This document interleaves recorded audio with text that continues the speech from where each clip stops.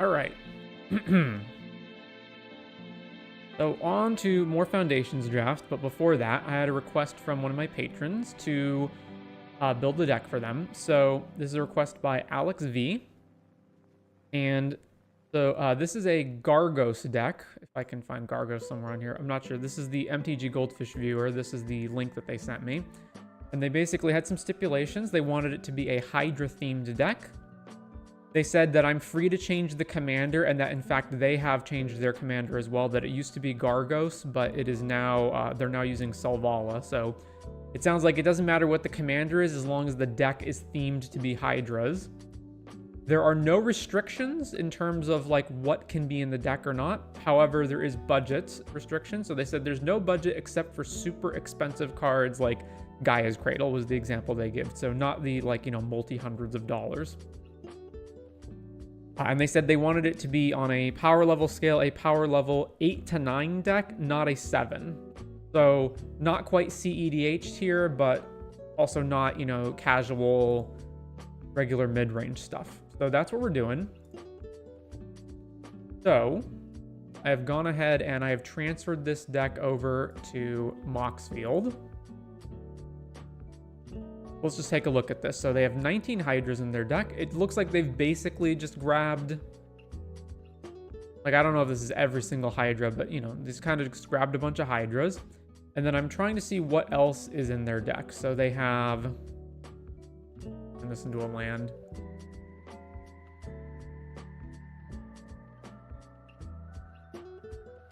So 37 lands with mostly just basic forests. They do have Nykthos. And then the little bit of like +1 counter stuff. They do have a Shia. I'm not sure if they also have Korean Ranger in here or not. Doesn't look like it. Looks like some protection spells as well. And I'm not sure as far as ramping goes. I guess this is a ramp card. So let's just categorize all this stuff. All the stuff that's uncategorized, let's just make sure to categorize it. This is beat down. Let's see. Shapers, I don't really know that I'd call that protection. This I would guess I would call card draw. Green Sun's Twilight is a tutor. Sometimes it cheats stuff in.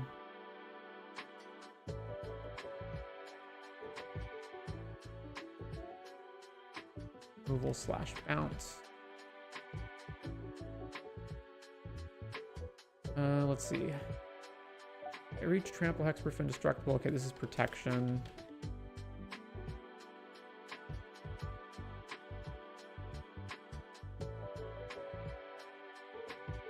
Here's incubator. Here's Selvala in the deck.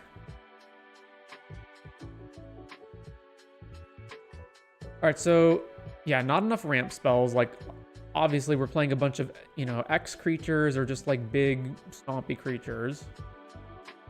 How many of these Hydras? Let's look at the subtypes again.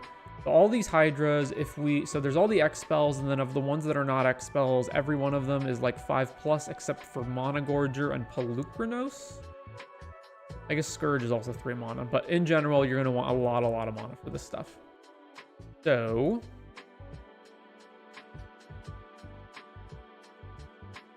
let's see, a few thoughts.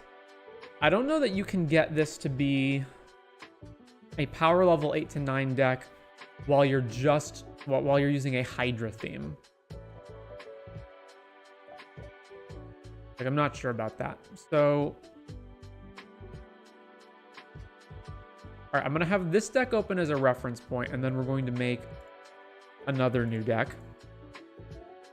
So I don't want any of my card choices to be influenced by what's in here already. I'm going to basically make a new deck. Hydras. Actually, before I even pick Gargo, so they said no restrictions. I don't know if that means we can move out of mono green or not. I'm probably not going to, though. So let's see. We need Scryfall open. Let's say it's EDH legal, and it needs to... is a commander and is a Hydra. That's the first thing I want to know.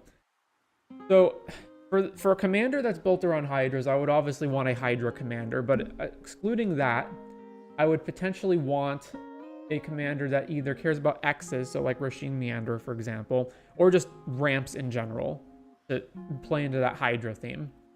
So the only mono green Hydra commanders are Gargos and Pelucranos, right? And Gargos is the most Hydra themed in the sense that it makes your other Hydras cost less.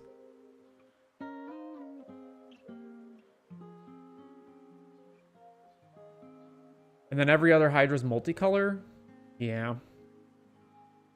Now, aside from the commanders themselves, if I actually just look at type Hydra, what do they boil down to? Because I know the majority is going to be in green. I also know there's a fair amount of red. So there's 54 Hydras that are legal, which is not a lot to work with. 6 of them are red. So if you stick to monocolor, then that means, so we've got 54 minus 6 mono red ones, and then when we get to the multicolor section, this is 1, 2, 3, 4, 5, 6. So that's another 6. So 42 Hydras.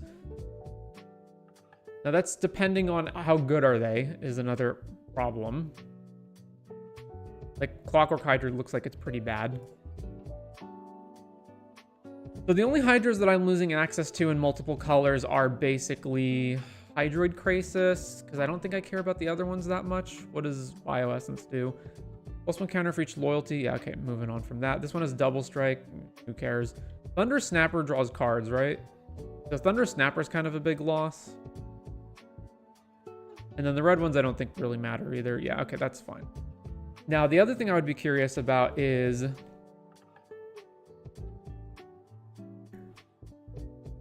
Hydras that, well, I guess I said not commander legal either. So all the, or not the, not legendaries. So this also precludes all of the legendary ones, which are also mostly multicolor. What about ones that say Hydra in their text, but are not themselves Hydras? There are 3. One is the land. One is creature gets +X. It's just, okay, this has nothing to do with Hydras. And then Hydra's growth also has nothing to do with Hydras. Okay. So coming back here is commander type Hydra.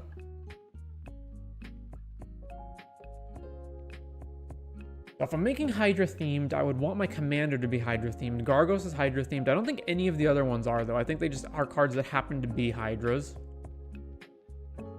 Yeah, that looks like it.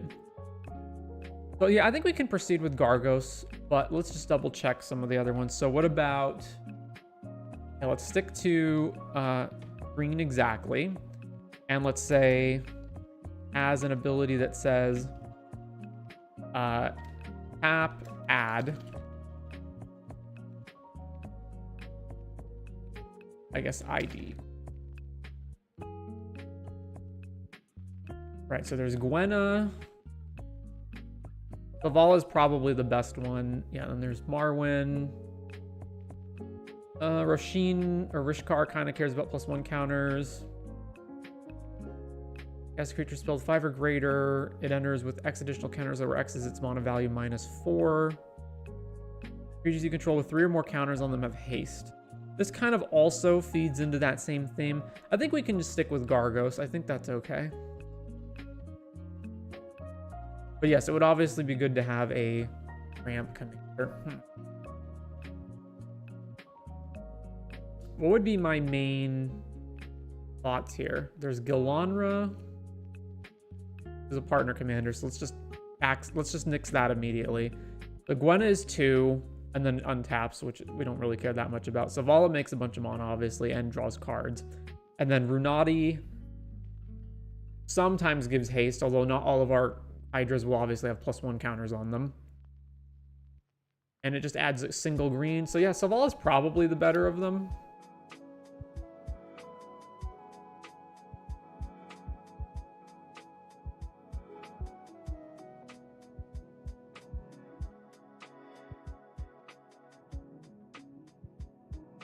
All right, let's stick with Gargos.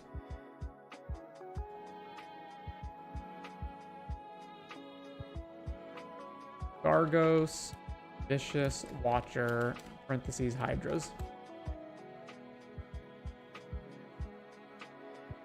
All right, let's see, types and tags. Add this to our bookmarks, and then let's add in starter kit, 1 color mana base. Getting to Gargos quicker might be helpful, so fast mana. Ramp, protection. I don't think we need anything more than that. Tribal tutors. Maybe stacks, depending on what we're doing. All right, so now let's fix this up. So obviously, a lot of problems here. We keep steel. Oh, and tribal if we're going to be hydras. So tribal. This is going to depend on how many actual, like, hydras with triggers there are in the deck. I guess there's this thing. Whenever creature you control becomes the target of a spell, Gargos fights up to one target creature you don't control. And it can be your spell. It doesn't have to be just your opponent's. Okay. All right, let's cut Spirit Guide, Petal, and Metamorphosis. And then let's add Beat down to here as well. Okay. We got Cryptic Gateway. That can definitely help what we're doing. Let's fix all the lands up. So get rid of all the fetches and rainbow lands. And then they specifically said no super expensive cards. So not Cradle, not Mana Confluence. Get rid of this, keep Nykthos. Get rid of this, and this. Tree City. I mean, yeah, we have Hydras, but we're not like flooding the field with them. So probably not usable. Urborg out, and then fetch. And then how good is Yavimaya if the only thing to combo with it is Nykthos? I mean, it's probably still fine just in the deck because it allows us to tap like Cavernous or Green or whatever.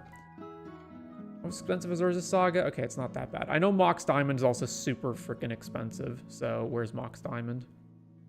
Get rid of that.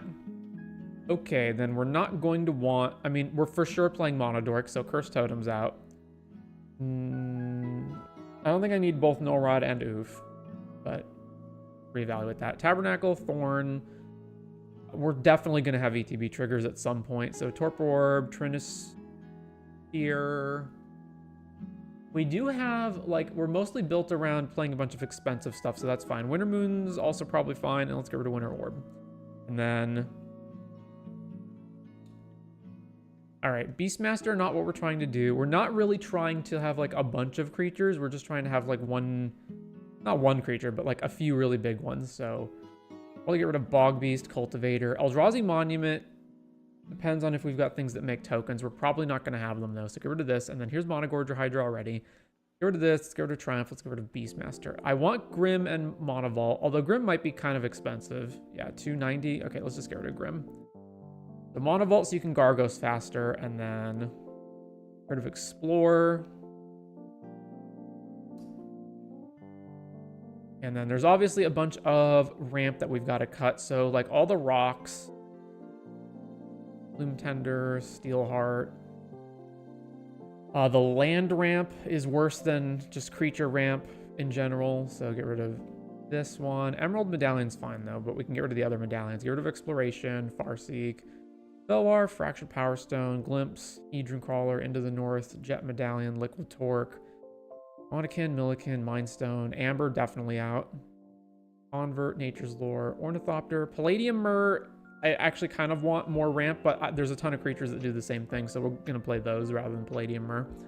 Pearl Medallion, Plague Myrrh, Prismatic, Rampant, Ruby, Secure Tribe Elder, Sapphire, Iron Crag, Thought Vessel, 3 visits, Incubator stays, Power Stone leaves, and Opal leaves.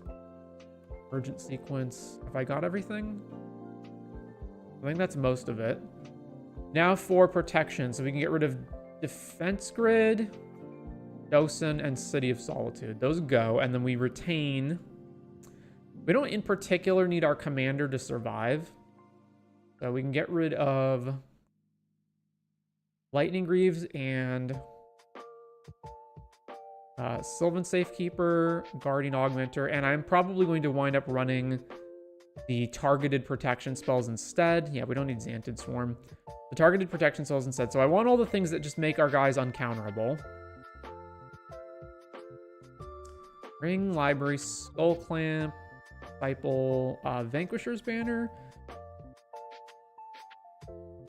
Nah, not in this deck. Not when our creatures are so expensive. Okay, let's up the forest count to, or the total land count to 30. Says tap to untap creatures. You may put a creature from your hand that shares a type with each creature onto the battlefield. Okay. Then we got some removal. We are... So the fact that Gargos lets us fight stuff means that... Probably don't need actual creature removal to some extent, although I probably do want Beast Within as just a all-purpose targeting removal spell.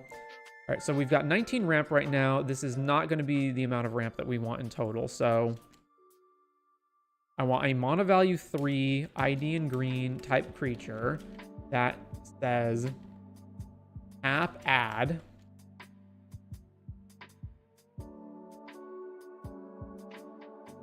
And I'm specifically looking for ones that add more than one. So things like Circle of Dreams Druid. Not Archdruid, but I know there's a handful of other ones. There's like Fintorn Elder. I'm going to ignore these ones. I think ones like Gwenna are more appropriate. Gwenna, and there's a handful of... there's like a few other ones that I want. Anowar Tribe.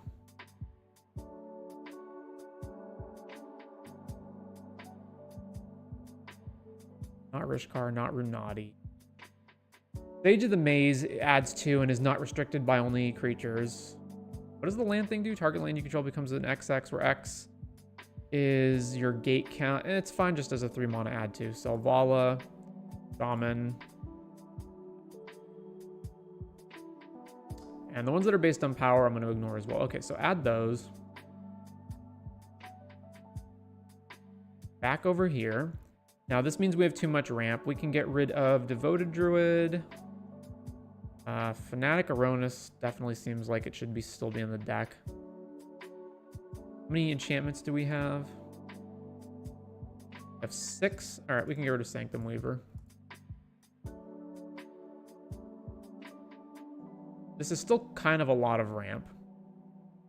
What's up, Chris? Welcome. We are building a commander deck right now for one of my patrons who made the request to build it. And then we are moving on to Foundations draft after that.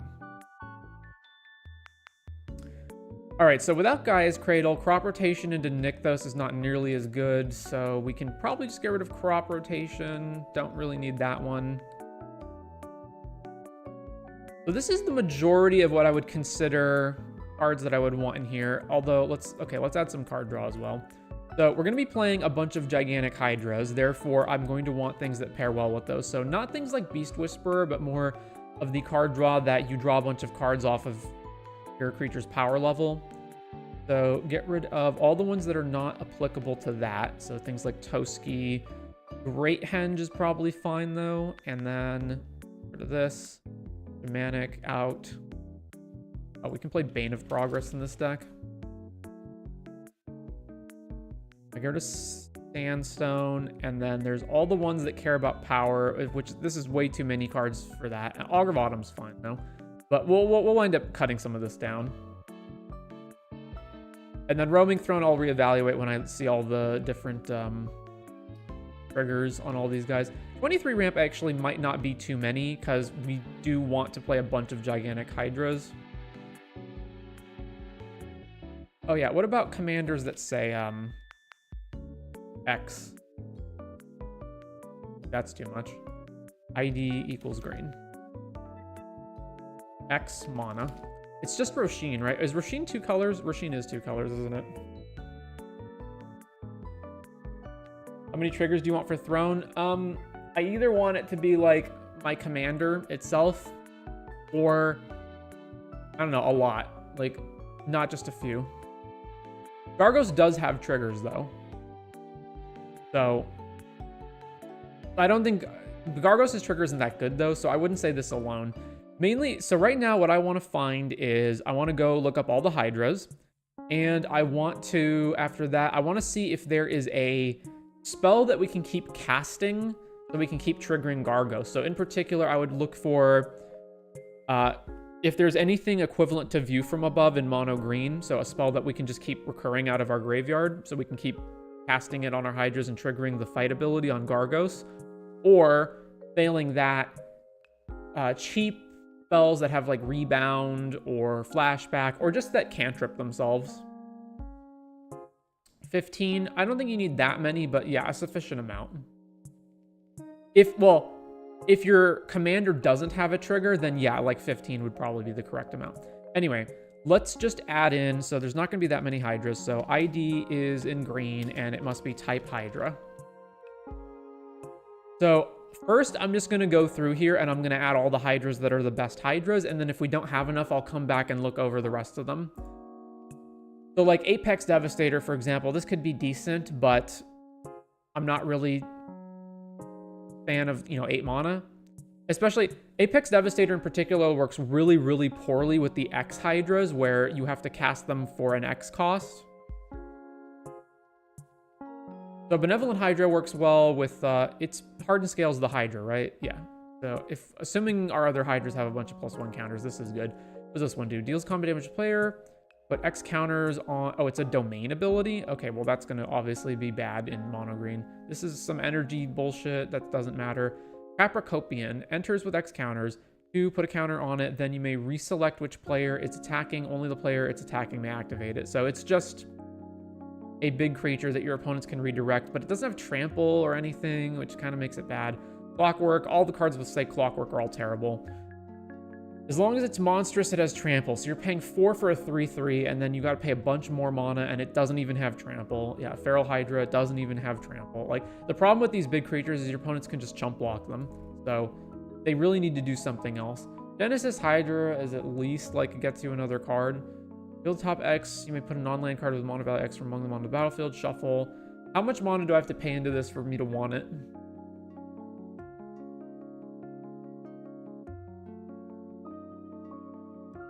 I don't think I'm happy paying any level of mana. And again, one of the big problems is it doesn't even have trample. All right, Goldvein Hydra at least has vigilance, trample, haste. We're good there. All right, Hero's Bane. Again, really don't like the lack of trample. I guess we can rectify that if we just play cards that give us trample in the deck. Honored Hydra does have trample. Unfortunately, it's not really that big. Hooded Hydra. When it dies, you create the snakes, but it has to die. You have to morph it, so you're paying 8 to make a 5/5. That's awful as well. Hungering Hydra. Can't be blocked by more than one creature. Whenever it's dealt damage, put that many +1 counters on it. Still doesn't have trample. Broodmaster. Hydra Omnivore at least hits everybody. So sure, Hydra Omnivore. Iron Scale, if a creature would deal combat damage to it, prevent the damage. Yeah, okay. Colonian Hydra is good. Solid there. Green less to cast for each green creature you control. So it costs 8, right? Yeah, so it costs 8, and then assume we have at least like 2 Mono Dorks in play, so it's 6. 8/8 trample. Pretty good. ETB, X counters. When it dies, you gain life and draw X. It at least has trample, but oh god, it's like so much mana, like triple green, and then only then do you start getting the counters on it. So bad. Pro blue and can't be countered. That doesn't mean much. Bossborn Hydra from the new set. Enters with a counter, and then landfall double the counters. Okay, sure. We're good with that. Nessian Wilds, I already know that's bad because of tribute. ETB, roll X d6. So you're paying 4 mana to roll 1d6. It enters with a number of counters on it equal to the results, and it has trample and ward. So it could be as little as a 1/1 for 4. At what point am I happy with this amount? I mean, like really 5 or 6, realistically 6. So you're only having a 1 in 6 shot of this even being good, versus if I pay 6 mana for it, then I'm averaging 6 counters. At that point, it starts getting better, but it's still random. Reach trample, and then you can bestow it, and it at least has trample, so sure. Landfall, put a +1 counter on it. If the land is a forest, put 2 counters. It at least has trample. Infect, no. Pelucranos, also not great. Primordial Hydra. Enters with X counters. At the beginning, double the counters, and it has trample as long as you've got 10. All right, so The turn doubling is if you start with... If X is 3, then you go 5 mana 3, next turn it's 6, next turn it's 12. So probably that's your default is 5 mana for this.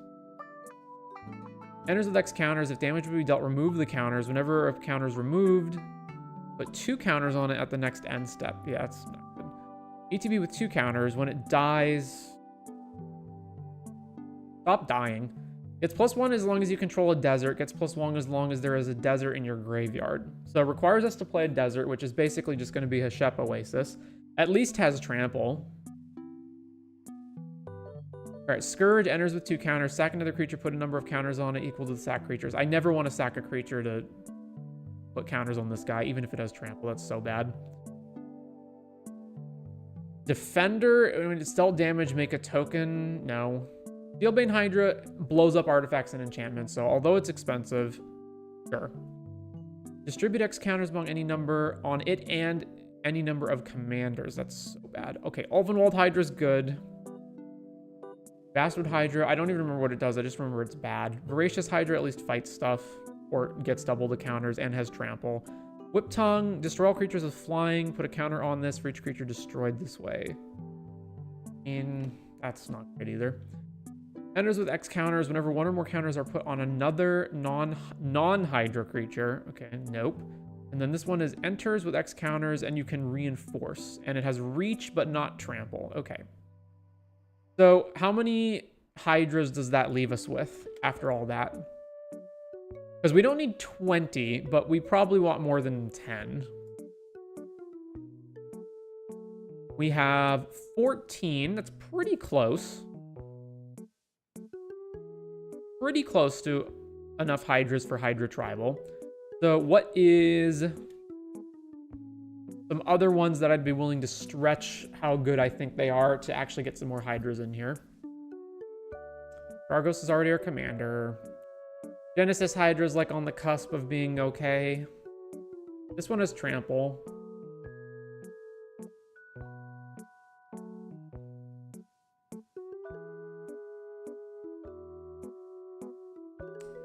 Sure, Honored Hydra. Broodmaster, because you can spend a bunch to make X's. How much is this? This is, you pay 6 for this. Let's say you pay 7 on the next turn. You make 3/3/3 Hydras. It also has the nice juicy 4 in the cost, meaning Gargos makes it cheaper. Just 2 mana, so that's good. Favorite new commanders from Foundations. I have videos coming out on them all. So the favorite ones from Foundations is Commander. Set is FDN or Jumpstart.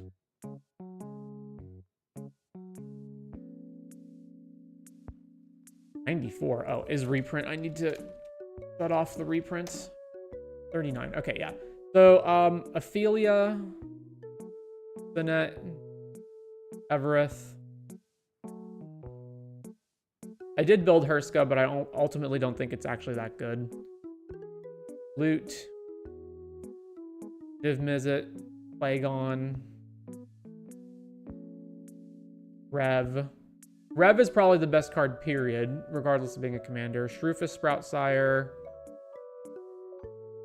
And Tiny Bones is just another card to add to the discard decks. So those. I think out of those, I think my favorite ones are...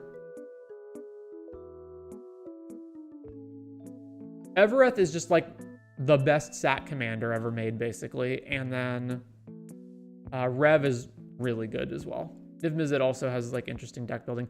Loot is my probably personal favorite in terms of it's very Mael-esque.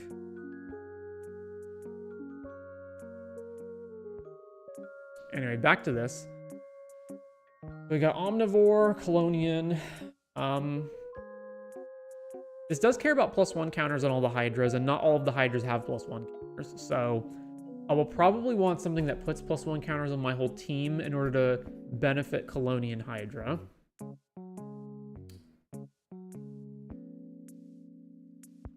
Let's see. Lucranos is just not very good. You're paying... 3 mana to do 1 damage. And then scale that, but, you know, not great.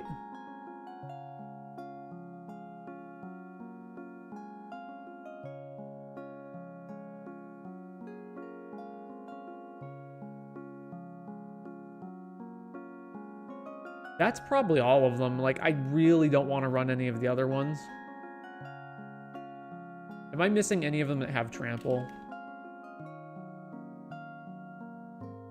Oh, this one. Deals combat damage, put it... Oh yeah, this is the domain one, right? Yeah. And then we've got these. This one is so bad. No. This one's also pretty bad.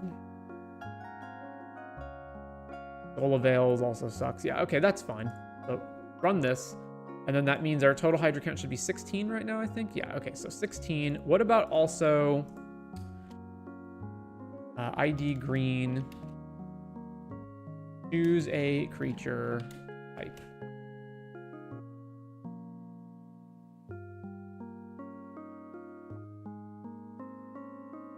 I'm mainly looking for creatures that can be any type that I might want to play, although I doubt it.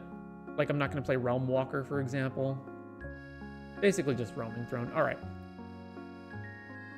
So aside from Gargos, how many of these cards... I guess I could look at Changelings too. Aside from Gargos, how many of our Hydras actually have an ETB trigger? So, enter the battlefield with, so it's not a trigger. Let's see. Hydra Omnivore, it's not an ETB trigger, but it is a trigger. Colonian Hydra. Monogorger. Landfall here.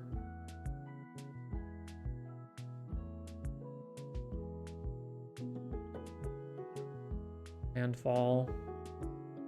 Upkeep trigger. 6. 7, 8. 8 of them have triggers. That's not great, but that's 8 plus our commander, so sure. And then Roaming Throne is basically honorary Hydra number 17. The other thing we need to fix is, first of all, I do want Devoted Druid back in this deck, so let's add Devoted Druid. I'm going to add Luxior in here too. Infinite mana, really helpful for all these Hydras. Secondly, we need to look up deserts, and we also need to add fetch lands back into the deck because we have 2 Hydras with landfall triggers. So Prismatic Vista, Wooded Foothills, Windswept Heath, Verdant, and Misty. That's the last one I'm forgetting. Okay. So format EDH ID green type desert. I am definitely going to want Heshep Oasis. I'm just wondering if any of these other deserts are any good. Conduit Pylons is all right. I really don't want to run these colorless ones if I can avoid it. And I don't want to run anything that enters tapped either. So Heshep Oasis and...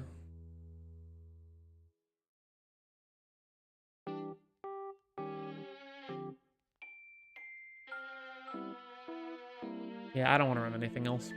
All right. So now the question becomes, where's the Ramanop Hydra?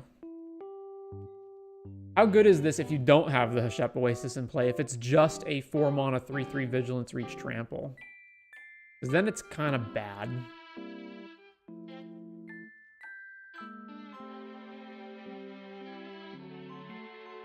Yeah, I don't think it's that good. Let's just get rid of it and get rid of the Heshep Oasis. So, 15 Hydras. I think that's like the bare minimum I would want to be a tribal deck. Yeah, okay, that's fine. Next up is... probably don't need Coat of Arms, but I'll come back to that.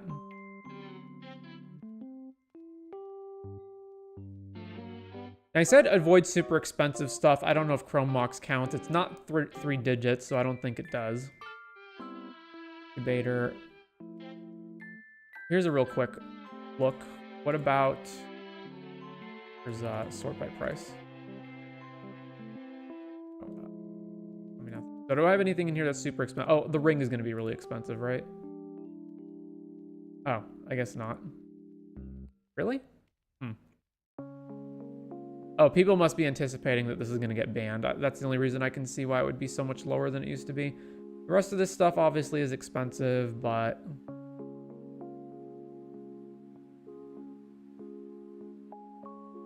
nothing exceeds 3 digits, so I think we're good. Right, back to name, types and tags, and... tags. Just add some of these guys to the beatdown category, because that's basically what they are. Mossborn, beatdown, so that's landfall, just big. Omnivore, Broodmaster, and Honored Hydra.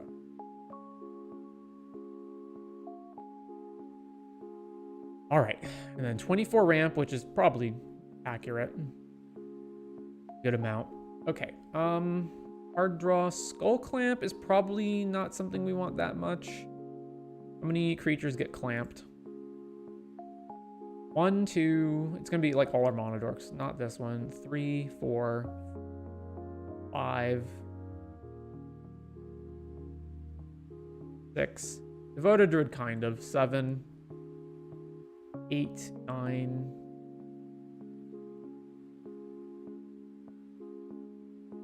10, 11, 12. Yeah, there's like a good amount. 12 of them get clamped.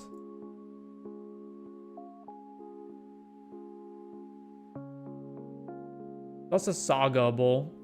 One of the only Sagable target. We basically got that Luxior and Soul Ring as our main Saga targets.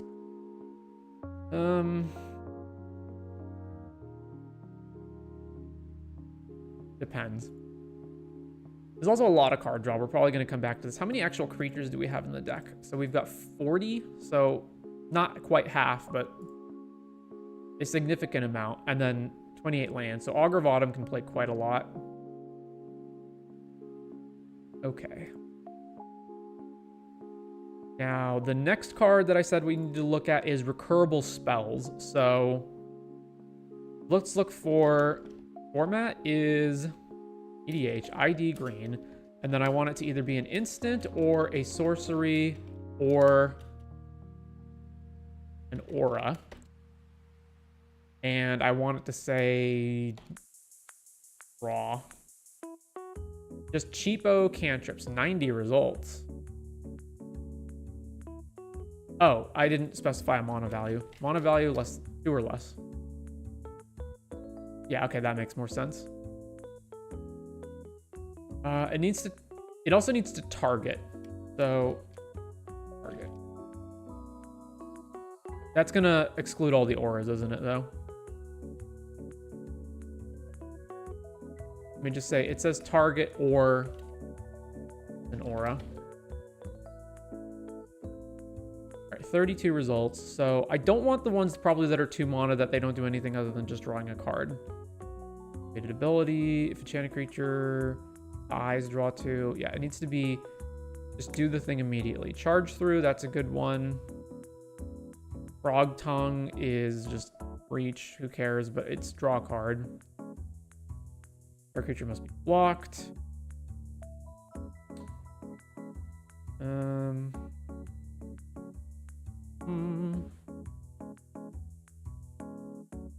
creature gains a death touch, no.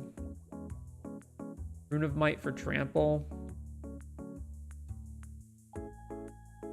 2 mana. There's this one too.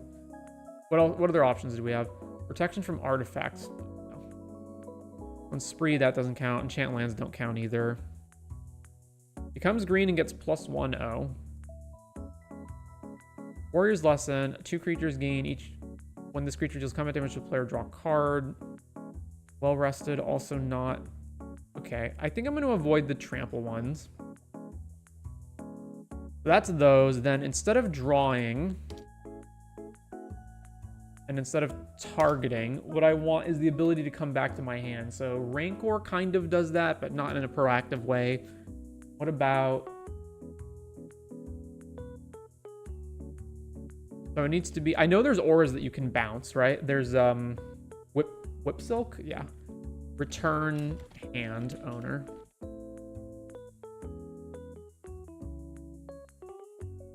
Whip Silk. Shroud when it dies. I don't want it to be when it dies. I want to be able to proactively get it back. So I think Whip Silk's the only one. Yeah, okay, so Whip Silk it is. And then...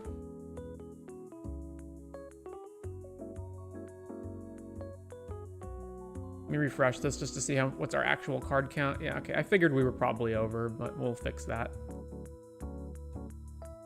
So how good is Cryptic Gateway in this deck? So you can't cheat in anything with X in the cost because that's irrelevant. So in terms of our actual Hydras that we can cheat in with it, if we exclude all the X's, so we've got 15 and then exclude the X's, so 14, 13,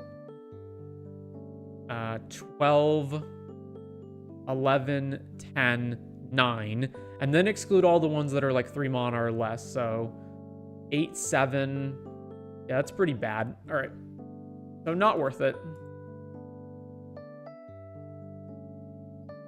Where is it? Where's Cryptic Game? Get rid of that. And then part like Last March to the End, it's kind of the same issue. Although this one at least draws you a bunch of cards. Coat of Arms is probably going to have the same sort of problem in that, yeah, we've got Hydras, but we don't have like a ton of them. Get rid of that one as well. Our Hydras are also like, should be big enough that they can just take over the game.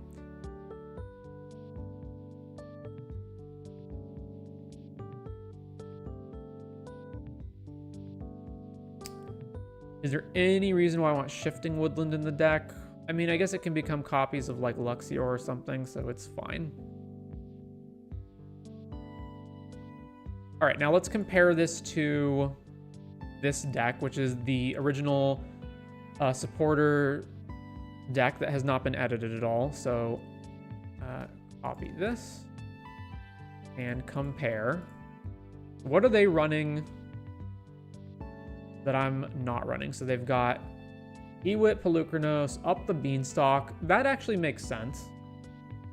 That does make sense, but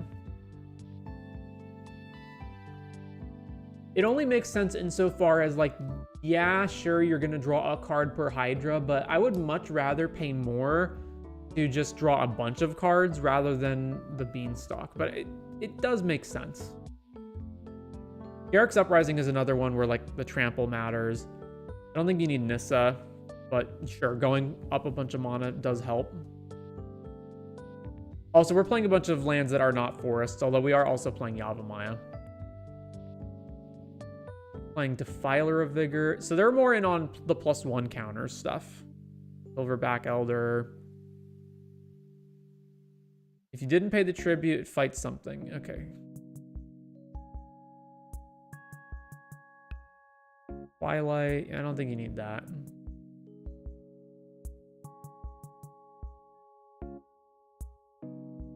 Also, yeah, I get it. It's a land that turns into a Hydra, but it's not good. And it doesn't really work with the theme either. Growth as a big beatdown type thing is okay. I guess this card is kind of like a coat of arms in a sense, although only for you. I feel like the Hydras themselves are just good enough. Doubling Season depends on how many of our Hydras actually get +1 counters is another problem. And here's Beast Whisperer, Nature's Will. I understand why this is in here, but I don't think we need that either. And there's the single target defense cards like Royal Treatment. What does Shaper Sanctuary say exactly? Every creature controlled becomes the target of a spell or ability an opponent controls. So this does not work with our fight spells, as the opponent doesn't control the fighting.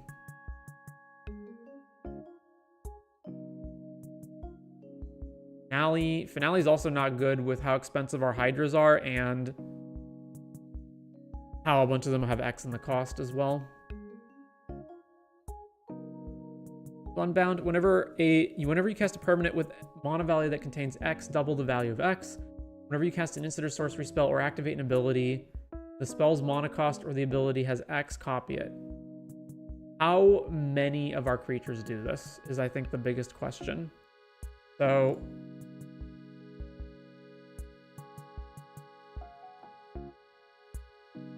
the total number of X's is 1, 2, and then some of them have abilities, right? Hydra Broodmaster, 3,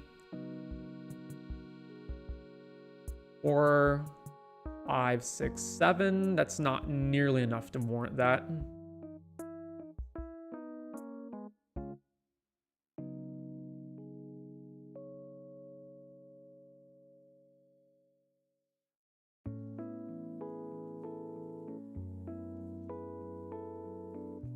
What's the total artifact and enchantment count in this deck? We have 12 artifacts.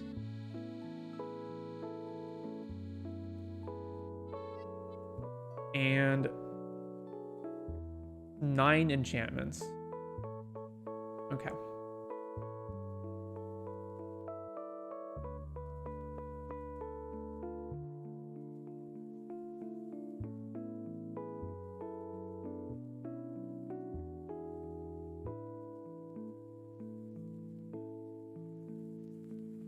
So the easiest way to cut down on our card count would just be to get rid of all the cantrips that I added. I don't know how good they are, especially since you only get to trigger them once. Basically, none of these are good unless we have Gargos in play, right?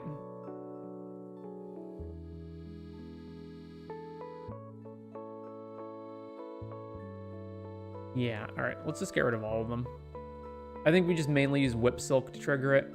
Now, the next question I have is, how many of our guys naturally have trample or some other way of hitting through without being blocked? So we've got, out of our commander plus all these beatdown creatures, so we have 14 in total. How many of them actually just naturally punch through? There's Goldvein, Honored, Polonian, Colony, Monogorger, Mossborn, 6, 7, 8, 9. So the majority of them do actually have trample, so I don't think we need to give trample everything. The next question is, we want to maximize the ability of Colonian to double the counters on things. So how many of these guys don't have counters on them naturally? So that would be Gargos. So 1, 2. This can get counters, so let's count this. 3. Hang on, so 1. Or I'm counting the ones with counters, right? Yeah, so 1, 2, 3, 4, 5, 6, 7, 8, 9. 10 of the 14 have counters on them, so we probably don't need anything else that spreads counters around either. What do you think of Containment Priest? Like, in what regard? Just as a card in general? I think it's been power crept to an enormous extent. However, it can still sometimes be useful. In EDH, it's one of those stacks cards that I rarely use.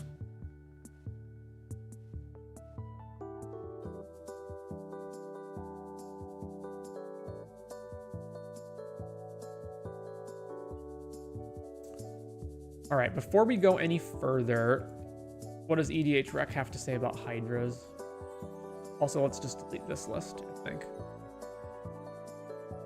All right. One final look over just to see if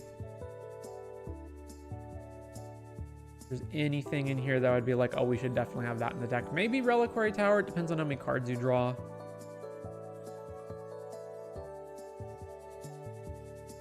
What is on the other side of this thing? Elemental, Vigilance, Haste. As long as it's in play, it's also a land. Okay. What does Shamanic do if you have 4? You gain life. Okay. Silverback Elder. Extra mana.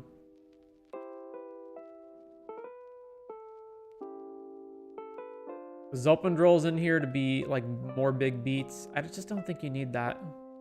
Warnclex to give more counters. Then there's like this big stuff where this is not even a Hydra.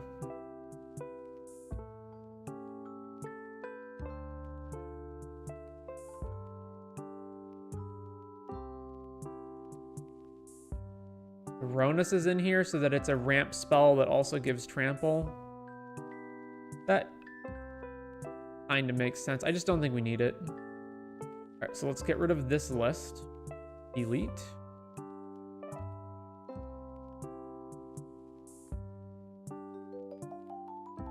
All right. Is there something that specifically works really well in Gargos that I just didn't, you know, that I overlooked? And I would be like, oh, I can't believe I forgot that card. Yes, a bunch of Hydras, obviously, because it's the Hydra Commander.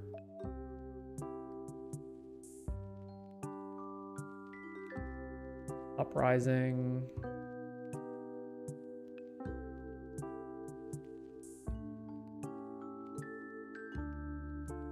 How many of them have trample again?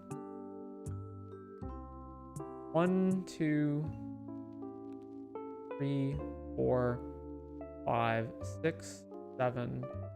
I mean, yeah, that's good enough.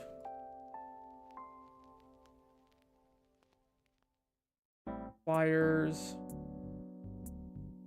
Okay, more of this. Yep. Looked at all that already. Karametra's Acolyte is more ramp. Need that. Nexos. Basic lands have tap, add colorless, colorless. You can only spend this on X. I understand why they have it there, but I just don't think that card's very good either. I think I have that card in like one deck. And it's specifically the Roshin Meanderer deck that entirely cares about X spells. Yeah, we're not going to play Devastator either. I need Kodama. Filer. Don't need that either. There's Roaming Throne. Sage. Nope. Ewit. There is something to be said for having Recursion as one card in the deck. Although, I think rather than Ewit, I would prefer something like Praetor's Council.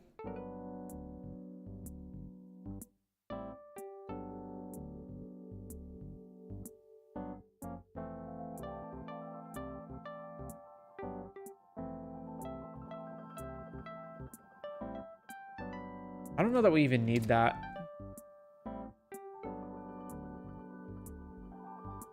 Not like I need to get specific things back from the graveyard. It's more just like I don't want my graveyard to not be accessible anymore. And it's fine.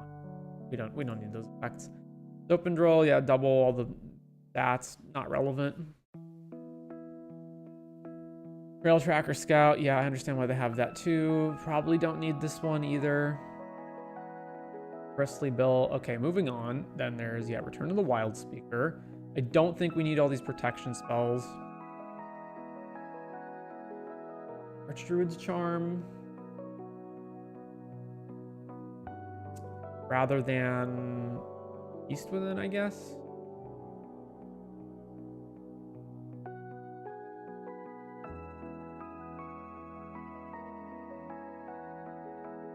I think that's actually fine.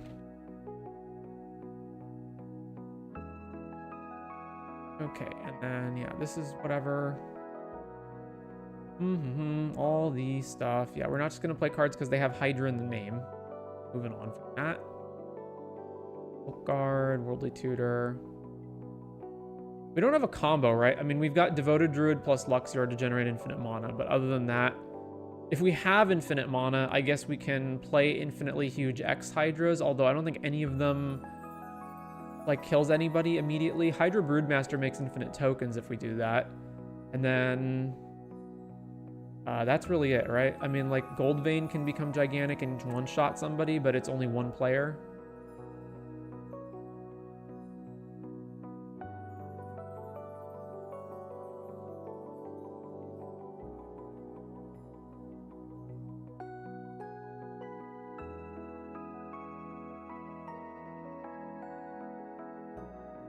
The way to beat that would be Concordant, or rather than Concordant, if Sirac doesn't haste tokens, so it would be Concordant. How much is Concordant anyway? It's like a $20 card, right? 16, okay, not that bad. What would you change about the ban list apart from banning Thoracle? I would ban, not just Thoracle, I would also ban Mox Diamond, Chrome Mox, I would ban Soul Ring, and Psych Rift, and Rhystic Study. I think that's all of them that I care about. in EDH. And I think there's a few cards that can get unbanned. Like some very obvious picks. I think Coalition Victory is perfectly fine to unban as an example. Legolas, no, we don't need that. Invigorate, move on. What is Visions of Dominance? Put a counter on something, then double the... Oh, okay, that's just one of those. All the draw stuff. Alley, don't need that. There's Ronus's Monument. I am very close to wanting this card, but I don't like the fact you have to cast a creature to give the thing trample. I would just want it inherently to have trample. Actually, between this and Garruk's Uprising, I would probably just play Uprising. What about cards that say have trample? Have 3 or less mana. Slivers, modified creatures. And then this is just everything has trample for 2 mana. I would play Uprising before I'd play any of these other cards, and I still don't even think we need Uprising. Emerald Medallion, Ozolith. Vader, Shadow Spear. Do we need life gain in this deck? I do like the idea that Urza Saga can go fetch trample for our guys, for the few guys that don't have it. For sure. And also just Shadow Spear to make sure that we're gaining. Does our gaining life matter? It doesn't really, so we're just playing it to give trample off of Urza Saga. Yeah, you know what? Never mind. That's fine. We don't need that. Boxing Ring, this is one of the fight cards, right? Whenever a creature enters, it fights up to one creature you don't control with the same mana value and tap to create a treasure, but only if fighting happened. Yeah, we don't need that either. Any lands you don't like in EDH?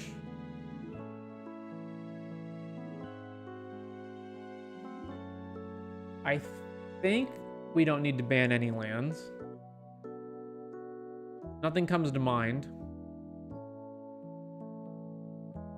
It obviously sucks that Gaia's Cradle is so expensive and yet so good in most green decks, but that's not, I don't think that's a reason to ban it.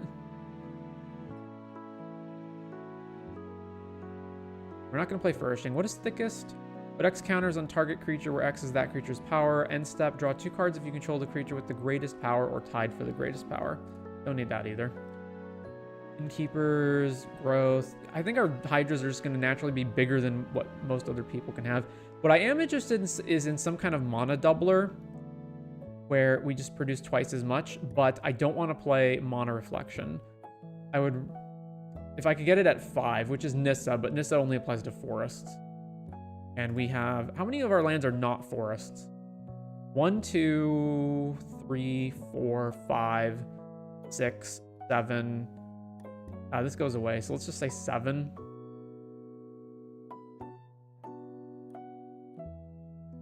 It's Nissa who shakes, right? That's the one that...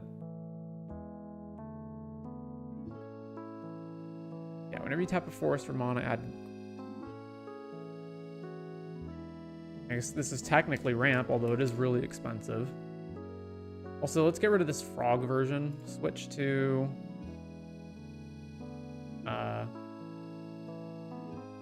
this one.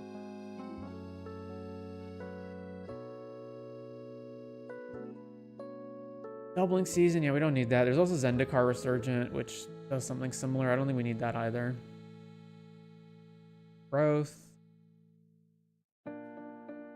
Well, that's a nice little combo with Whip Silk, but I don't think we can play it just because we have that one other card in our deck. I don't think we want Beanstalk either. Beanstalk, Garruk's Uprising, I don't think we want any of that. Oh yeah, there's Vernal Bloom, which applies to everyone, but I do appreciate that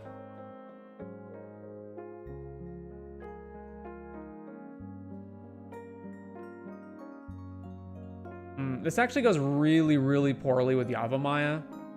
So Yavimaya turns everyone else's lands into forests, which means everyone else is doubled. We could not play Yavimaya and then just accept... yeah, okay, never mind. Let's just add it back in. I'm willing to pay 1 more for Nissa if that means that my opponents don't get to also add extra mana. Primal Rage, no.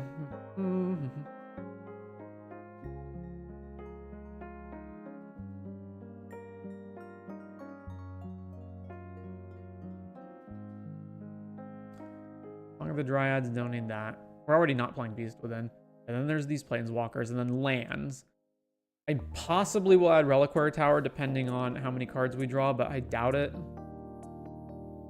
I think everything else is mostly not relevant. Yeah, okay.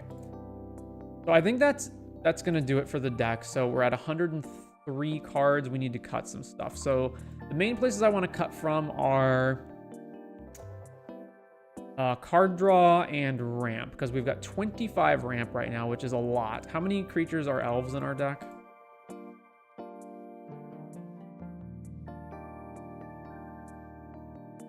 We have 15 elves. Okay, that's tons. I was thinking maybe we could cut Priest of Titania, but no, we got so many elves. So we can possibly take out some of this removal. How much do we have here? So there's the Hydras, and then there's Claim. Force of Vigor, I mainly thought as like when you draw a bunch of cards, you can then just have the Force of Vigor in your hand. I guess you can't pitch it on the same turn, though. So let's get rid of Force of Vigor. And keep these, and then I'm not cutting any protection. Concordant we're going to keep, and then I'm going to get rid of... What's our worst card draw spell? Is it Rishkar's Expertise or Return of the Wild Speaker? Rishkar's is more expensive, but then it rebates you on being 6. Last March of the Ants cannot deploy any X creatures, so that's 1, 2, 3, 4, 5. But it can deploy everything else in the deck, including Monodorks. That's probably fine. Get rid of...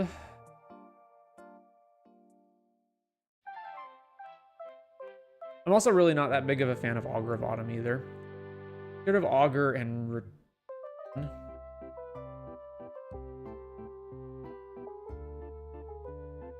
So Gargos alone makes Great Henge 2 mana. And then... a number of other Hydras also probably reduce it to a pretty reasonable amount.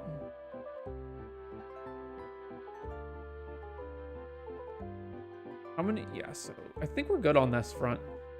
It's basically just a ton of ramp. What would be a ramp card I would get rid of if I would get rid of any of them? It would probably be the worst 3 mana one, which is probably... It's either Gwenna or Sage.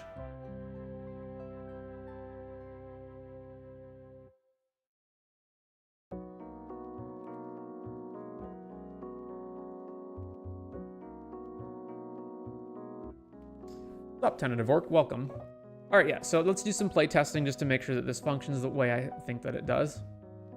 So I shouldn't, instead of cutting Return to the Wild Speaker, what I should have done is put it in the Considerations tab.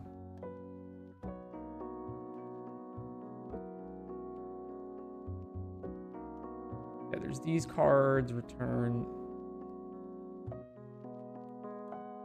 So we got Bane of Progress, which does blow up Null Rod and Trinisphere, but I think that's okay. Is there anything I would want a natural order for here? Probably not. All right. So let's play test. So this is our opening hand. This is okay. So we draw for our first turn. We play a Forest and pass. Then next, so we're going to play Forest, tap, tap, play Sylvan Library. Got a quick rules question I've been looking around for. If you have a card that says a counter like a divinity counter does something, then does removing the card remove the effect from the counter? Certain counters have default rules. So like so there's counters that are like, you know, charge counters, right? And you might have artifacts that use the charge counters, but you just have cards that say like remove a charge counter, do something, right? Charge counters don't inherently do anything. +1 counters, -1 counters obviously inherently do anything. And there's certain other counters. So there's like the ability counters that were added in Ikoria. And there's other counters like divinity, finality counters that are when the creature dies, it gets exiled instead of dying. All of those retain whatever the counter is. I believe every one of those cards that says add a counter of one of those, basically it just says add a counter and then it explains the counter does this. The card doesn't need to stick around. Now there's other cards that say add a blah counter to something, and whenever a creature with, so like I think bounty counters are an example of that, where the card does need to stick around. So I need specific examples, but I believe that like the Myojin, the add divinity counters, the divinity counters just do whatever they do. I was wondering specifically for Omo with her everything counters. Omo.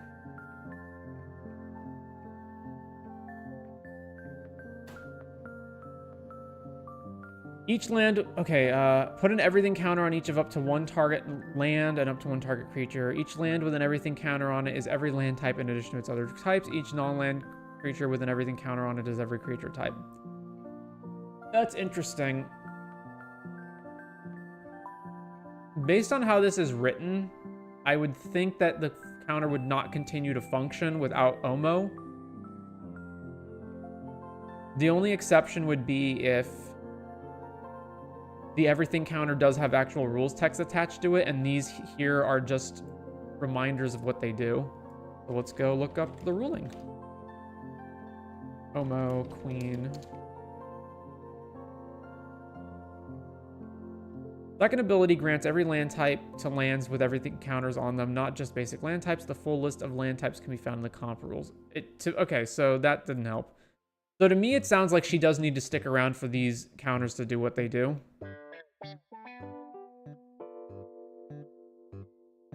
Magic, or so MTG, everything counter.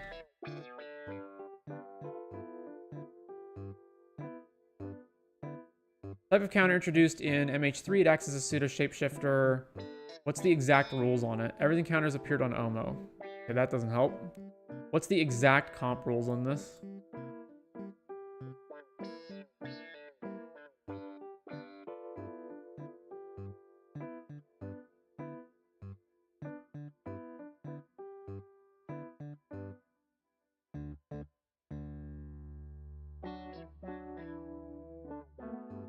By itself, nothing. With Omo's abilities, it's this.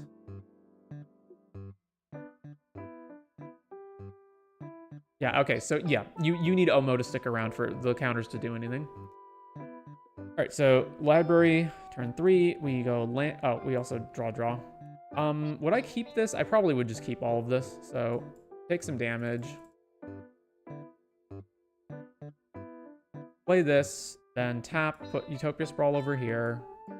And now we have 3 mana. So from here, it would depend on what's going on the board. I would either play Gwenna or Trinisphere. So if I had opponents that were like ready to combo off, or, you know, we're playing Spellslinger decks or whatever, I would just play Trinisphere at this point. But if I don't know that, I'm going to play Gwenna. So then next turn, draw. We can't deploy this many lands, so let's put some stuff back. Oh yeah, we also need fetch lands because of Sylvan Library. I totally forgot about that. But thank goodness we have fetch lands. Okay, so we have so many lands already that we can put some of this back. Put back Battle and... yeah, you know what? We'll keep it all. 1, 2, 3, 4. 1, 2, 3, 4. So then we go Cavern, name Hydra, and then this is 3, 4, 5, 6 Gargos. This untaps and gets a counter.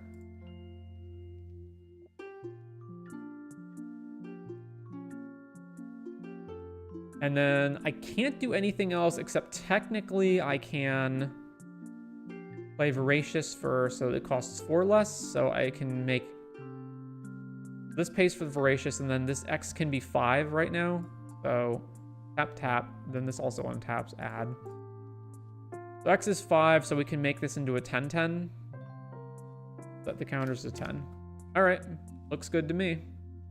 And then we're down to 7 cards. Then next turn, draw. All right, let's put back Forest and take 4 damage. 4. This is probably a good reason. Now that I'm seeing like how much damage we can take off library, this is probably a reason to have Shadow Spear or some other form of life gain in the deck. Although I guess Disciple gains you life, right? This one and Momentous Fall gain you life, so... Also, Great Henge kind of gains you life, too. Alright, so right now, Great Henge is just 2 mana, so... Tap, play Great Henge. And then tap... to... Every single creature gets you it, right? So, gain 2 life. Then play... Birds of Paradise, we have 1 mana floating, draw a card.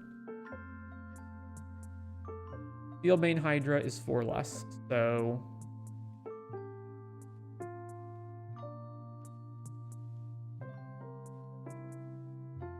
4, 5 from the floating mana, 6, 7, 8. And then we're not going to have enough mana to do anything else. I would probably keep 1 floating, so I would 7, right? So 7, so 4, 5, 6, 7, 8, so 7. So X is 5 on this. And then use the floating mana and this to play Trinisphere to slow down opponents. Also, we draw a card off of that entering. Could bring in Dosun's Oldest Chant.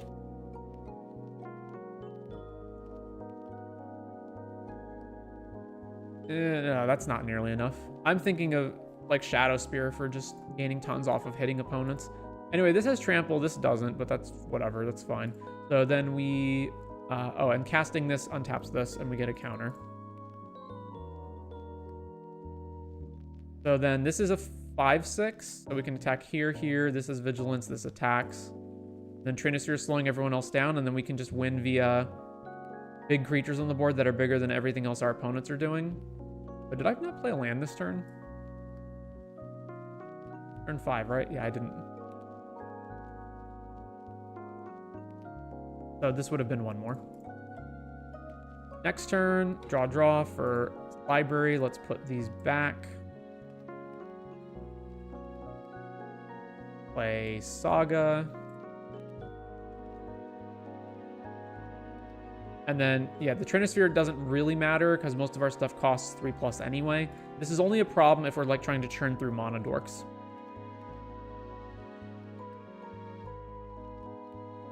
Obviously going to start on building an Omo big mana deck soon. I really tried to, like, Omo looked like a really interesting commander to me. I tried building it and it's not there. The biggest issue is you got to try to make domain stuff and but you're restricted to only being in 2 colors because you're Simic. You can't do domain stuff.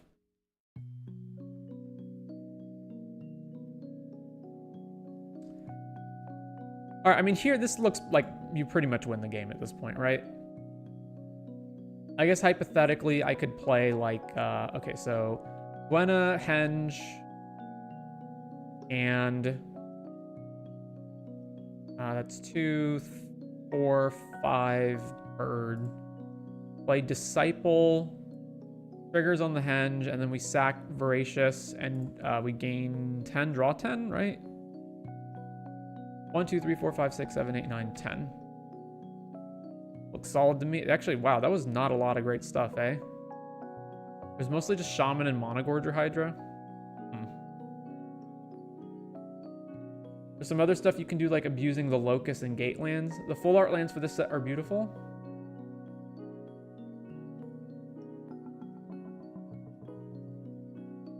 Is full?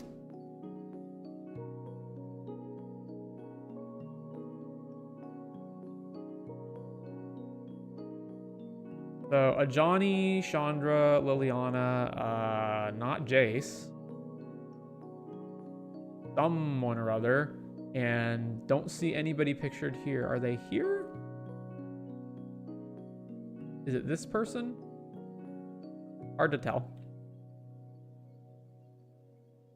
Kaido for blue. Is that Kaido? Doesn't look like Kaido.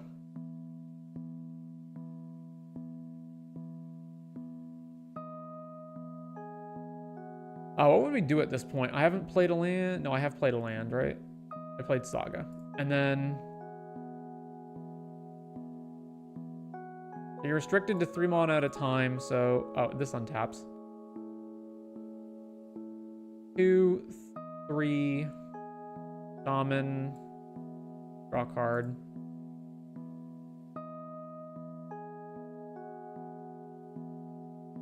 And play, I don't know.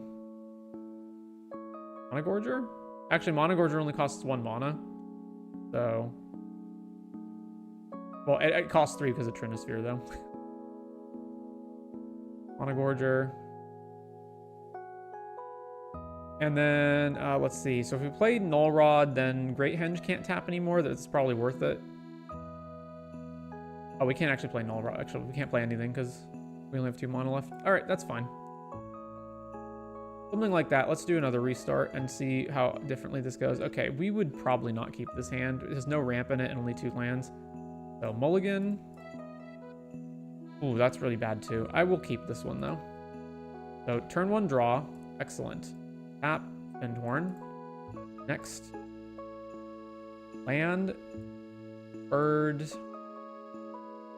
And then we can play Winter Moon and screw over everyone else while not screwing ourselves over. Next turn. Okay, we've not hit another land. We have 4 mana. I guess play Throne named Hydra. That or Greater Good or Steely. Seems fine to make it that. Next turn. All right, play Greater Good. Tap, tap, tap, tap. And then I would stack this to draw 4, ditch 3. Ditching 1.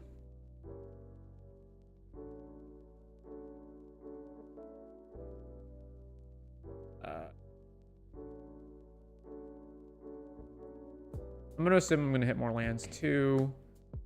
And...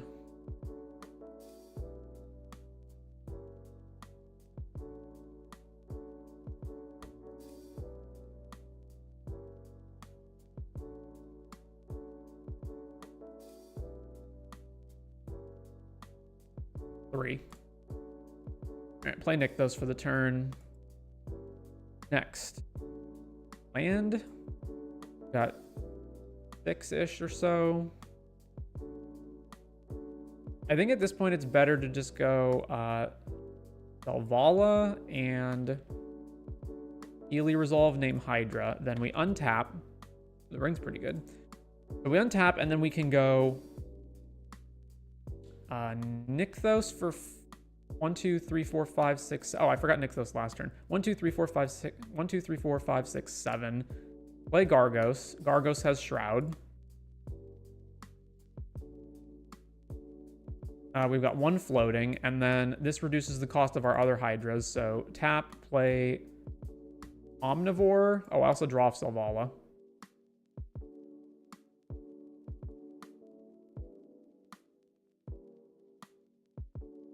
Then we can play tap, tap, 8 floating. This to 4. We have 3 floating. We play, instead of Somberwald, tap for the ring.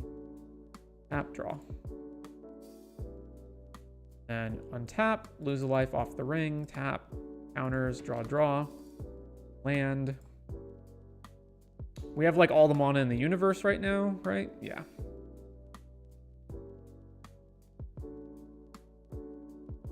Oh, did I not count the mana reduction on these guys? So I would have been able to also deploy Somberwald Sage last turn. So this is free. Right? 1, 2, 3, 4, 5, 6, 7. Okay, it costs 1. Sure. So now at this point, we basically, yeah, we just have all the mana in the universe. So Nykthos. 1, 2, 3, 4, 5, 6, 7, 8, 9, 10, 11, 14, 15, 23. This just came in, so Greater Good, Sacks, Omnivore.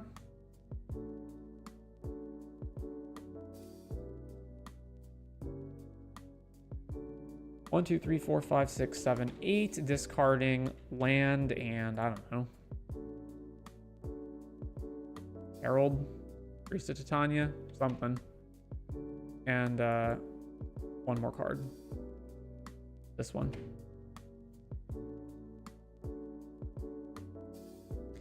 We're mainly missing haste is like our big thing that we're missing at this point. We have 23.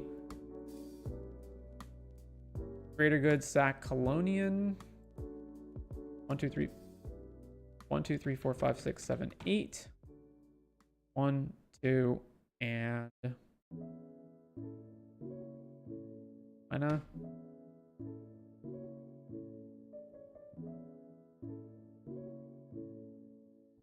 Maybe it would be worthwhile to have Finale in the deck because of exactly situations like this. We have 23 floating, right? What advances me further without having a greater good again?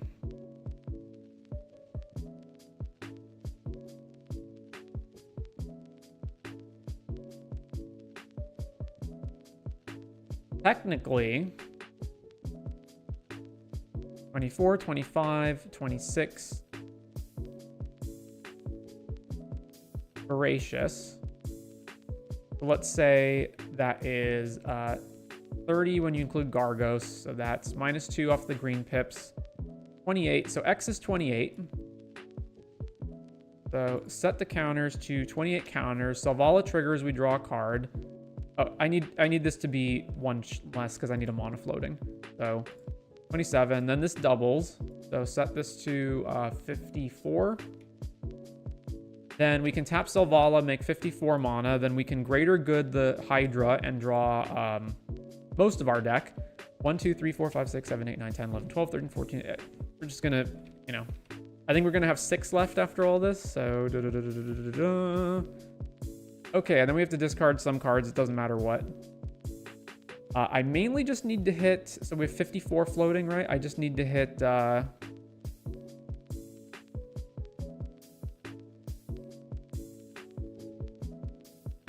where's Concordant?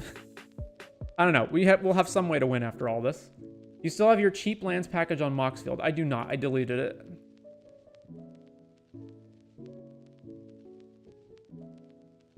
But the quick short of it is,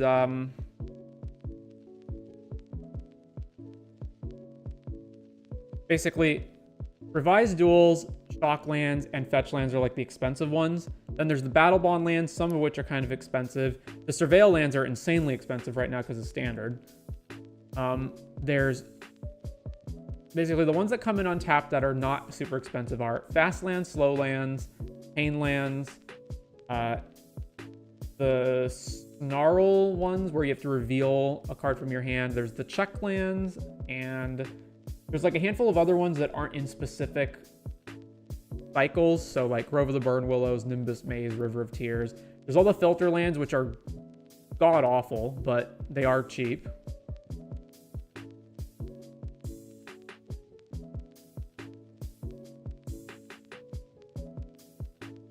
All right, so this has taught me that I want to fix a few cards in this deck. So one of the things I want to do is I want to include some infinite mana combos. So Umbral Mantle and Staff of Domination. I would also like a payoff, more infinite mana payoff. So Finale of Devastation. And then that means I need to cut some cards. So I'm going to cut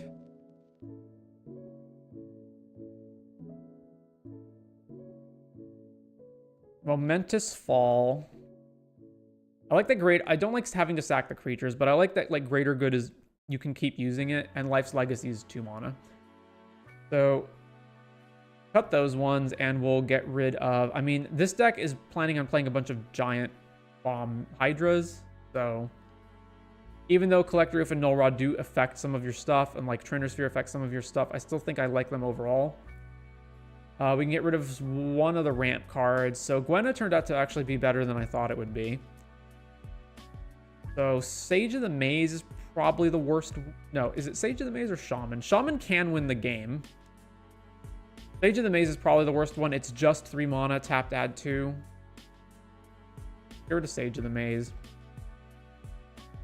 24 ramp's still fine. That's fun. And then, let's see, lands, it's good. Roaming Throne. Roaming Throne might be kind of weak.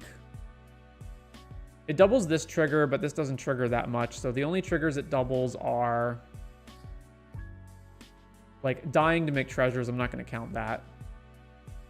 So it doubles Hydra Omnivore's trigger to deal basically 16 to everyone else. Which is okay. Then there's Colonian Hydra doubling the counters again. That's good. Monogorger to cast spells. Landfall. Landfall. And Upkeep and Voracious. That's 7. Only 7 cards in the deck. It actually doubles.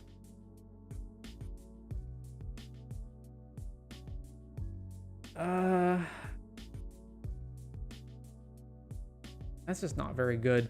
The fact that you choose the type for it and it's not just inherently a Hydra itself is also a problem. Let's get rid of that.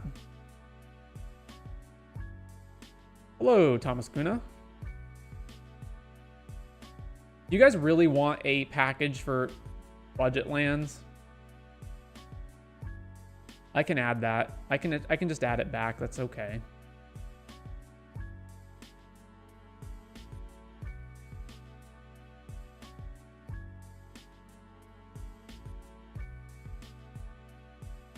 Yeah, okay, so yeah, the main thing I was missing there was I didn't like that.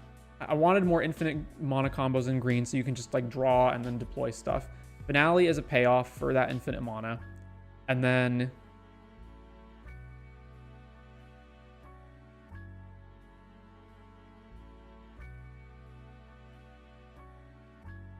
I think that's fine. I don't even know if I need Mana Vault actually. It's probably fine.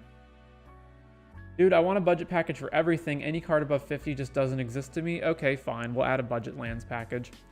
Anyway, I think this deck is basically done. The one thing that I would want to see is EDH, ID green, type Hydra. Were there any X Hydras that I overlooked because I said, well, this card sucks, but in actuality, if you've got infinite mana, then it's not actually a problem? You can't activate this ability. You can activate this ability, but who cares if it's infinitely big?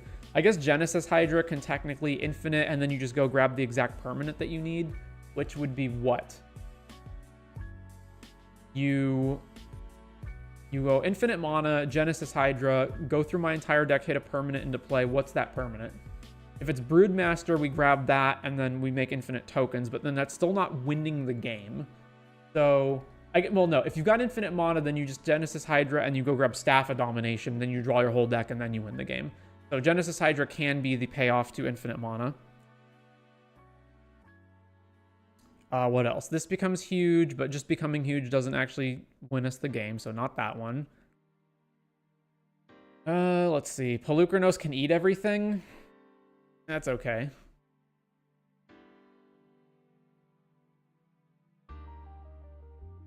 Does Reinforce only go on one thing? Put X counters on target creature. Yeah, okay.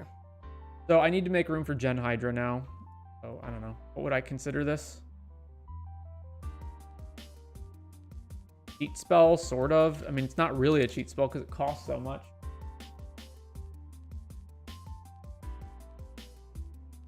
I guess I consider Last March of the Ants a cheat spell, and that's 8 mana, so sure, this is a cheat spell. What is the cut going to be for Genesis Hydra? Is it going to be... It's not going to be Gwenna.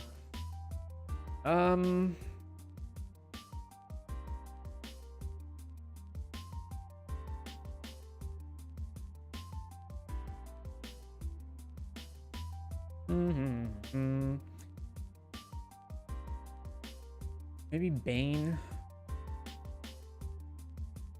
Maybe Whip Silk is too cute of an idea. Like, it's honestly not very good. So... It's basically for every 2 mana when you have Gargos in play, you can just keep fighting stuff, which is cute, but I don't know how good that actually is. You know what? I also really do want to get a Source of Life gain into this deck. Let's add Shadow Spear. All right, where's our removal? So we've got 1, 2, 3, 4, plus the Hydras and Beseiju. Well, am I really counting Bridgeworks in that? It's more like 3. Probably don't want to go lower than that.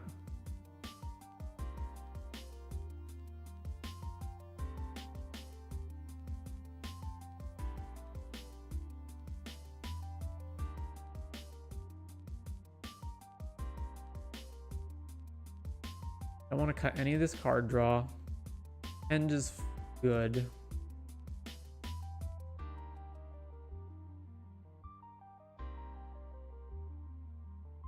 Probably ramp spells, honestly.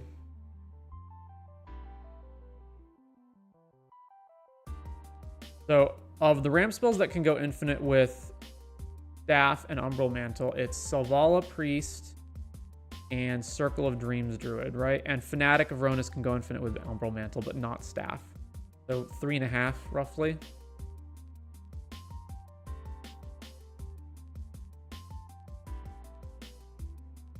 There's his Incubator. That has to be good, right? The only thing it doesn't reduce the cost is Colony Hydra. So this seems too cute to me. There's also the idea that we do have a fair number of artifacts and enchantments. So cards like Bane of Progress and Collect Roof and Null Rod are sort of problematic.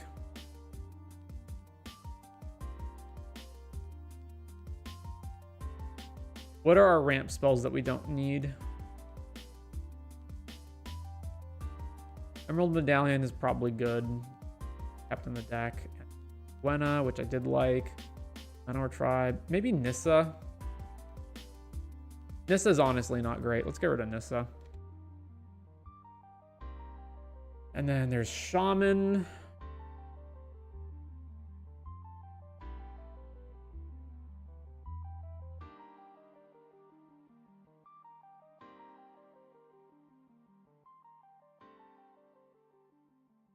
How do you win without a deck? I don't understand your comment. If you don't have a deck, I don't think you're playing the game.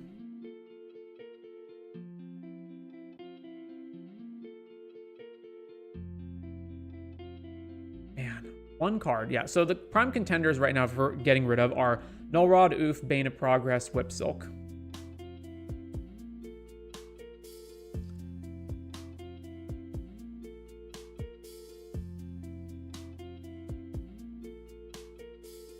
I mean, with this deck, it looked like you were drawing your whole deck and trying to win from there. You either just beat down your opponents with huge Eldrazi, or not Eldrazi, Hydras, or, but like you can just win slowly by just beating down opponents, or you get infinite mana and then you cast an infinitely gigantic Finale of Devastation and that kills your opponent, or you, if you have infinite mana, you can move, and any creatures with tap abilities, you can move Umbral Mantle around to all of them and then just throw every single creature that can tap infinitely.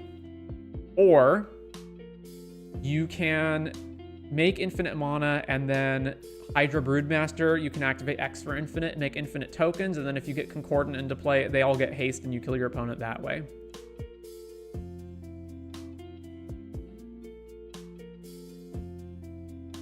I think those are all the ways to win. Oh, you can also win by Shaman of Forgotten Ways, so you can activate this and then there's not going to be that many creatures in play, right? So anybody who doesn't have a creature in play instantly loses. And then everybody else is not going to have like a ton of creatures. So their life total is going to become probably sub 10. And then you can probably just attack and kill them with whatever you already have on the board. Or you can kill their stuff. Like Gargos fights things, for example. You can just kill their stuff and then activate Shaman and then they lose.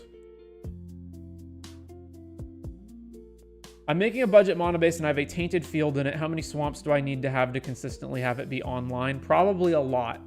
I wouldn't worry about that. If you're making a budget mana base, you kind of have to just play whatever you've got. Urborg helps. Basically, if you think about it, let's say you're playing it. I assume you're playing a 2-color deck, right? You're playing your 2-color deck. You have 7 fetches. You've got your Shockland. Although you said budget, so I don't know. Do you have those? You don't have your Revised Duel, right? You've got your 7 fetches, your Shock, and you've got Urborg, right? When I hear budget mana base, I hear doesn't have Revised Duel lands. So that's 9. And if you're on a budget, you can probably play Prismatic Vista as another fetch land to go grab a swamp. No fetches, just the Surveil and the Shock land. The Surveil lands are goddamn expensive, man. Like, it's crazy. So you've got Shockland, Basic, Urborg. Although, isn't Urborg also expensive too? So those three. Yeah, you ain't tapping that Tainted Field for black a lot most of the time, or for colors most of the time.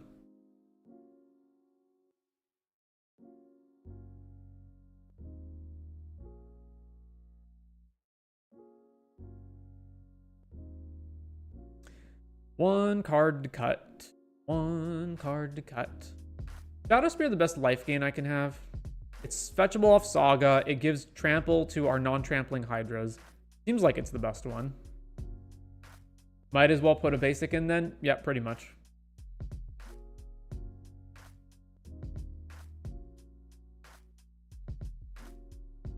Or it's time to start playing tap lands. But yeah, probably just a basic.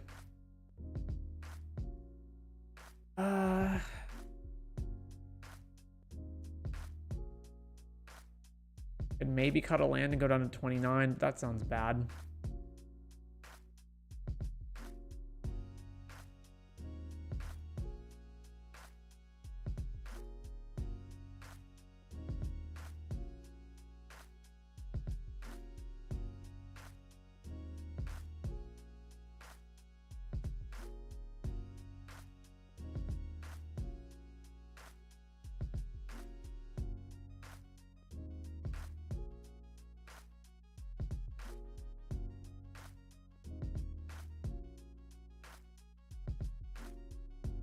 What is the one bad card here? It's probably Whip Silk as much as I like it. Yeah, alright, get rid of Whip Silk. It means we have actually no cards in our deck that can trigger Gargos, though.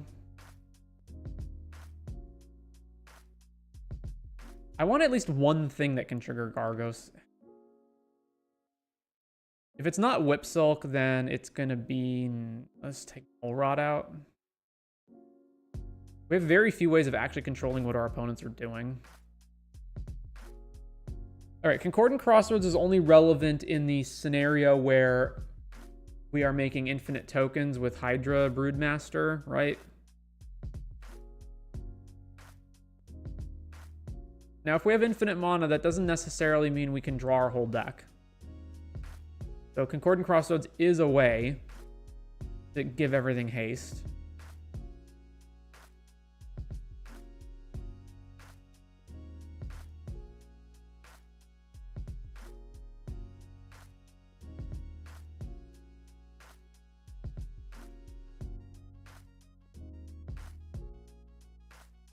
I'm going to take out Archdruid's Charm.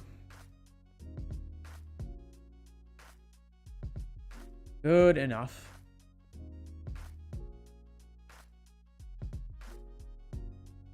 Okay. That ought to do it. So Gargos, Hydra, Gargos, Hydras. Here is the link to the deck in the chat. So if you're watching this, Alex, you can go ahead and just open that link and it'll take you to the deck. But I think that's where we've basically settled on. Should I run it through one more playtest? I mean, I feel like I haven't playtested this final version, so sure. This hand is actually, it's much better now that Gemstone Caverns is in the hand. So Gemstone Caverns, and then we don't need every single one of these ramp spells. What would I exile here? I guess I can exile anything. Would it be Incubator? Probably. All right, exile Incubator, and then draw for the first turn. Then we go. I'm not going to be able to play Dreams Druid on. No, I am going to be able to play those. Okay, play Forest. Then next turn, Forest, tap, tap, tap, play Llanowar Tribe. Untap. So then Saga enters, and then we can go tap, tap, tap, tap, play Gargos. Next turn, this has 2 counters on it. Wow, we drew Soul Ring. All right, well, tap, Soul Ring. Fetch. Go grab a Forest.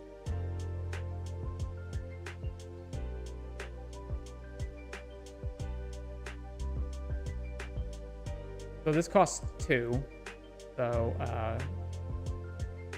1 floating. Play this. 3 shaman. 1, 2, 3 circle.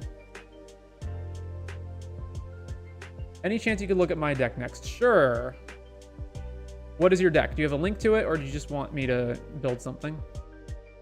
So this, and then Gargos wings or whatever, and then, okay, next turn, this finishes, float this, graveyard this, and then view. So I would probably want to draw cards. So Skull Clamp, although the only thing I can clamp is Circle of Dreams Druid, which I don't really want to do, but sure, Skull Clamp. We're floating the mana, so tap. This right here comes in with just a counter, right? Yeah. And we still have 1 floating, so then let's Circle of Dreams. So 1, 2, 3, 4, 5, 6, 7. Then 6 clamp this. That was an atrocious draw. Tap here, and then we don't have anything else to use our mana on. I guess I could activate Shaman, right? Yeah. Activate Shaman, make everybody have very, very little life totals, and then probably these 2 Hydras can, like, kill people, although this can get blocked. So at least this Hydra can kill people. It's also potentially an argument to grab Shadow Spear instead, because then you can Shadow Spear Gargos. What's our next turn? Let's do one more test. I mulligan any hand that has 1 ring in it because it's not representative of the deck. This is 2 lands and then a bunch of mana. So this only works. So I have to draw a land in the first 3 cards. Okay, that's fine. The first draw, yeah, there we go. This enters tapped. Next turn, Forest, right on time, Findhorn Elves. And then, ooh, Chrome Mox. All right, so land.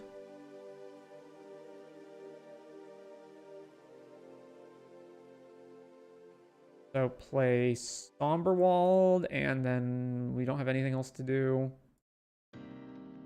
Next turn. All right. Maximizing Gargos.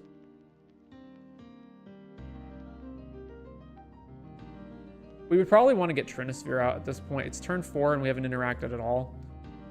Like, shut down opponent's ability to win the game. So, although Somberwald Sage can't tap for non-creature spells, so then we're really limited on what we can do. We don't really just need Gargos in play either. So we would go Trinisphere, tap this, play Gwenna. Probably just not going to bother with Chrome Mox at all. Although, actually, no, that's not true, because if I'm playing Trinisphere, I would want Bane of Progress, so we would have Chrome Moxed ahead of time and done this. Or I would have just played Bane of Progress instead of Trinisphere, blow up everyone else's stuff, right? So, like, tap this, this, and this, play Bane of Progress, blow up all the stuff. Bane of Progress becomes big to some extent. Next turn, tap, sprawl.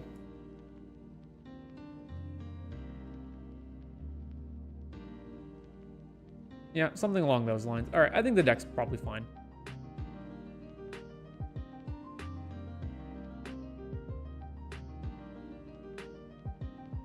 All right, yeah, we're gonna end here. This is good. I think I need more removal and card draw, but don't know what to cut for making room for it. Well, what is your deck? I need a link. You can't post a link, so what's your Moxfield username? Whatever. All right, let's make that budget lands package again. So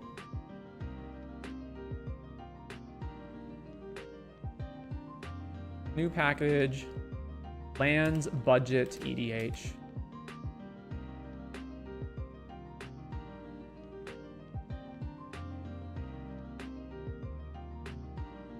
Fan Tower,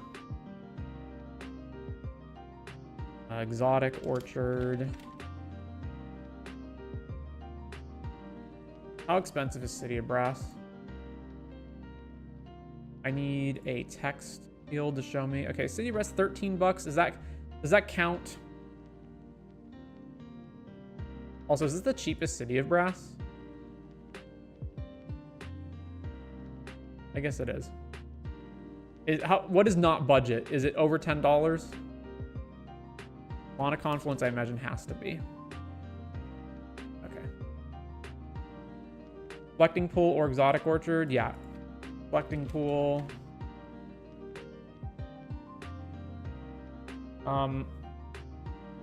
Nimbus Maze. River of Tears. Grove of the Burn Willows. Grove of the Burn Willows, $11. All right, well, this is why I don't like making packages that are based on pricing, or decks that are based on pricing, because then you don't, because the price can change all over the place. Wasn't this pre-printed? Still $11 though. All right, get rid of this. Format EDH, type land, USD less than $10. Does not say enters the battlefield tapped period.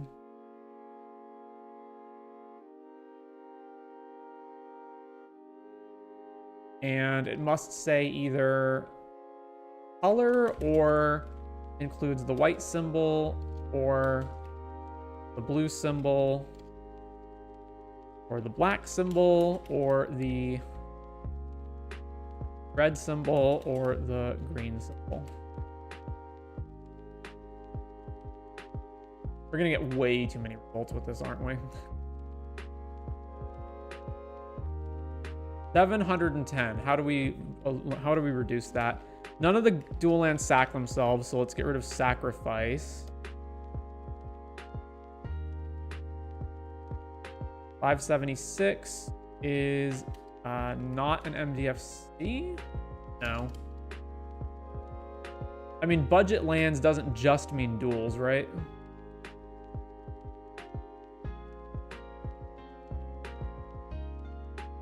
All right, we can speed through this pretty fast. Darker, not that. We're not gonna be consistent. I guess if you're looking for budget lands, it's because you are playing multiple colors, right? Because otherwise you would just play a bunch of basics and then some handful of other things. So yeah. Obviously cards like these are fine, but you have to specifically be playing a Goblins deck or a Giants deck in the case of Amphitheater. So let's get through this really fast. All right. Get rid of Investigate. That'll reduce all the clue ones.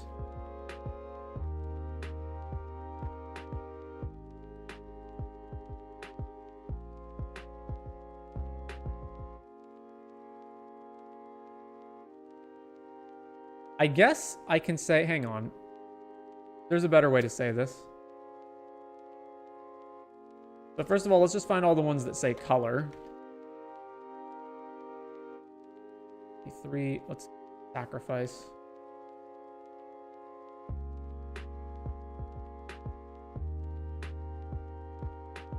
Temporary ones like Aether Hub are bad. Ziggurat can work assuming you have enough creatures, but it's not going to be a general land that's actually helpful in your kind of deck. And all these like filtering ones also suck too. Okay, we got Exotic Orchard already. Forbidden Orchard is $7. Okay, yeah, if you're looking for budget, that's fine.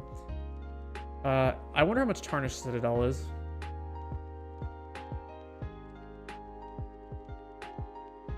Killer, you specifically have to be playing a ton of multicolor stuff. Plaza of Heroes has also problems.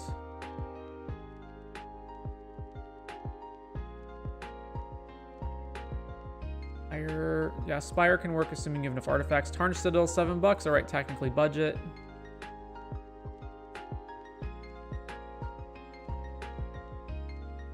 That's fine. And then instead of these ones, let's say ID equals multiple colors. So this should, yeah, this should only show me the duels. Why is this still appearing? Enters the battlefield. Oh, it's not, because they've all been eroded to say enters tapped. Enters tapped period. Get rid of all those.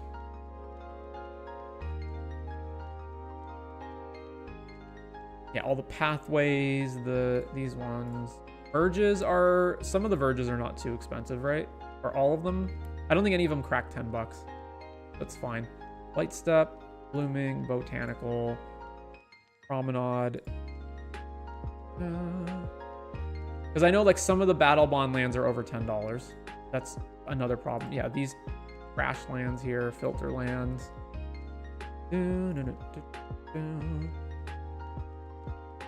add all of this stuff really fast. These ones are garbage. Don't run those. They can't actually tap for mana unless you have another land.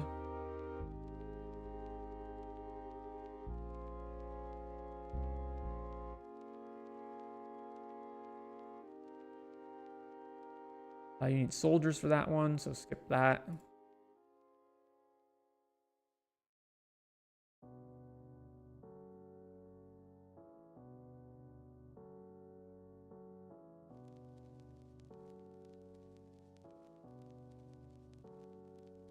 Verge. Got Nimbus Maze.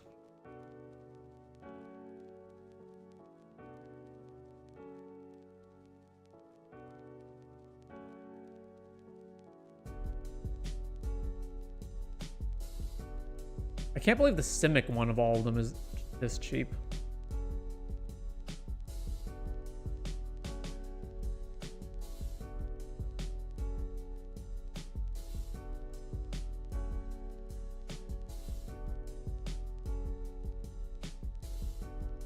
Ring. Garden, Storm Carved Coast.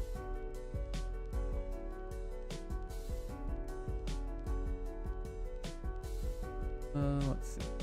Oh yeah, all the tainted lands. Yeah, add all the tainted lands.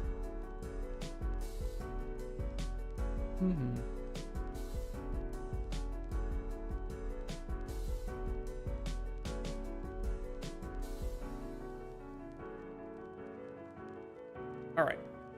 So back over here.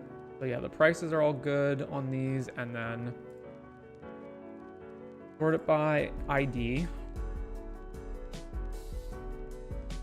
So 9 Dimir. Why are there only 7 in Boros? Because we're missing River and Tainted? Okay. I don't think I missed anything. Obviously, some of the Battle Bond lands would have been excluded on price, and then the Shock lands also would have been excluded. Although, are all of the Shock lands too expensive? Some of them must be cheap enough, right? Is Shock land. 15, not like Hallowed Fountain is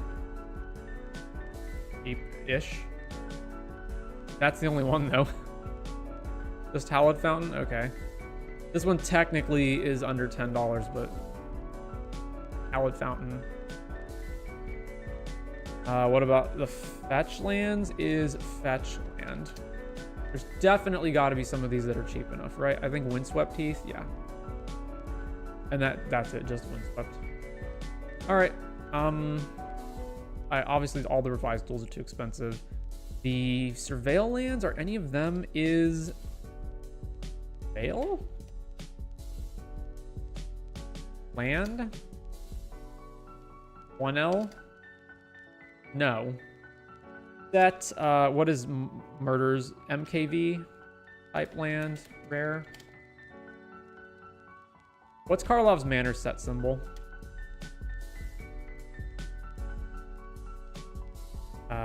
Lush Portico. MKM.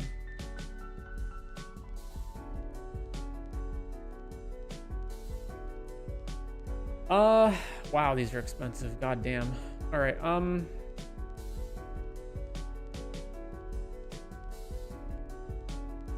some of them. So like not Sewers, Mortuary, or Archive. Edge Maze is barely under 10. Okay, sure. Why are the Boros lands always so expensive? Because burn. But I don't know that they actually are. Are they more? Okay, so we're excluding these 3. I guess Godless Shrine technically makes the cut. So I should say lands for multicolor decks that are cheaper than $10.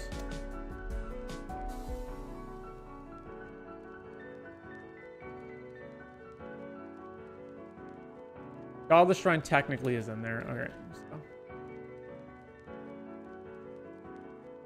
Text. Price. No grouping. Godless Shrine at almost 10.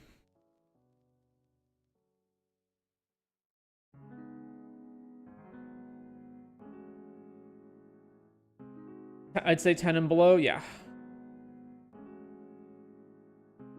What should be the official art for this? I guess probably Command Tower. Exotic. Oh, no. Command Tower? Yeah, Command Tower. All right, change the image to Command Tower.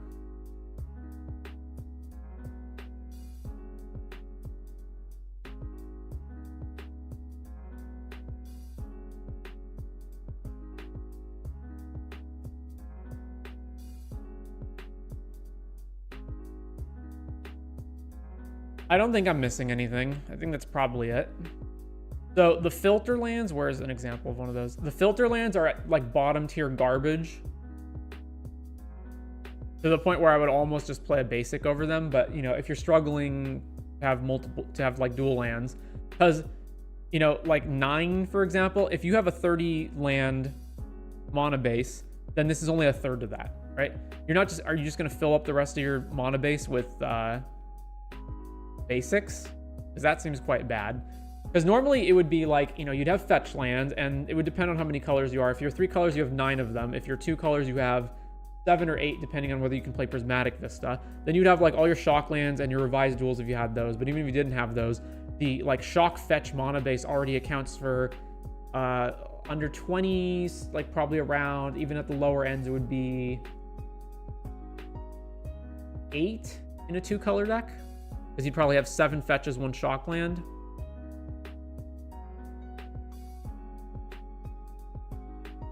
The Battle Bond lands are also like mostly excluded from here. How many colorless lands would you run in a 2-color deck? Like no more than 1? Probably no more than 1.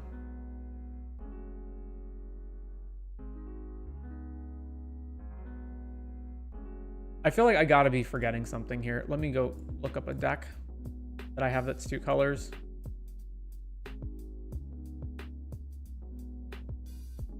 So, Agar. Yeah, Cavern of Souls is always going to be one of these because of your commander. Too expensive. Ancient Tomb is too expensive. Although these are not duels. Gemstone Caverns is another one that is too expensive. Then, yeah, there's these MDFC cards, which is not really applicable to what we're doing. Ink Center 870. Do we have it over here? Yep. All right. Well, there's a Saga at 33. That is all fine. Okay, Thomas Kuna.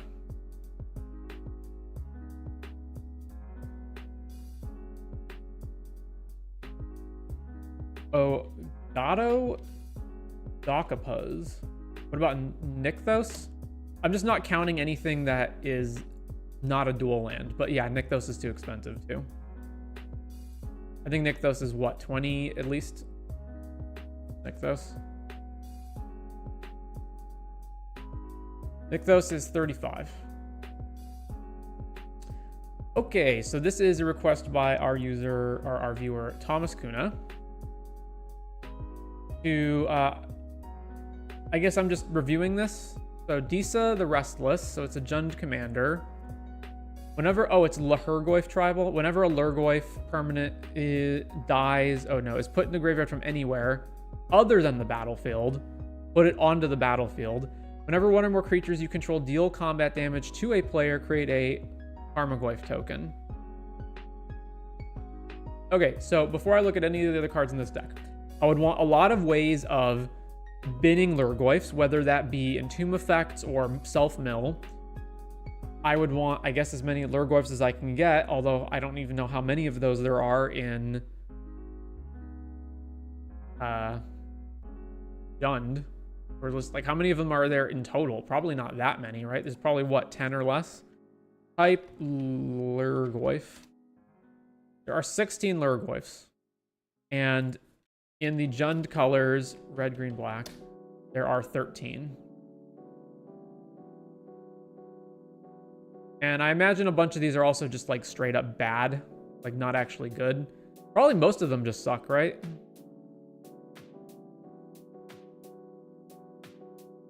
Let's see, there's Tarmogoyf Nest, and I'm assuming like just the new ones are of any use.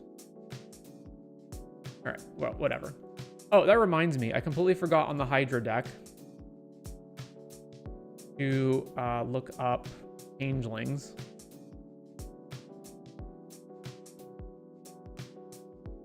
Although I doubt there's anything I actually want. Yeah, okay, there isn't.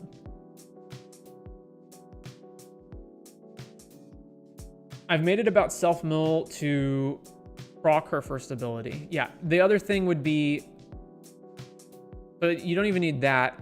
The other route you could take, because like these abilities don't actually have anything to do with each other. You could also just make it play a bunch of evasion creatures and just make a bunch of Lurgoyfs, right? So, oh, it's one or more. Okay, yeah, so it's that one or more. So you have to attack separate opponents to keep triggering it. And then Lurgoyfs are going to be fetch land, some other type. Other players will have played their cards too, so you could probably realistically make the Tarmogoyf tokens like at least 4 or 5. Is the deck tagged? Nope. All right, so type sort it. 38 lands, too much.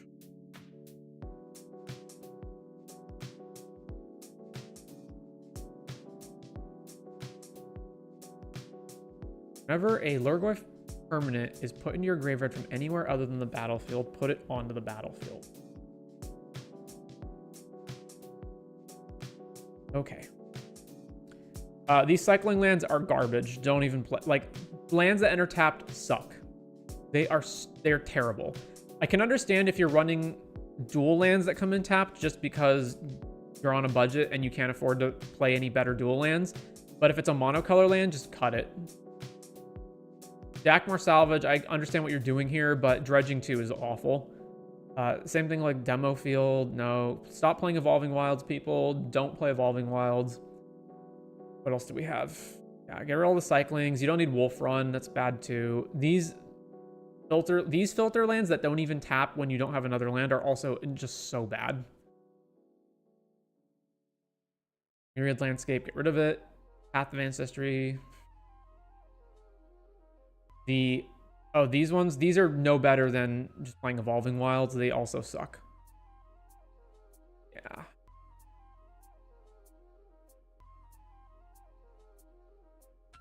So I see your deck is only $138. So yeah, I assume you're very much on a budget. But again, there's like better budget stuff that you could play here. Even if I just go to the packages, and actually, you know what I'm gonna do just as a quick sample, let's go to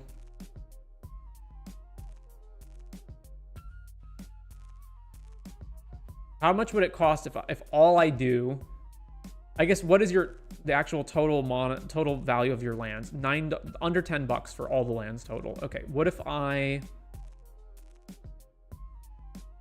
let's just make a Disa deck.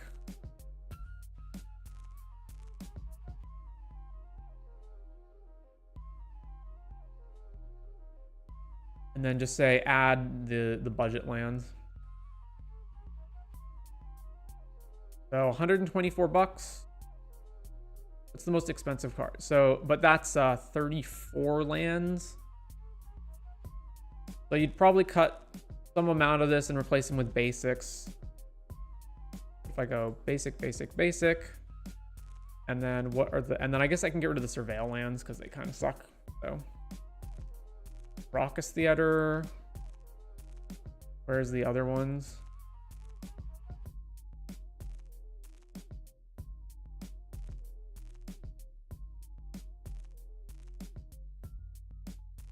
Gonna be, yeah, Commercial District. There we go. That one. 111. I don't know. It depends on how much more money you want to pay, because Forbidden Orchard's almost $10. You can get rid of that. Let's price sort this.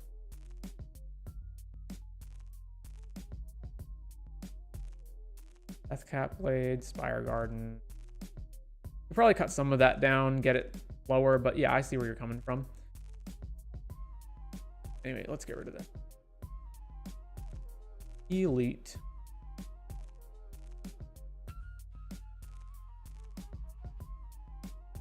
All right, you've got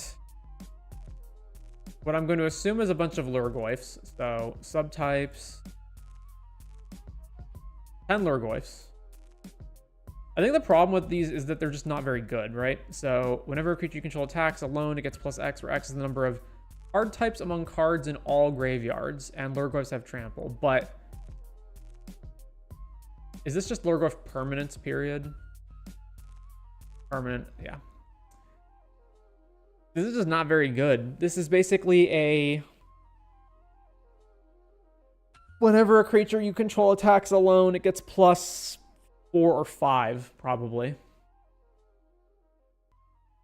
Like, just not good. Barragoyf, Death Touch, Lifelink, equal. Its power is equal to the number of card types in all graveyards, and its toughness is that -1. Whenever it deals combat damage to player, mill that many cards. If you do, put a creature, you mill that many cards, and then you can raise that a creature. Also, just not very good. Lurgoyf. Stats are equal to creatures in the grave. Mortivore is the same thing, right? This is creatures in the grave. Creature cards in the grave, and it has regenerate. Also bad. Necrogoyf. Power is equal to creature cards in grave. Beginning of each player's upkeep, the player discards a card. No. Polygoyf. Myriad. Power is equal to the number of card types among cards in all graveyards. Okay, sure. This one's the only actually good one so far. Because it's like, assume it's somewhere between 4 and 5 power, and then you get to copy that per opponent that you're hitting. Also, the fact that it has Myriad means that it triggers the Disa for the maximum amount. Pyrogoyf is equal to the number of any card types, period. Okay, and then when it or another Lurgoyf enters, that creature deals damage equal to its power to any target. Sure, this one's fine. Scrounging Deathclaw is equal to the number of card types among... Okay, so this one's just a big creature, but it's 2 mana. Yeah, it's... Oh, this is just Tarmogoyf. I don't know why it's this other version of Tarmogoyf. Tarmogoyf Nest can at least make tokens, I suppose, so it can keep making stuff. And then Terravore is equal to land count in the graveyard. Yeah, okay.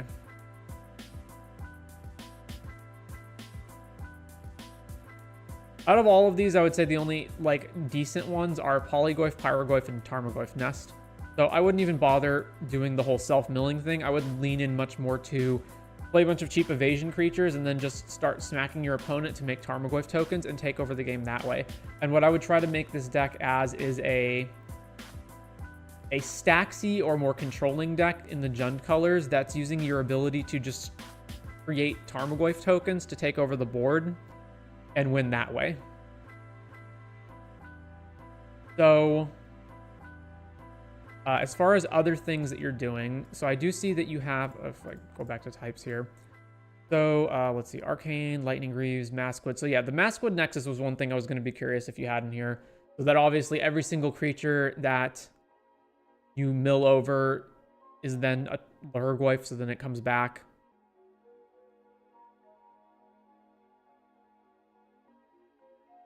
I just think the whole self-mill plan is probably pretty bad, but we can come back to that.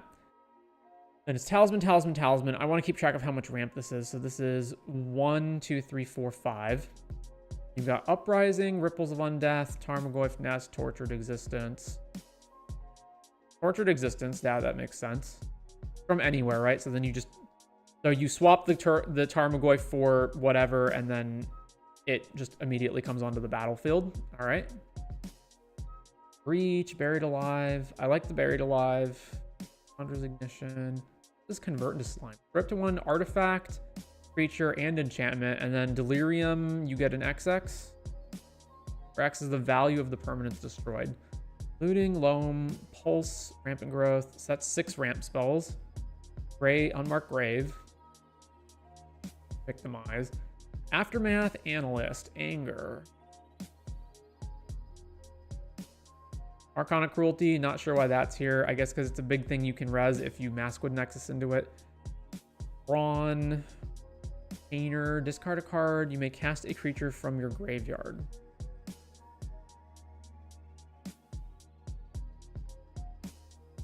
Alien Colossus. Changeling Outcast. Yeah, this is good. Comes back for free and is a cheap evasion creature to enable what you're doing. Ewit, Grave Troll. I don't think we need to play dredge cards. Grave Shifter. Ignoble, Lurgoyf. Mortivore. This is quite bad. Quite bad. Thick Fingers is just you hit until you hit X creatures, right? Yeah, don't need that. Auric Lore Mage. Search your library for a card, put it in your graveyard shuffle. If it's an instant or sorcery, this gets a counter. Too expensive. A lot of the problems here are going to be cards that are just too expensive. 6, Splinter Fright. Don't know why that's here. Yeah, I think you're fighting on the wrong axis. I think you need to not care about the whole stealth mill thing and trying to get cards in your graveyard, and you need to lean into the evasion creatures equal you make Tarmogoyf tokens. This deck is an upgrade from the Graveyard Overdrive Precon deck if it helps. Okay, so this is a Precon deck and it's just upgrading from here. Gotcha.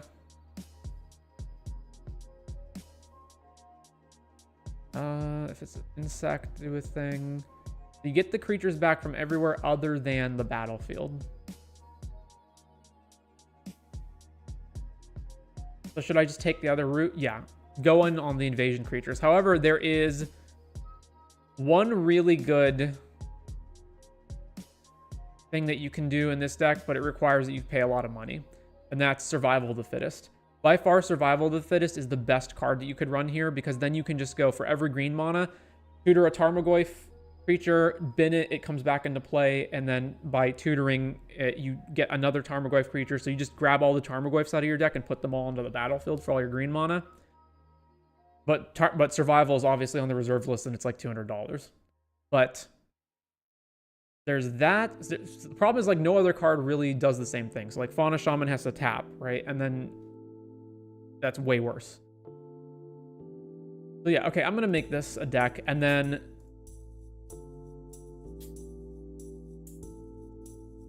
I'm gonna make this a no budget deck, and then you can change things if you want to make it budget friendly. The Disa the Restless. How do you spell this? Lurgoyfs. Add this here. Okay, types and tags. So add the starter kit. Add not a 2-color mana base. Add in evasive cheap creatures.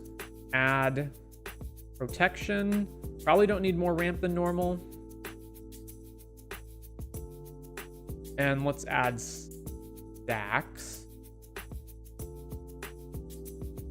That's good. And then I know there's certain cards I'm going to be missing. So like Buried Alive.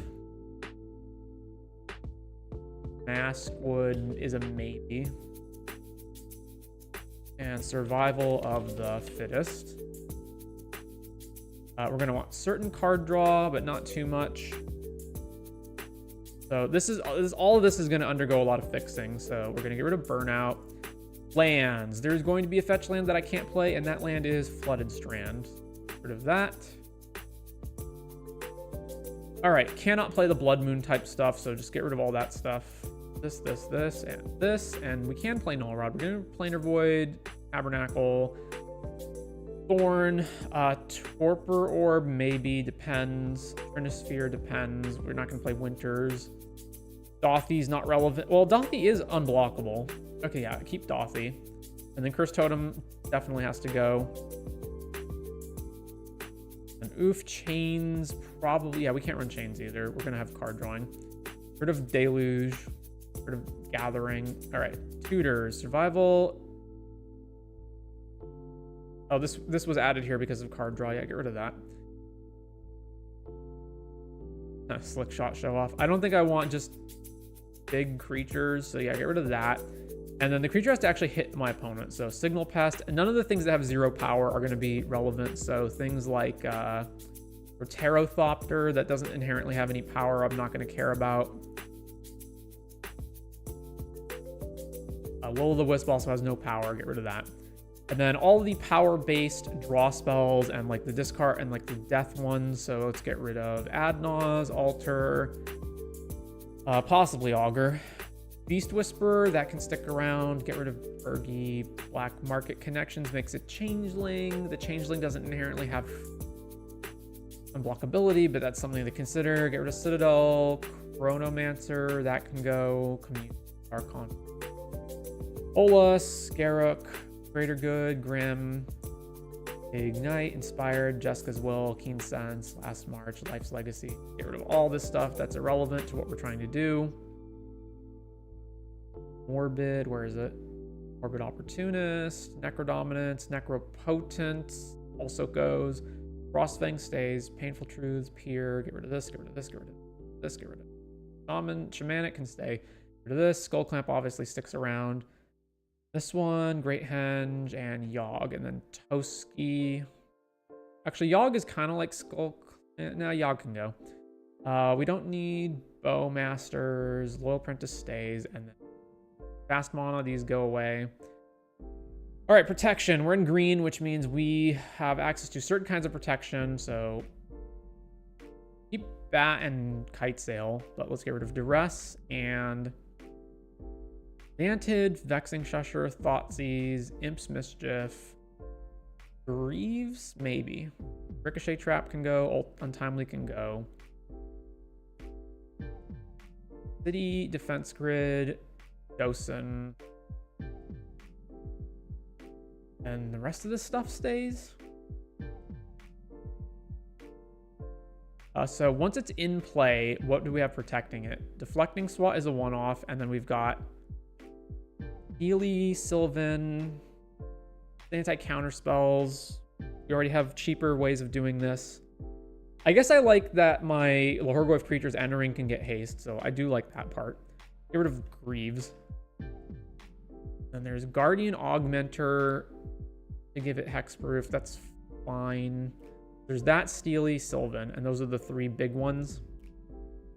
Then we get rid of all the mono rocks. So this, all the diamonds, Elwar Stone, Opal, Mindstone, Torque, Elwar, Signet, Talisman, Thought Vessel. 21. What am I playing that I shouldn't be? Fanatic of Veronis is fine. Ragavan, maybe? Oh, also the ones that care about forests. Yeah, so Arbor Elf and Utopia Sprawl. Then we're at 32 lands. What else can go from here? Fine. We don't need Urborg. Actually, no, that's going to be relevant for Swamp Walk creatures. But I might cut them. So let's come back to what we're actually playing. All right. All these cantripping effects we don't need. So get rid of every single one of these. Yeah. And then stacks. This is good. All right. So evasion. This is way too much. Also, I don't think I got rid of all the ones that are irrelevant. So first of all the ones that have no power, did I get rid of them all, or are there more? Yeah, okay. Phyrexian Battleflies, Pit Imp, Vampire Bats. That's all good there. Hey, Bub. Hey, Alexander Barr. Welcome.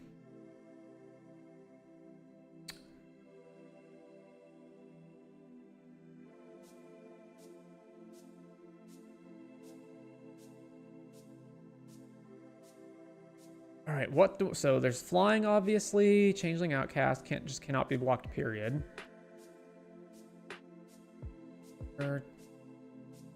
Fairy Dream, Forest Walk. Okay, so I think Forest Walk is less valuable because we're not always going to have Yavimaya. So get rid of the Forest Walk stuff. So get rid of that. Get rid of flying, forest. Okay, just get rid of Forest Walk. This is basically flying. Forest Walk. Get rid of the Forest Walk ones. There should be some Swamp Walk guys in here as well, right? Prickly Boggart with Fear. Don't need that. Flying is probably less blockable than Fear, I think. Although I'm not sure. 16 evaders. That's a lot. 32 lands. What am I playing that's more than what I'm... No. Because Grove of the Burn Willows is in the deck, that's why. To get rid of Luxury? No, just get rid of Urborg. Yeah, we don't need Urborg. And then we're probably fine at 31 lands. And then... what else? Yeah, get rid of Augur. Don't need that. And Black Market Connections, like the 3/2 Shapeshifter is a Lurgoyf. Is not relevant. Get rid of this. That leaves us with Gix, Toski. I don't like how expensive Foreign Frostfang is, really, so let's get rid of that. And I don't think we're going to do the Maskwood Nexus plan. So let's see, we've got Survival. Is there any other card like Survival that's just go grab creatures out of your deck? Also, we can get rid of some removal here. So Chaos Warp, Deadly Rollick, Wild Magic Surge, Force of Vigor, Snuff Out. Sure, that can go. Nature's Claim, because of these ones we already have. So we've got kills creatures, hits everything. Kind of like these. Those are okay. And we need to go. ID is red, black, green. Type is Lurgoyf. So yeah, don't care about this one. The barrel one is lifelink, death touch, and you raise dead stuff, right? Mill that many cards.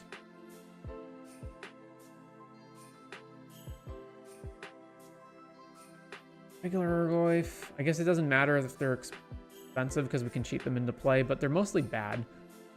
CT are each equal to the number of non-basic lands in your opponent's graveyards. Okay, that's bad. Cards, period. Number of sorceries. Just sorceries, not even instants as well. Wow. Don't care about this one. Player discards a card. Nethergoyf is in your graveyard, right? Card type's in your graveyard, and it has escape. Yeah, there's Polygoyf, Pyrogoyf, and then Armagoyf. Armagoyf Nest, yes. This one's lands in all graves. So some number of fetch lands will get put into graveyards, but that's just...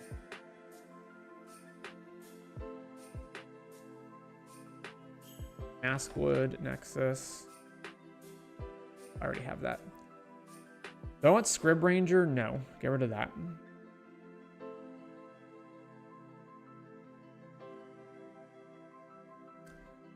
Oh, I can't survival for Lurgoyf Nest, right? So the only ones I can survival for right now are... Where's the Lurgoyfs? 4, and only 3 of them are actually creatures. They're just so bad, though. Like... They don't even have trample or anything.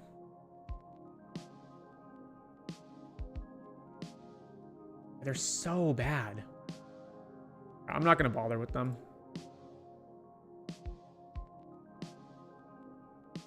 Is there a Tortex loop that I can do?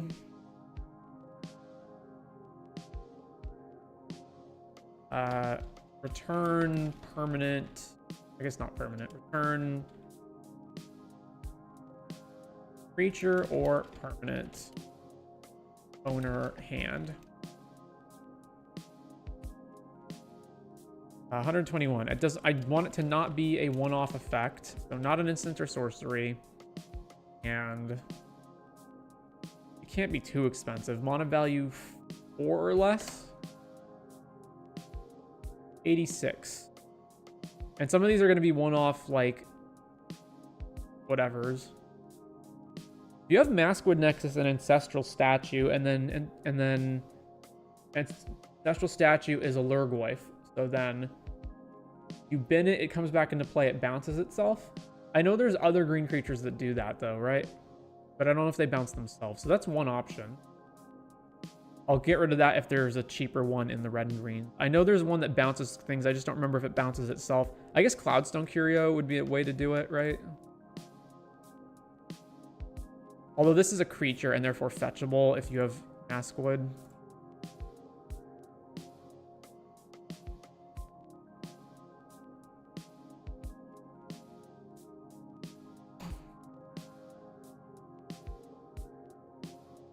Nightmare. No. The auras that bounce themselves. We're looking for creatures.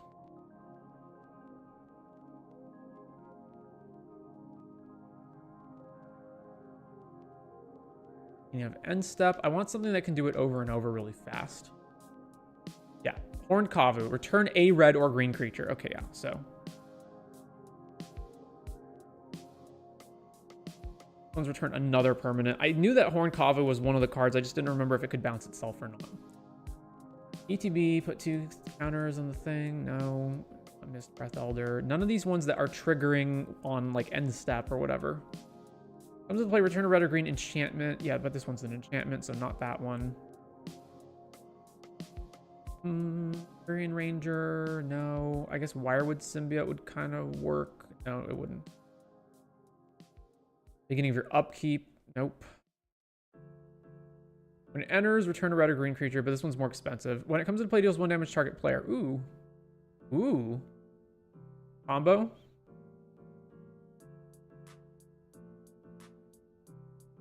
How do you keep discarding for free? So we have to have a free discard, right?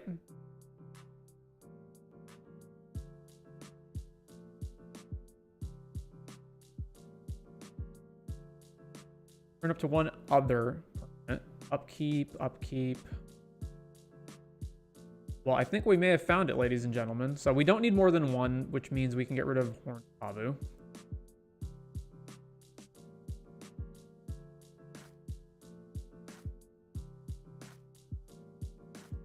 That's going to be it. Okay, and then we want the type changers. So I believe the only other one besides Maskwood Nexus is Conspiracy, but choose creature type. Gonna give me way too many results, right? 60? Okay, that's not that bad. Card in your graveyard has the chosen type and other types. How does that work with Disa? Does that...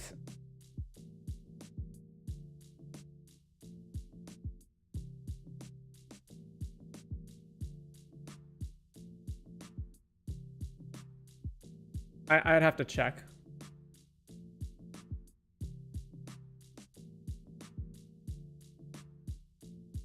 Oh yeah, I totally forgot about changelings. I can add changelings to the deck too. I need to look at that as well.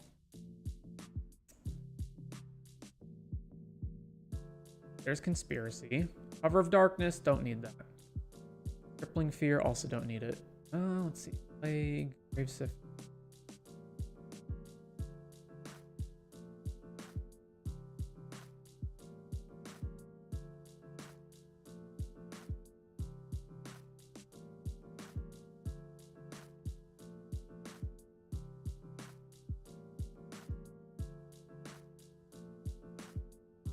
Roaming Throne is not relevant. No.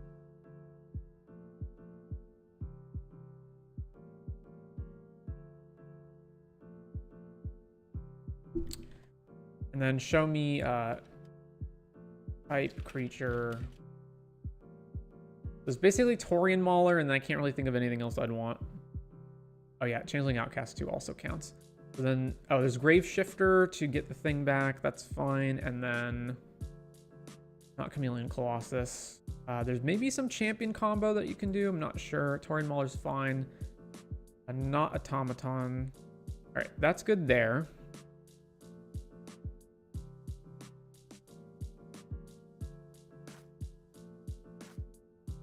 So this is whenever a Lurgoyf permanent card is put into your graveyard from anywhere other than the battlefield. I think that works with Ashes. I'm pretty sure. I think that works with Ashes.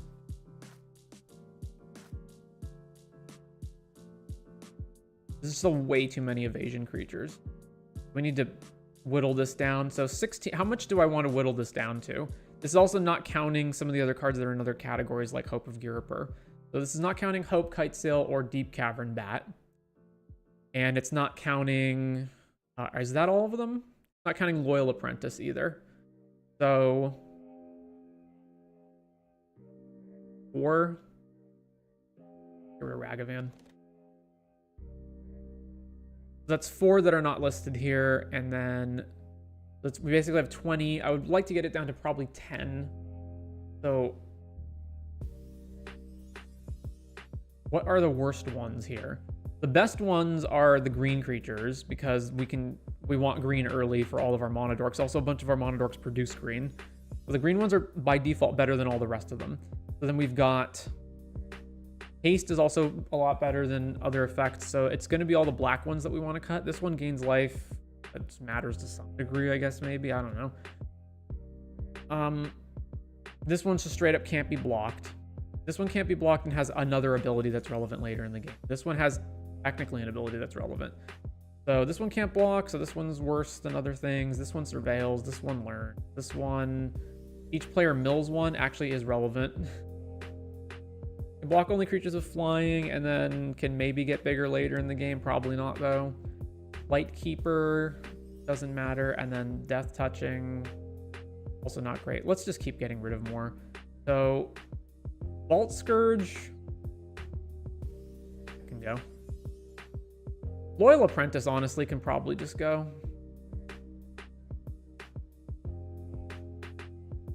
It's 2 mana versus 1. Yeah, it keeps making Thopters, but whatever. Our commander's not coming out until 5 anyway. So that's 11. We need to cut this down a lot more. I'm gonna just each player mills. Dies, you learn. Thief. Probably never using this. And you can only use it as sorcery speed. All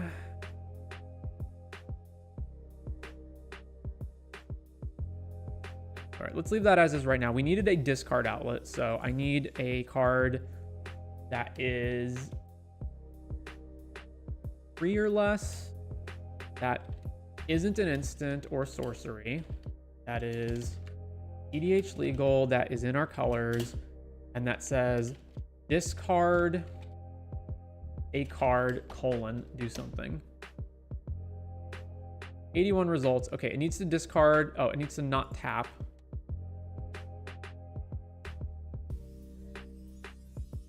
And then I'm not going to add on every single other one. I guess Bergie's other side can do it, but that's kind of expensive. I need discarding without costing me any mana, because I need to be able to do it over and over and over for the loop. So just the question is, what is the easiest one to do? Any color can choose and discard a card from their hand at any time. If a player discards a card, deal 2 damage to target player of that player's choice. That sounds like exactly what we want. It allows us to discard over and over, and that alone will kill our opponents. Cool. All right, Land's Edge.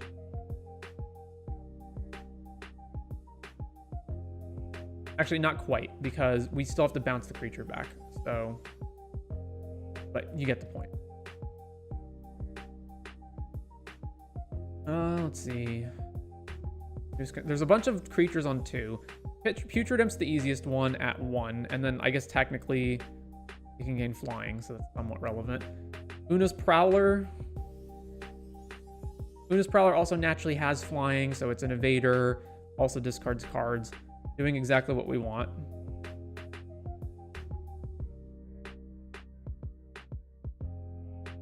Probably enough cards. Generate. Gets +1/+1. Activate only once, never mind. 1. Shadow. Okay, that's probably good for our discard effects. So this one only works if we have a creature that's bouncing itself, and the creature that we have that's bouncing itself is already winning the game anyway. So none of the changelings bounce themselves, do they?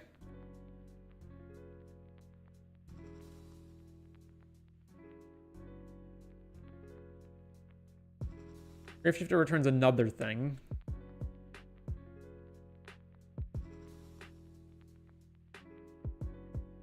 All right, we're over budget, right? 114, yeah. All Alright, Buried Alive alone can, what, put 3 Lorgoyf things into the graveyard?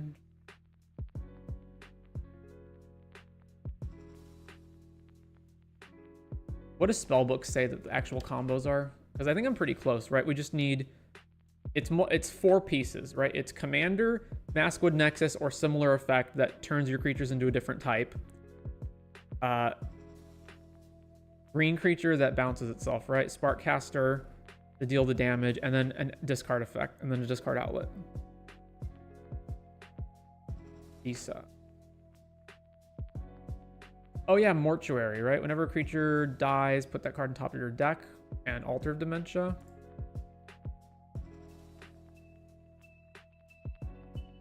And it requires a Lurgoyf of some kind that has more than 1 power. So it's just saying find any Lurgoyf. So the other combo is, yeah, it is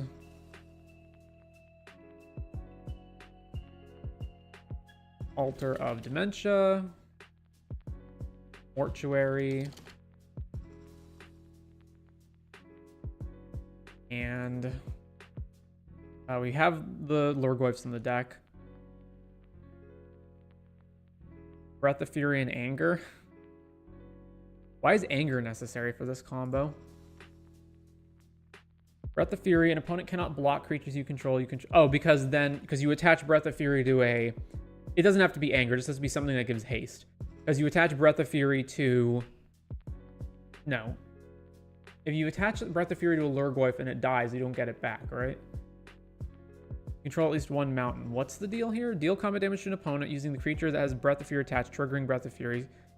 Resolve Desis trigger... Oh, because we make a Goyf token when we hit them, right? So the Goyf token appears. Breath of Fury attaches to the Goyf token. We need the Goyf token to have haste. So it doesn't have to be Anger. It just has to be a way of having haste. I don't know why they specifically say Anger is in here. Breath of Fury...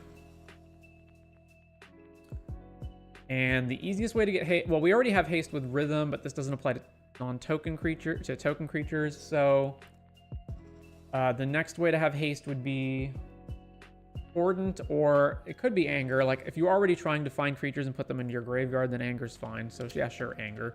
Revival also puts it into the graveyard, so very well. So yeah, Anger is probably the best one. Cloudstone and Scourge Familiar.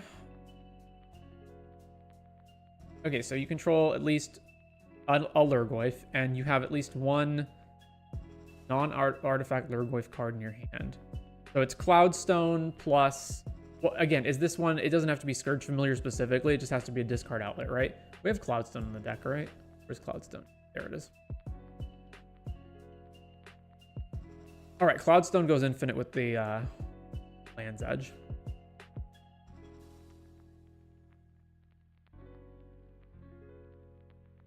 This guy is obviously a combo piece.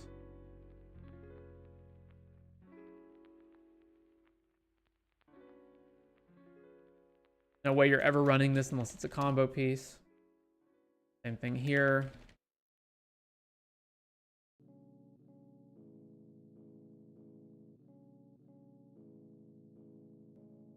So technically we don't even need multiple Lurgoyfs, right? We just need 1 of them.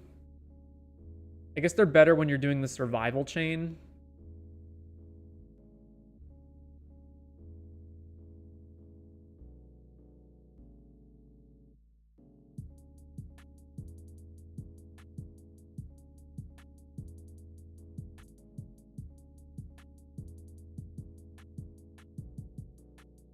Right?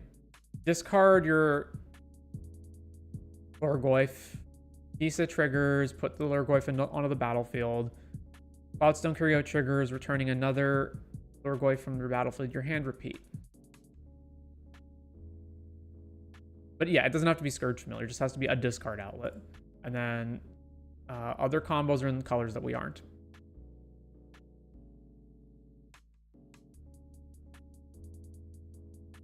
Okay, so we got these 3, and we've got Torian Mauler, and we've got Tarmogoyf Nest, which we can't tutor. So since that's the case, let's get rid of Tarmogoyf Nest. We're going to have to cut a bunch of cards, right? Manic Revelation, this is good for these guys, but who knows how many of them we'll have. There's Library, Skull Clamp, Gix, Toski. How relevant's Beast Whisper and Guardian Project in this deck? If you're in a discard loop, Beast Whisperer doesn't work, but Guardian Project does. Get rid of Beast Whisperer, and then we can probably cut down to 30 lands instead of 31. If I was going to cut a land, it would probably be either Yavimaya or... So the fact that I've gotten rid of Arbor Elf means that Yavimaya is way less useful. Either Yavimaya or Luxury Suite.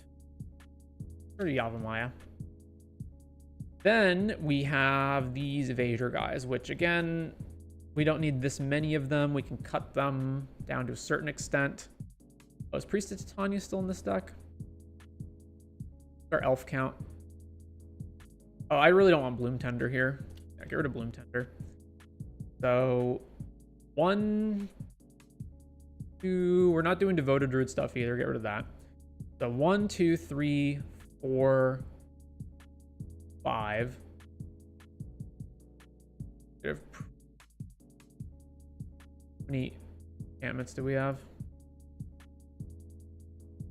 That aren't super expensive. So aside from the ones that cost 4 and up, we have 9. That's fine. Let's add Priest back in.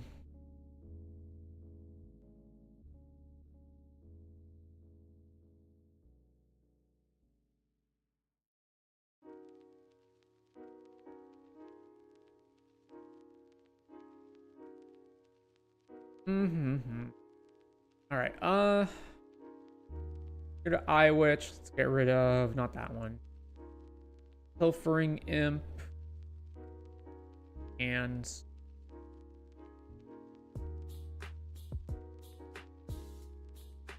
I have 9 right now. Where's our stacks?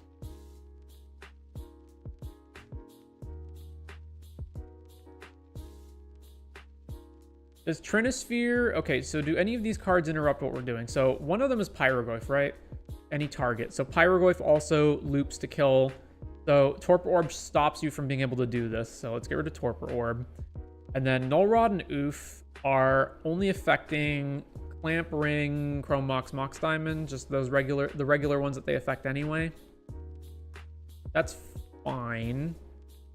And then there's... Oh, it's also affecting Altar of Dementia, which is one of our combo pieces. Okay, sure, we'll get rid of them. We'll get rid of these. And then Trinisphere, is there anything in the deck that is being affected by not being able to replay stuff, right? Because Cloudstone loops, we're just getting everything back from the graveyard and looping it that way, right? We're never having to keep replaying something. I'm pretty sure it doesn't affect anything. I don't know. This deck is more all in on comboing. We probably can't do the whole stacks plan, so let's get rid of Trinisphere. And then we're 7 cards over still, so we can probably cut some more of this evasion, maybe 1 more of these guys. Actually, this is technically, remember, we had 4 more, I believe, so this is like 13 right now if you count Hope and Kite Sail and Deep Cavern Bat.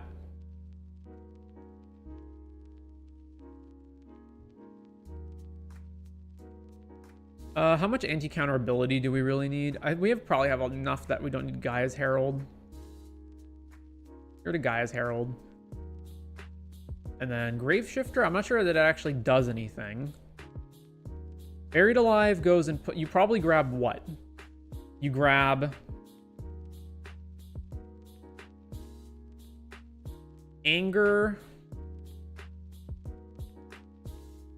and... Well, if you've got Maskwood in play, you just grab your combo pieces. If you don't have so it would be like Anger, Sparkcaster, and Putrid Imp, or Una's Prowler. We also probably don't need every one of these, so like possible that the Putrid Imp isn't necessary and that Una's Prowler alone is good, because we've got Land's Edge and Una's Prowler, and then we maybe don't need the other one. So let's get rid of Putrid Imp, even though it is the cheapest one. But I like having this one that just flies in general. And then Cloudstone Breath. Okay, Ashes. I'm pretty sure this works, right? Disa, Ashes of the Fallen. If I have both cards and I mill blah blah blah. Yes, Disa cares about the cards that enter your graveyard after you apply continuous effects, so the milled creatures are glyphs. Alright. So that being the case, that means we have that and Maskwood and Conspiracy, so we don't need all three. So let's get rid of Conspiracy because it's the most expensive one. Get rid of that, and then Anger, Rhythm, Guardian. We do need this to be alive. And so right now we've just got Guardian and Easily and Sylvan Safekeeper. That's fine. We don't even really need to do like a bunch of loops. So we don't even really need Taurian Mauler, like not really. And then Barrowgoyf also is not really necessary. Mainly like Polygoyf and Pyrogoyf are the ones that I care about. Even Graveshifter is not important. I guess this gets back a thing in case it died, right? So like if something died earlier and you need to get it back, this is important for getting it back. Kind of like the Eternal Witness of the deck. Are we at 102 right now, just to confirm? Yeah, we're at 102. 2 cards need to go. So that leaves me with...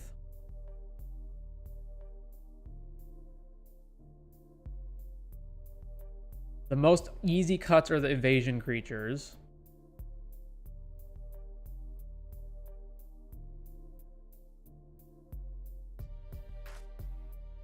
Spirit of Soul and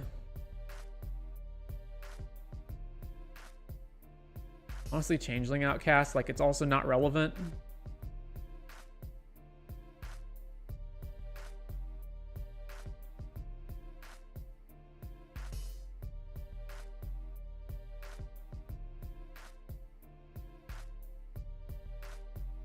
Okay.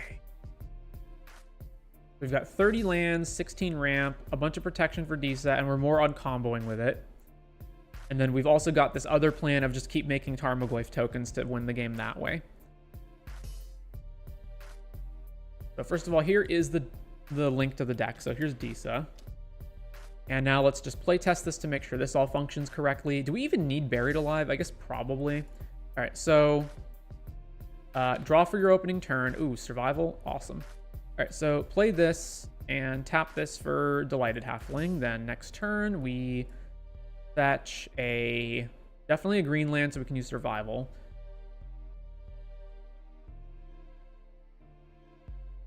So it has to be Bayou.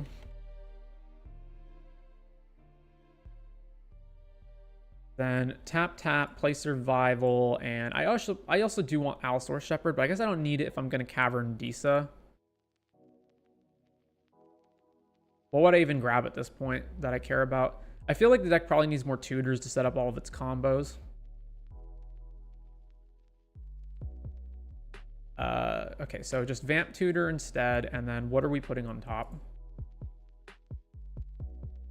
We've got Disa, we've got Guardian Project, we've got Buried Alive, so I need to find Ashes.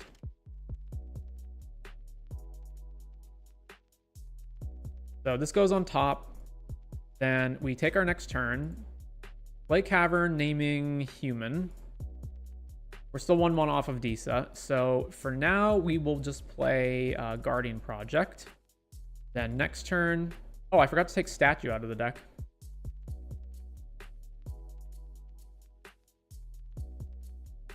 Yeah, we can go fix that. Combo pieces. Statue. All right, what did I remove last? I removed...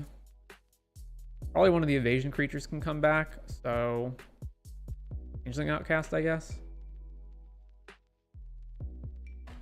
All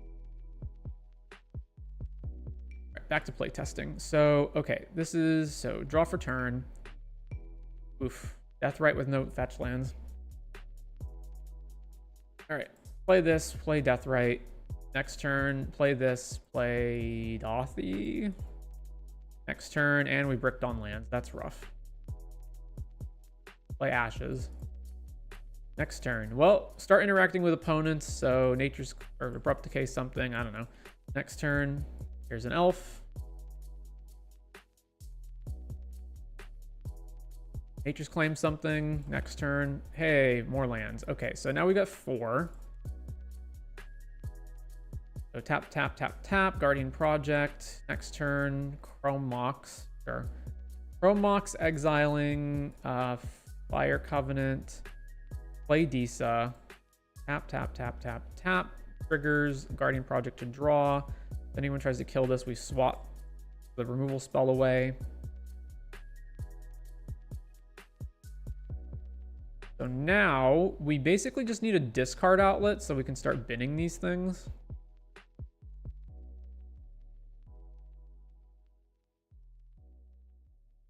I guess we play that to draw a card off Guardian Project. Then Dothy can attack and make Tarmogoyf tokens, so that's also something. Allosaur Shepherd, draw. Changeling Outcast, draw. Tap this, play Destiny Spinner, draw. Alright, I'm already seeing some problems that we need to fix. So mainly it's finding our combo pieces. So let's add Imperial Seal to the deck. And Buried Alive only works after you already have Disa in play.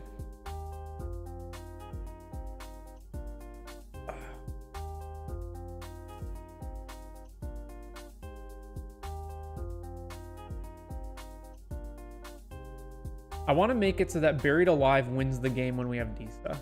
So what was the exact combos? Mortuary Altar, Breath of Fury Anger,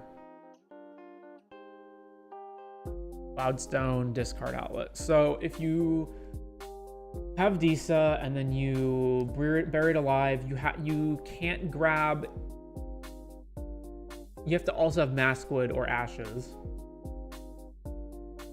If you do have one of those, then Buried Alive becomes you grab Anger, and then you would grab Runescarred Demon as one of your other creatures to go tutor something. Although you probably still can't win the same turn because the Buried Alive costs you 3 mana. Although if you play Disa, it means you have between 5 and 6 probably. So yeah, I think Buried Alive might just not actually work the way I want it to. So let's get rid of that. Considering how many tiny creatures are in the deck, Beast Whisperer probably is actually good. So let's move that back over there. Even like the Polygoyf is suspect. But we can keep it. Let's see. Let's get rid of... What the heck was the Mortuary combo? It was Alter to mill yourself, right?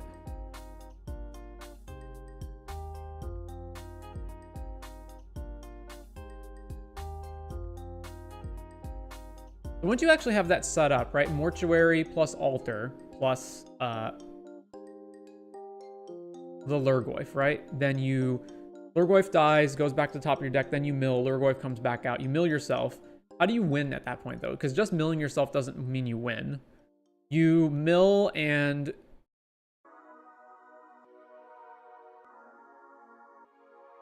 you'll eventually find Pyrogoyf, and then Pyrogoyf can probably kill everybody, right? It depends how many times you can mill versus how much damage you're doing. So let's say, how many different card types are in this deck, right? Because you don't have any Planeswalkers or battles in here. So that means you've got creature, land, sorcery, artifact, instant, enchantment. So you're going to have 6 types. So the Pyrogoyf is going to do 6 damage. And you're going to mill yourself 6 every time, right? Therefore, in order to deal 120 to your opponents collectively,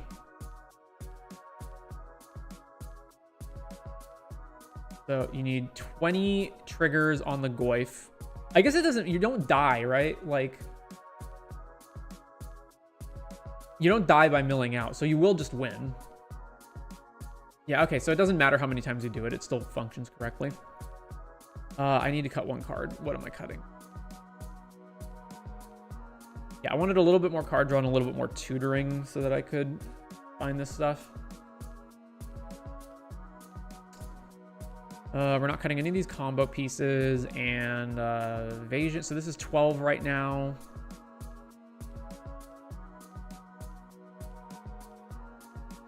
That changeling outcast. All right, back to play testing. So opening hand, this is not very good because we don't have any ramp. Although we do have one, we do have 2 of our combo pieces already. So sure, draw for turn. So we go play this, tap, play Scrape Sprites, and next turn, land, fetch. We're missing red mana right now, so Taiga. We can play Mortuary, and we can play Hope of Europer. And then if we brick on lands at this point, that's going to be real hard. Well, Soul Ring, tap, tap, play Polygoyf. Next up, still missing. We have 4 for the ring, so draw. This has a counter. Next turn, draw. All right.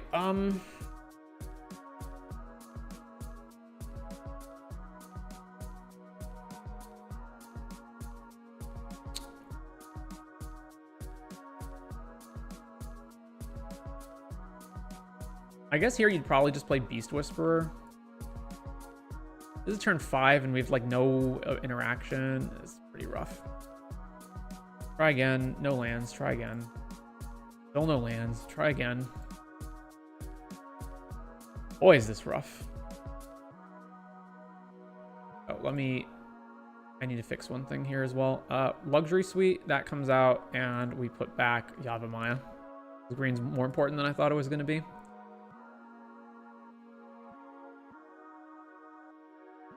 So opening hand like this, let's say. So opening hand, draw, play this, play Elvish Mystic. Next turn, fetch black and green. We have 2 green already. Fetch black and red, so fetch Badlands. Then we can... It's probably better to play Library here than Ronus. Although I'm not sure.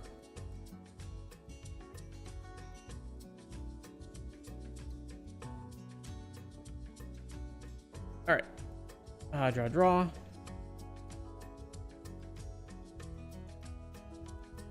Fetch.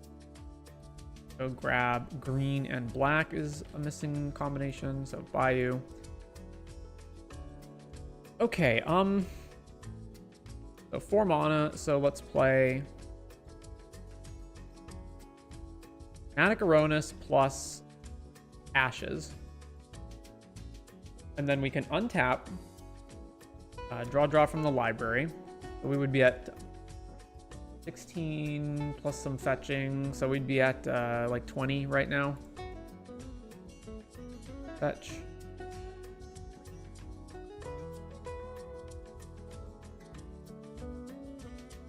Okay, so from here, we're mainly just missing... Okay, we've got our discard outlet. We've got Maskwood. So we're just missing the ability to actually just straight up win.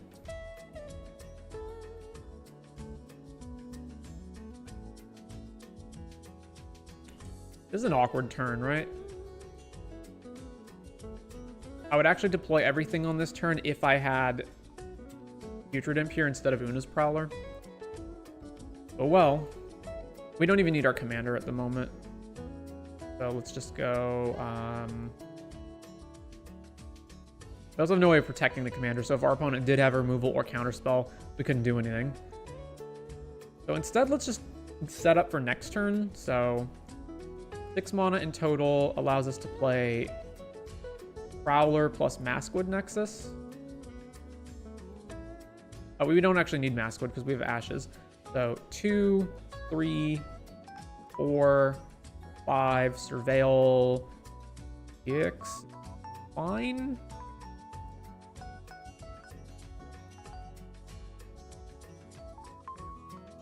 We have 1 mana left over. Now we just want to find combos. Surveil that away. Clamp, Fairy Dream Thief.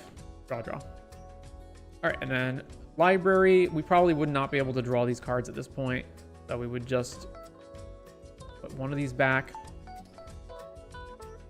Okay, so now we got Pyroblast to protect from counters, so...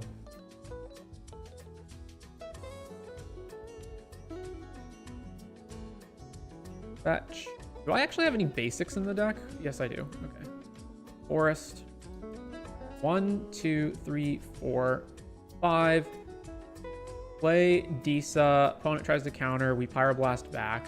And then we go Una's Prowler, Ditch, Kitesail Freebooter. Immediately returns to the battlefield. We get to look at somebody's hand.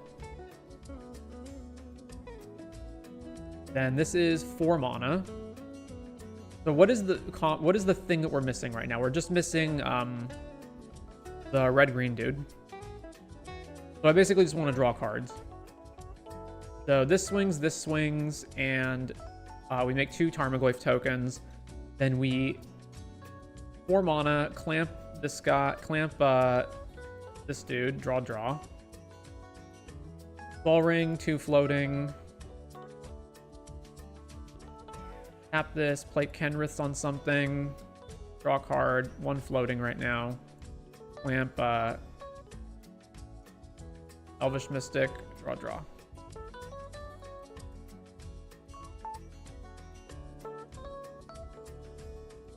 Alright, well, we did not get there. One of the cards we can probably play is Worldly Tutor, since a bunch of our combos involve having a specific creature. In specific, the where is he? This dude, Sparkcaster.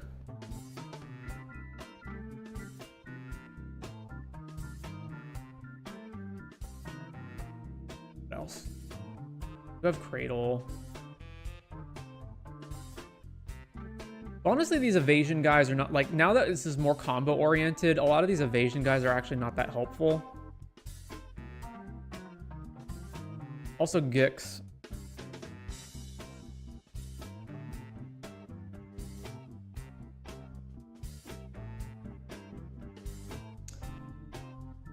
Oh, Rhythm of the Wild can go. Yeah, this one.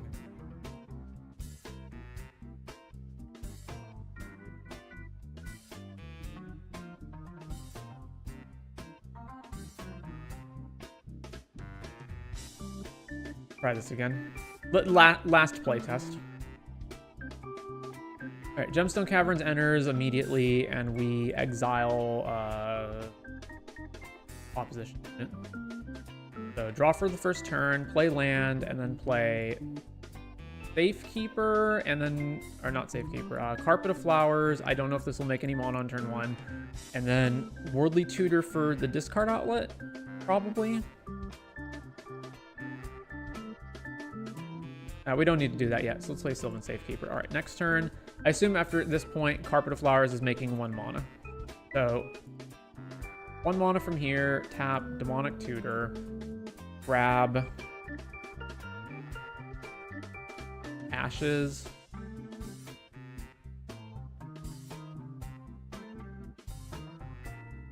And then I can't Worldly Tutor because I need more mana at this point. So next turn. All right, well, this is a problem. Play Ashes. Next, there's some more mana. Then we have 4, play Guardian Project. All right, we can at least draw. So tap.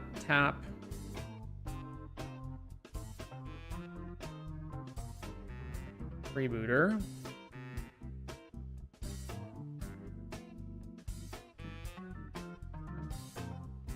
So draw, look at somebody's hand, play this. Off the carpet, draw a card. Play Hope of Girapur, draw a card. Next turn, the ring. All right, well. It's turn 6, that's bad. Ring it is. Draw. Jesus, still no lands. Draw. Holy crap, just not getting lands.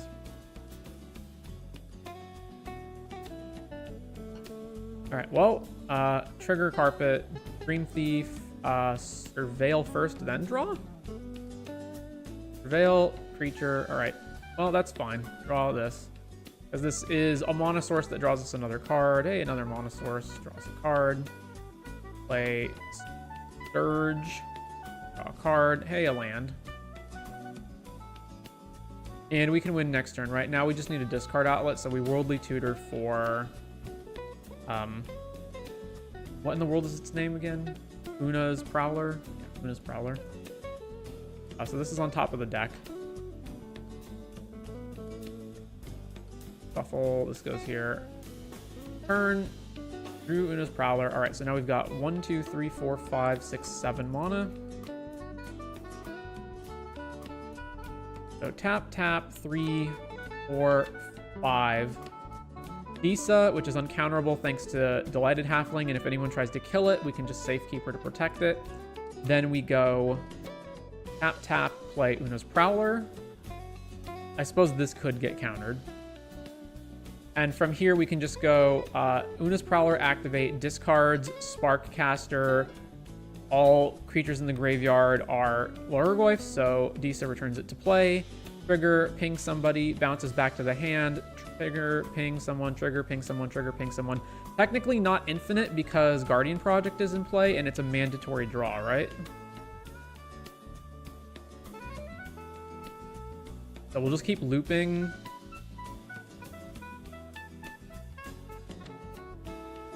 Is there a creature that I can put onto the field that will kill this? I don't have Rexage or anything in my deck, right? I did think about that as one potential problem, where you might not actually be able to do infinite loops as a result of that. So right now, I guess we can just swap Nature's Claim for Rexage.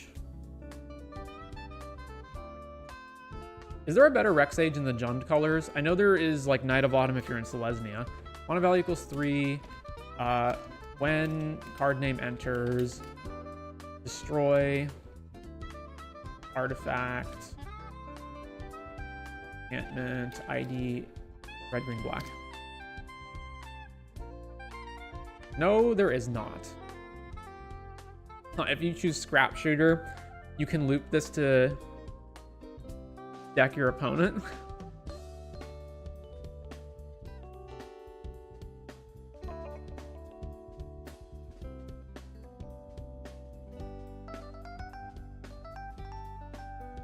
So if you've got the type changing ability and the discard outlet, and then you've Scrap Shooter, you can just go... Oh, it's as you cast it. Never mind.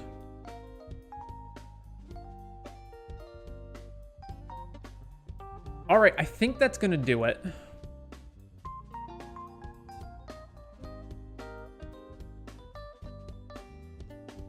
So it's obviously a very clunky combo because you need your commander and like 3 other pieces, right? You need type changing, discard outlet, and then the thing that actually wins the game, plus your commander, so it's 4 pieces. Or you need like commander plus mortuary plus altar plus Lurgoyf, so it's 4 pieces regardless. But I don't think any other strategy is going to do it as well as that, because the other strategies are just like fill your deck up with crappy Lurgoyfs and mill yourself a whole bunch.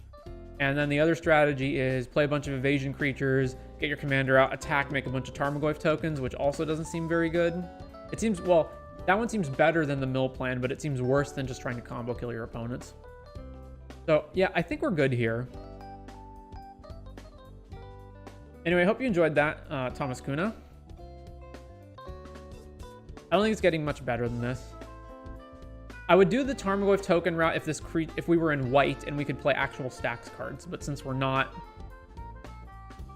I don't feel like we'll be able to actually like slow down opponents to a point where winning with just making a bunch of Tarmogoyfs is going to help us win the game. So combo route it is. Anyway, that is way more time than I expected to spend on just deck building. So with all of that out of the way,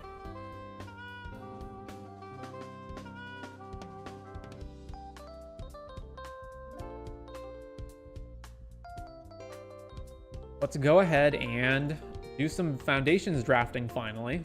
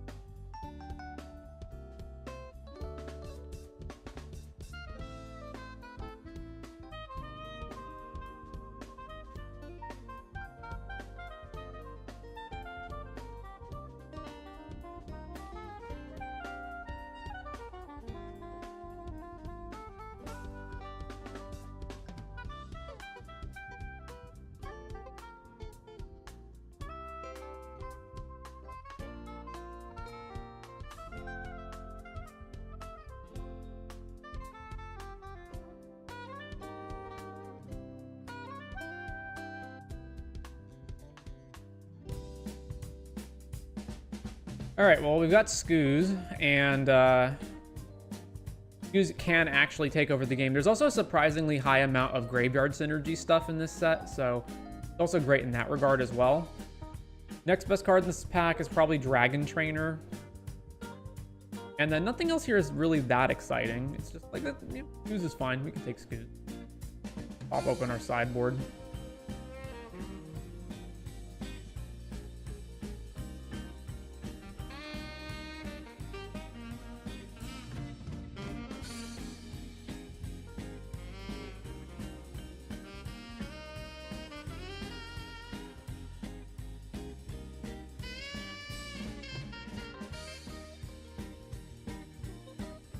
Raise the Past, which actually brings our Skoos back. I like that.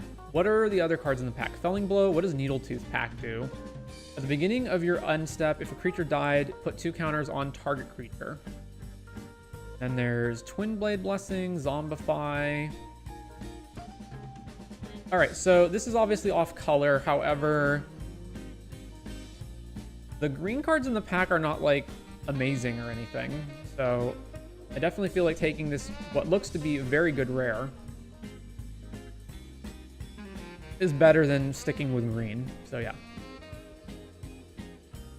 Vanguard Seraph. All right, that's fine. All right, take this.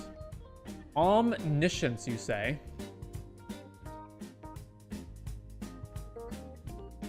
Is Omniscience worth anything? No, it's not worth anything. All right, well, if we're not taking Omniscience, then I guess I'm taking Gnarlid Colony? Or am I taking Stroke of Midnight to be able to kill anything I want?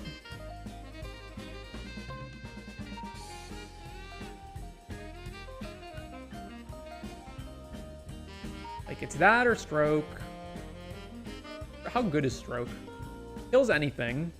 Gives them a 1/1, which is not nothing, but it's like... I feel like something like this is less replaceable than an Gnarlid Colony, even though it's a 2-drop and it comes back from Raise from the Past. So let's take Stroke of Midnight.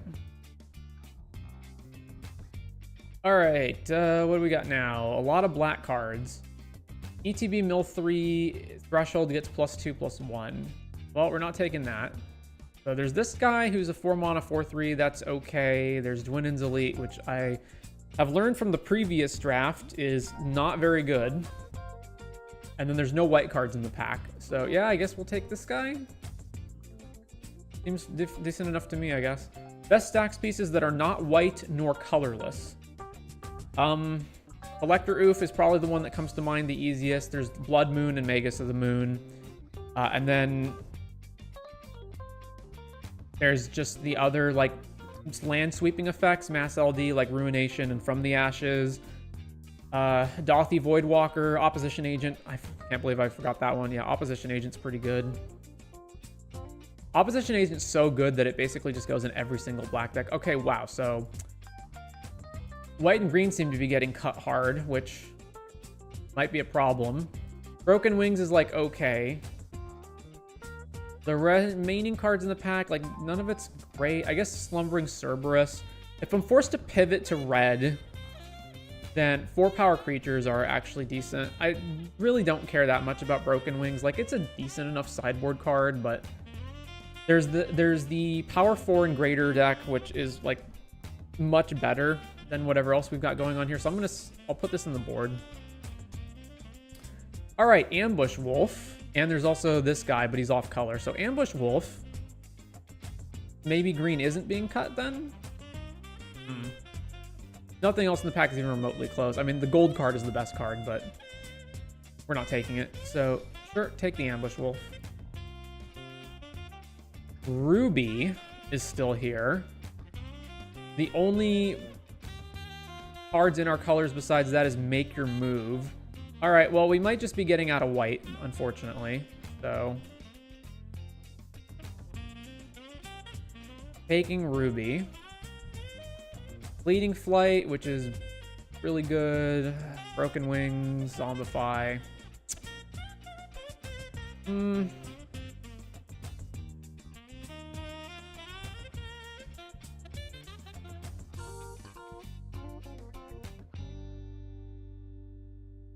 Take Broken Wings. Axe Guard, Cavalry, Cackling Prowler, or Borders. I don't particularly want another one of these dudes.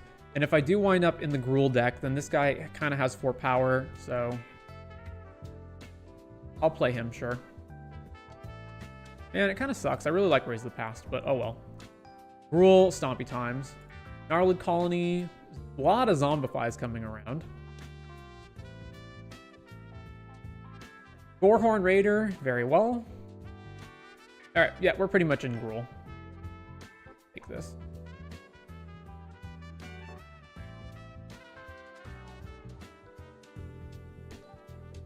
Act number 2, what you gonna be?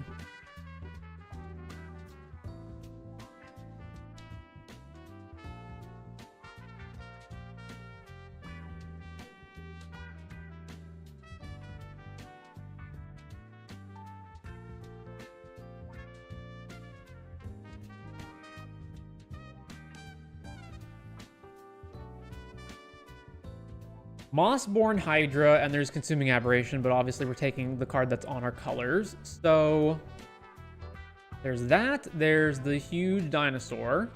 Exsanguinate. All right, very well. No reason to take anything else but Mossborn Hydra.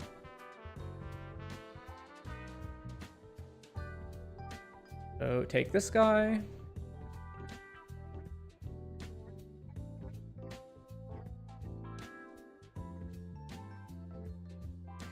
All right, so obviously we're missing Garruk's Uprising, which is like the big build around for the Power 4 Matters deck.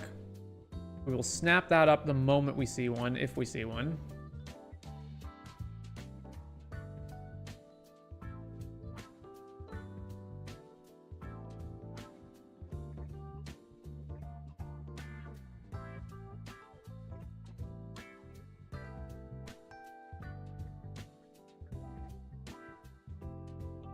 All right, 2 off-color rares and barely any green cards, and then there's the red cards. So, yeah, we're not taking these at this point, so it would just be Strongbox Raider, probably. Courageous Goblin, Cyclops, Spitfire, Lagak. Yeah, basically just Strongbox Raider, although being 2 toughness really sucks in this format when 2 like common removal spells are Stab and Burst Lightning.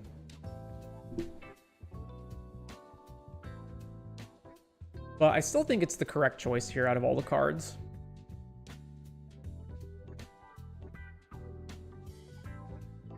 By the way, in reference to your question about non-white stacks cards, so here's the cards that I have in my stacks package by default. So these are some of the better ones to play. But yeah, you can see it's overwhelmingly white cards.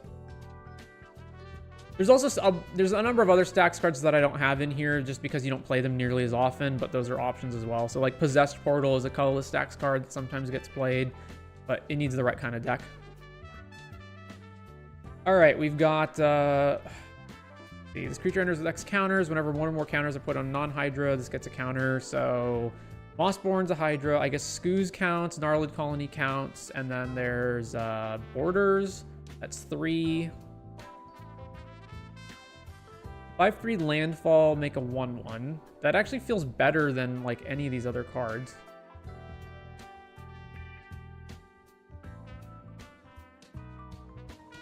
Snakeskin Veil. I guess this is nice for your removal spell fizzles and I put counters on stuff, especially good with Mossborn Hydra. I'm not sure. I'll just take the big Hydra. That's fine. Bolt Wave, which I'm not going to play. There's Shivan Dragon. And no green cards. So yeah, Shivan Dragon. Yeah, huh?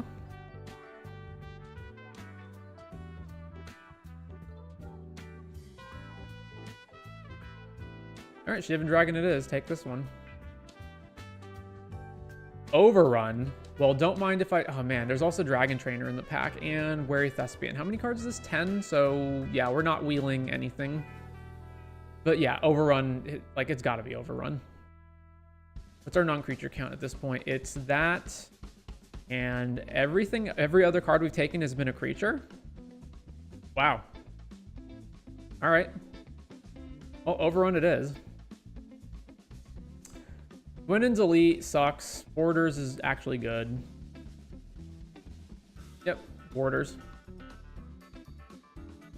Offer you can't refuse. Okay, so at this point I'll take Snakeskin Veil over Gwynen's and Spitfire.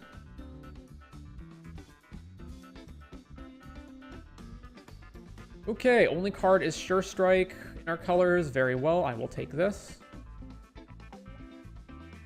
No cards in our colors at all. Well, take something. Doesn't matter. We've got 16 total playable cards right now, 13 of which are creatures. Wait, 13 are creatures? Oh, because we've got Overrun, Snakeskin, and Sure Strike. We've got defensive spell, combat trick, and beatdown card. I would like to get a little bit more 2-drops because we need to be able to have cheaper cards, and 2, be able to curve into like our borders and whatnot. All right, between these two, this is not in our deck. This is for the Izzet Spellslinger deck, so we'll take Lagak. Might not even play it, but we'll take Lagak. Wow, this guy came around, huh? All right, I'll take this guy over this 4/3. I'm not actually sure which one's better, but this seems better. It's like snowballs in a way. Barely, but kind of.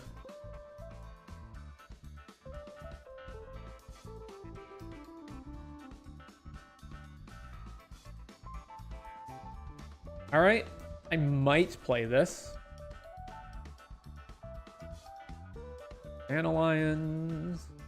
Actually, I'll just pass the Savannah Lions at this point. The reason is because there's no shot I'm going to play a Savannah Lion, so I may as well pass a card that's in another color just to, like, shore up my person that I'm passing to having that color, I guess. Ooh, Ashroot Animist. Well, it's in our colors, and, you know, it's exactly what we want. We are passing up on another Giant Dinosaur, as well as Beastkin Ranger, which is also quite good, and there are no red cards in this pack. But, you know. Take an Ashroot Animist. Preposterous Proportions, and Ruby, and Burst Lightning.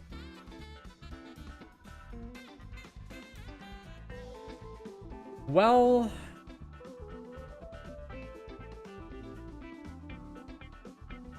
so right now we have no removal, and there's 0 shot that Burst Lightning wheels.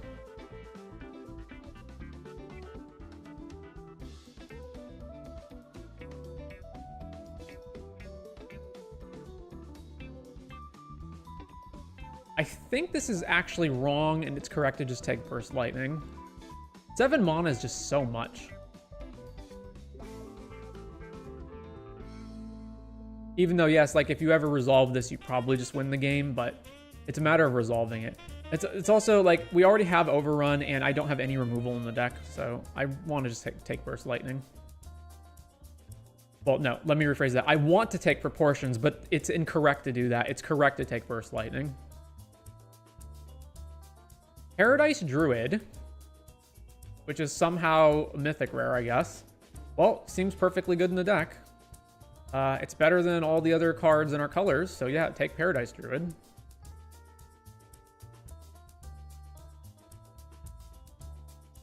Aberration, no. There's Nessian Beetle, Horn Beetle. Combat, if you control another creature with power 4, gets +1. And then there's Thespian at 2. I think this is probably better. How many creatures do we actually have that are 4 power? There's 2, sort of. Borders, Ambush Wolf, Cerberus. Mossworn Hydra can also kind of get to there. And then there's Animus, Prowler, Raider, Warhorn. Like, a lot. Okay, we'll take the Beetle. Electro Duplicate, which I don't think does anything that we want. We can copy what?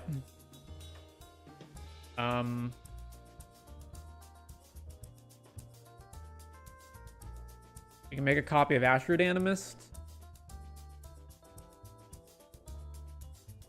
Or like some of these bigger creatures.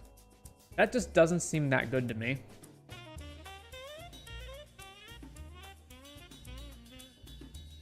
So it's that or Gnarled Colony or Incinerating Blast.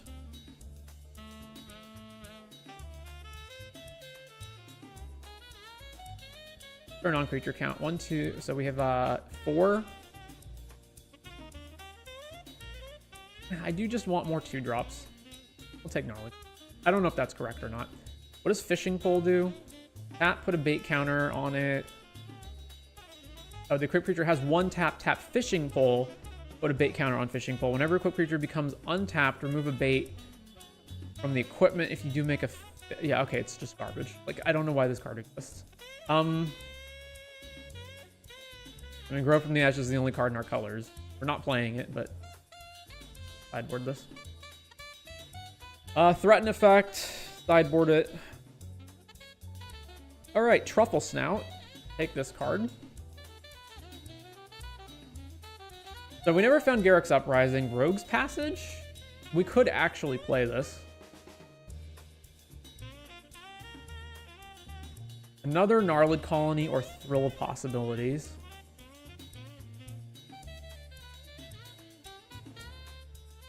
I'm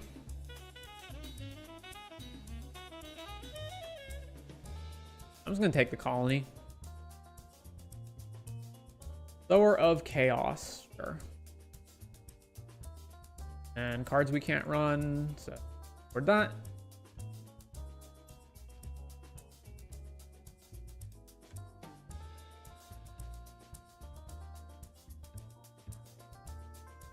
Well, so far, green-based mid-range decks are looking pretty good in this format.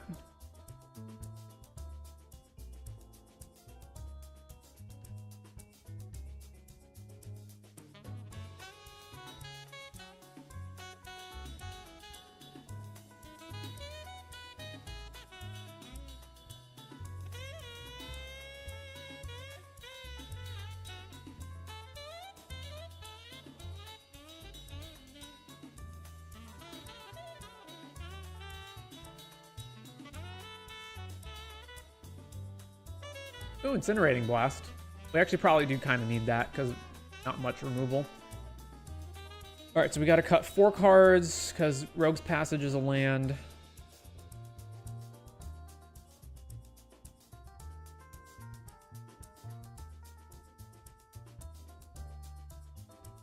All right, so group creature separate, and then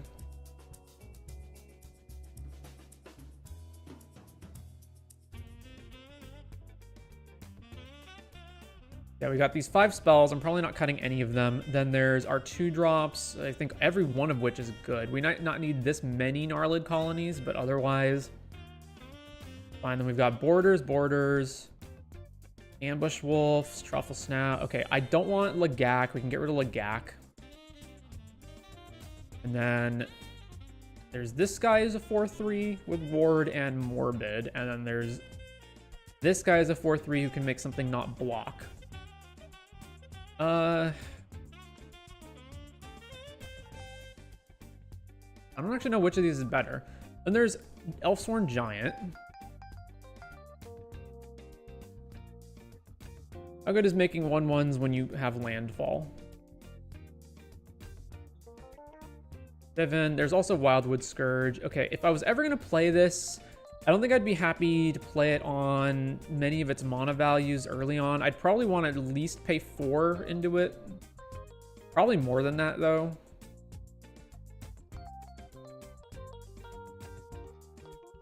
Although we've got a good number of things that make counters, right? There's Skoos, Beetle, all the Gnarled Colonies, that's 5.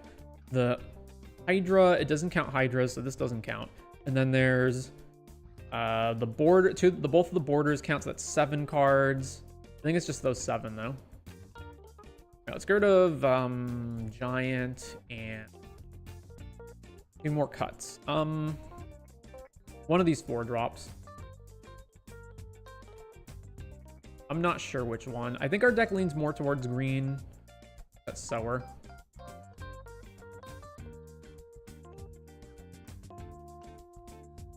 I'm not sure how good Cerberus is in here either. So normally we'd have Garruk's Uprising to draw cards off of it. But since we don't have that, our only actual kill spells are Burst and Blast. Although things will naturally trade in combat, but like, not that much. Maybe we just get rid of this one too.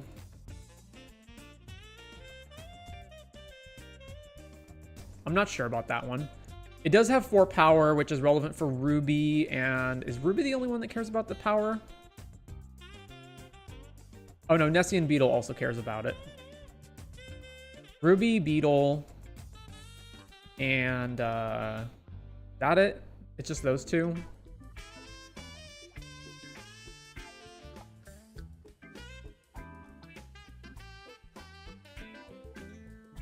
Alright, I think I'm happy with this. So, sort by color, we have more green than red by, like, actually quite a lot.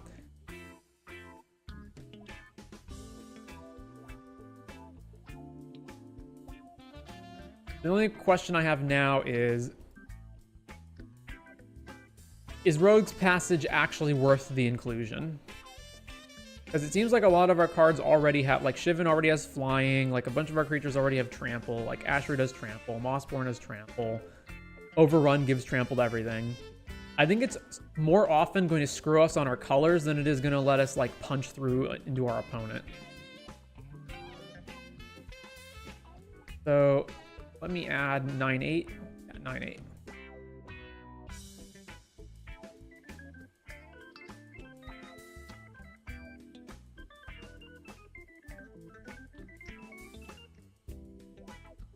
All right, looks good to me. Let's run it.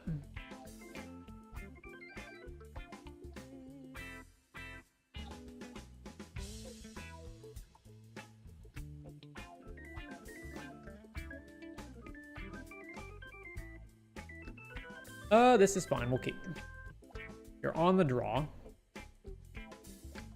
Opponent Evolving Wilds. We play a land. Go. Fetches a mountain. Plains. Plays Heartfire Immolator. Well, unfortunately, that lines up poorly for us. All right, I guess we play Paradise Druid. So we're not going to block regardless. As prowess. No blocks. Frenzied Goblin. And then back to us. Well, I could just play 2 Gnarlid Colonies, although that doesn't seem great. Attacking also seems poor here.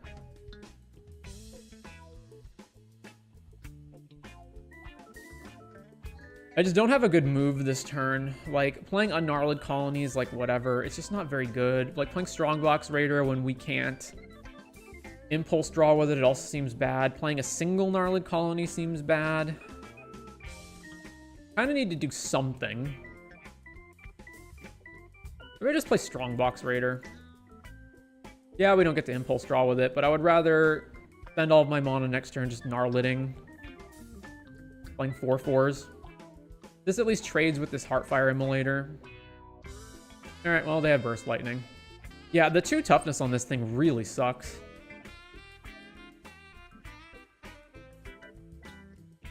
Alright, tax.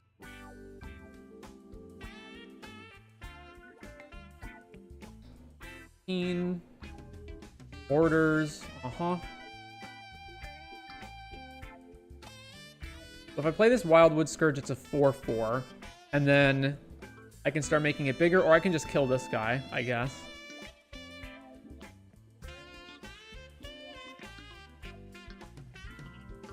Oh wait, no, playing creatures doesn't actually stem the bleed, because this just makes them not able to block. Okay, so I am actually better off just killing this and rummaging away Gnarlid Colony.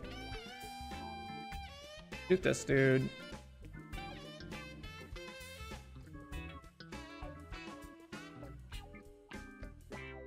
Divine Resilience, gain Indestructible. Wow, this guy just has everything, eh? Alright, at least I get to rummage. Get rid of one of these Gnarlid Colonies. Hey, Burst Lightning. That would have helped earlier. Okay, so now we're taking at least 7, if not more.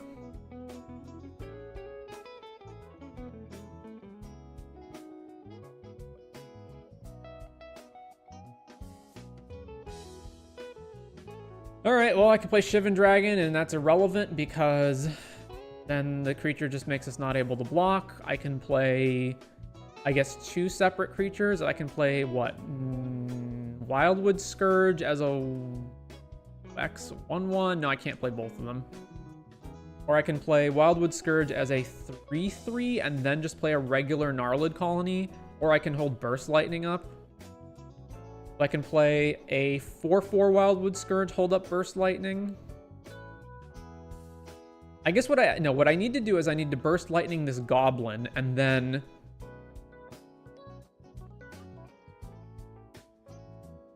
Yeah, I need to Burst Lightning the Goblin and then play a blocker.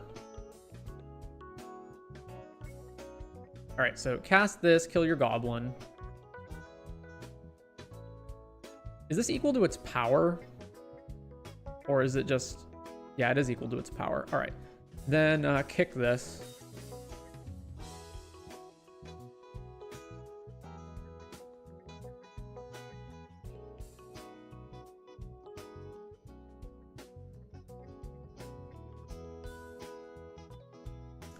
So we need to like trade with borders this turn and then play Shivan Dragon.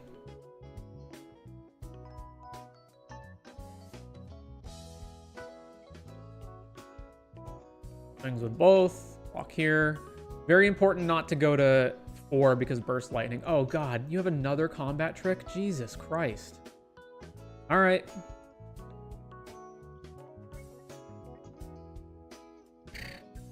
Shivan.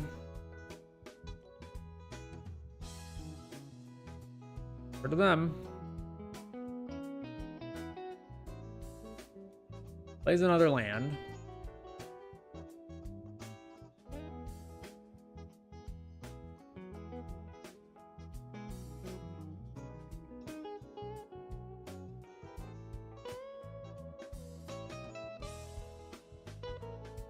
Combat, no attacks. All right, we finally stabilized. Holy crap.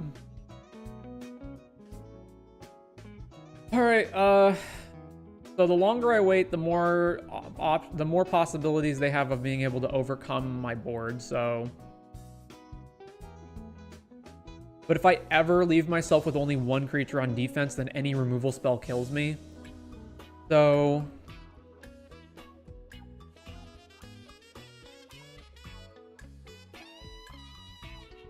5/7. I could play a 6/6 Scourge and then leave Paradise Druid to block.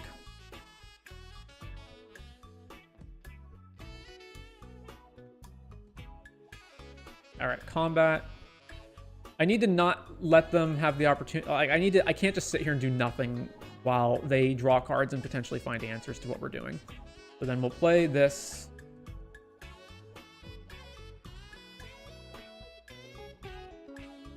Over to them.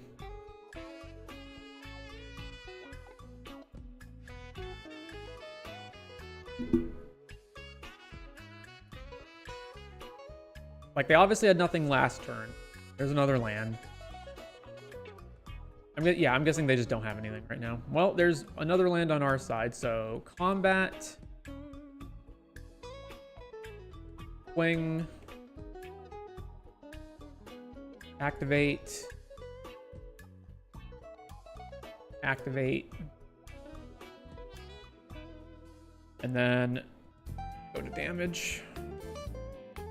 All right, so I can kill them next turn by pumping Shivan Dragon with all the red mana.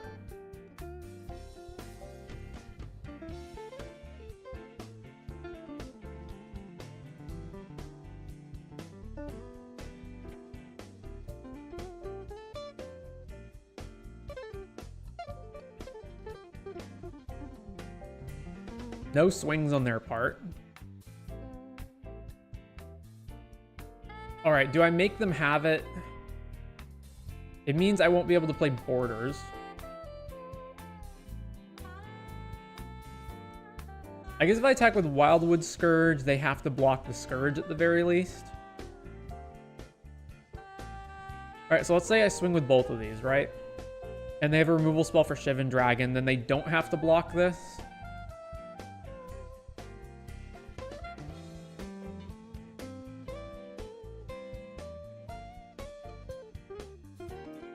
Let's make them have it. Combat.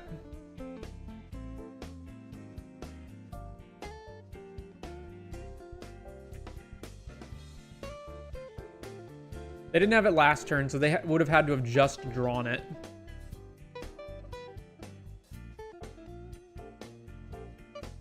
Swing.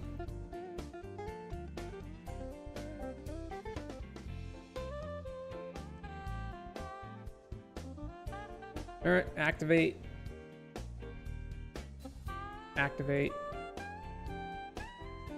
And activate.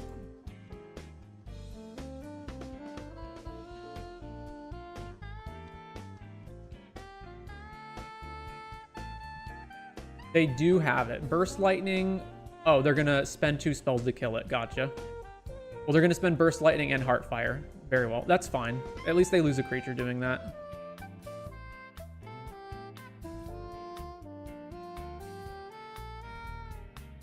All right. Well, over to them.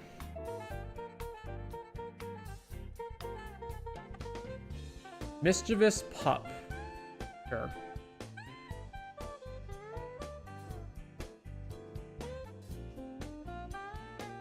Helpful Hunter, draw a card,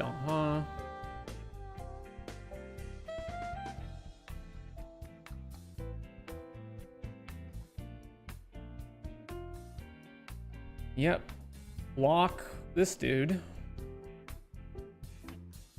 Damage, ret 2.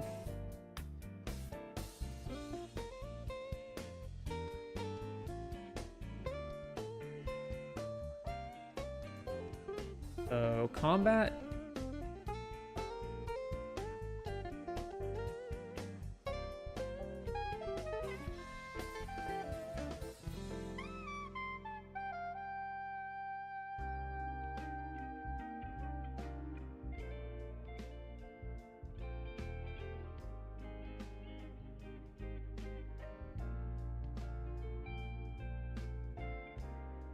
Going with the Hydra.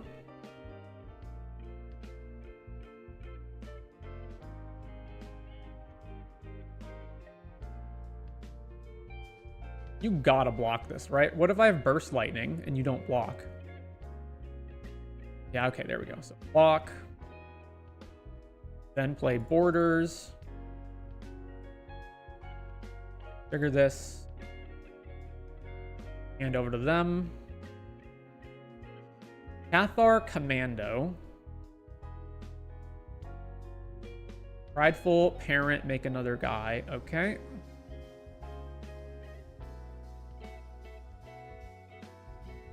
Oh, this is a nail biter. All right, well, declare blocks. We have to block both of them. So block, block.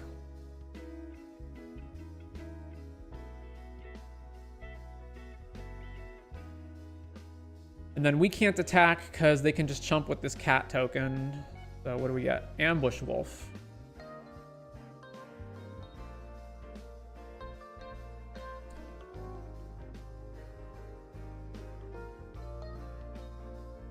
Okay,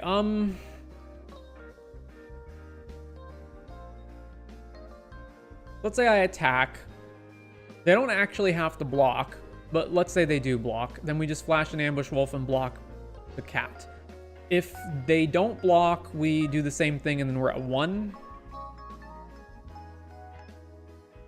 Waiting around seems bad as well, so let's attack them. Swing. Okay, they block. And then over to them. Swing. All right, play the wolf. I don't know. Does it matter what we exile? Exile Heartfire Immolator.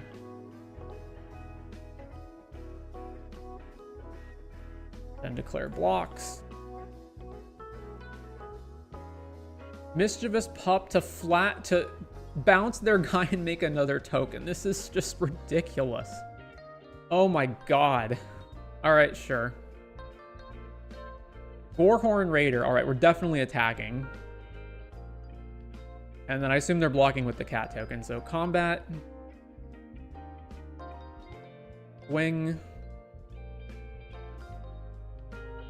Yep. Nope, not blocking. All right. Opponent goes to 1, and then we kill them.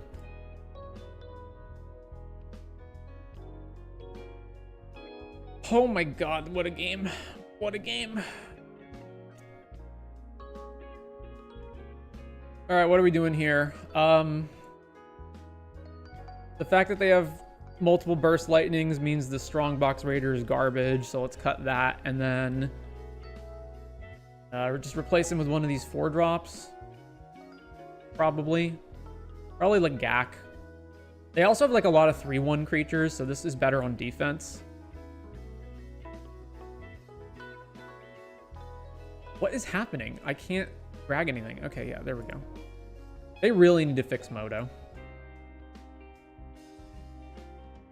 Do I have other things that are poorly, like go up poorly against their stuff? I think the rest of this is probably fine. It's just mainly, yeah, we got to switch this one out. We're definitely playing defense in this matchup, so is the giant good? Like, they do make a bunch of 1s, and then they have like multiple flash dogs, which are X1s, so this seems like decent as well. What am I cutting for that? Not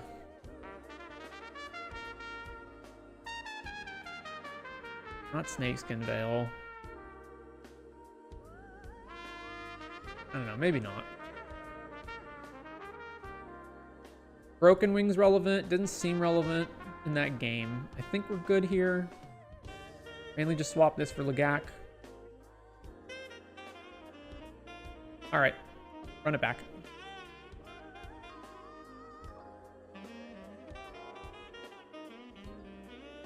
All right, seems good to me. Keep.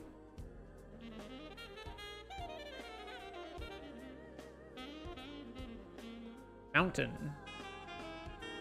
Forest, go. I'm gonna play Colony first because we want Ooze to survive until later. All right, play Colony. No Burst Lightning on our guy. Playing the cat, Arabo. Whenever it or another cat enters, create a cat. Ugh, that's so rough. I can't do anything but just play Skoos, so Skoos. Uh-huh. If they attack with a Robo, they're not going to attack with a Robo. There's no shot they attack with a Robo. Johnny's Pride Mate, Jesus Christ. Yep. So now they can just attack there, so...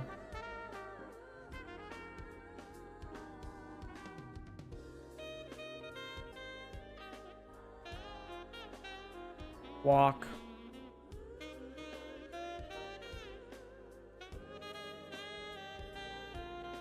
Burst Lightning are Skoos, right?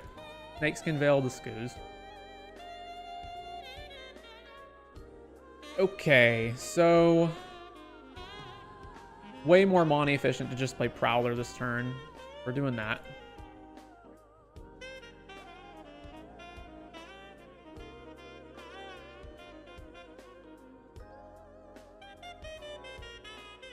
Mischievous Pup to bounce a Johnny, then play him again and make another cat token. Yep, opponent's doing some pretty good stuff here. Overrun, that's not really helping us. So I guess we're just holding up Skoos at this point.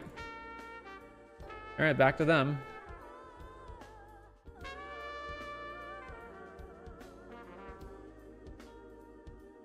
Helpful Hunter, all the triggers go off, yep. What did I say, right? Whoever gets the better rare wins?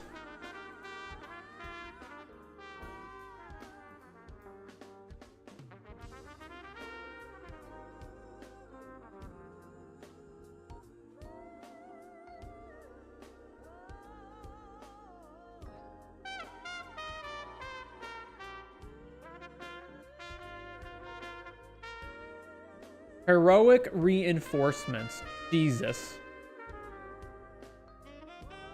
All right. Well, let's Skoos this. How big is Arabo right now? He's a 3/3. Okay, so block here, and I guess I just block the maximum damage that's hitting me. Am I just dead? 9, 13, 16. Oh, I survived by 1 because of Skoos.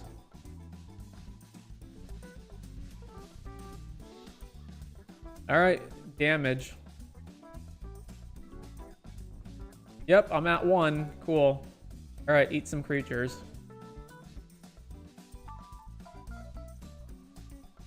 Oh boy. And that's a bunch of nothing. So every 3 creatures is lethal, so I can block this and take 5 and I'm dead. I can only gain 1 life off the Skoos. I can play Shivan Dragon and then it's block, block, and then we still die. Cool. Very cool.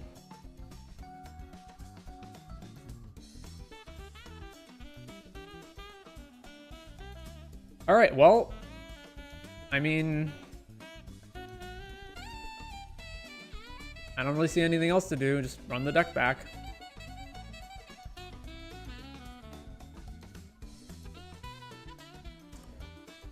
Play. Fine, keep.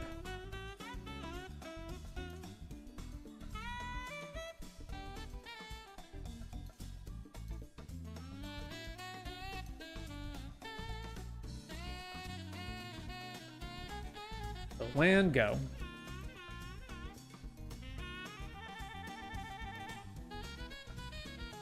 All right, play Colony.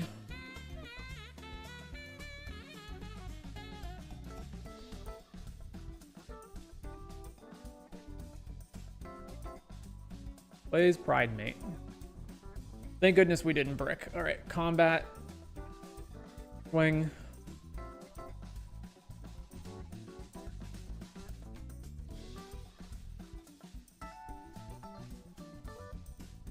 Blocks from them, play Borders.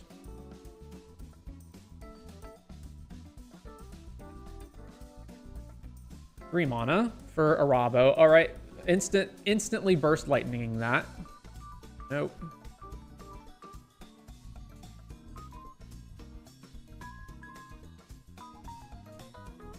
All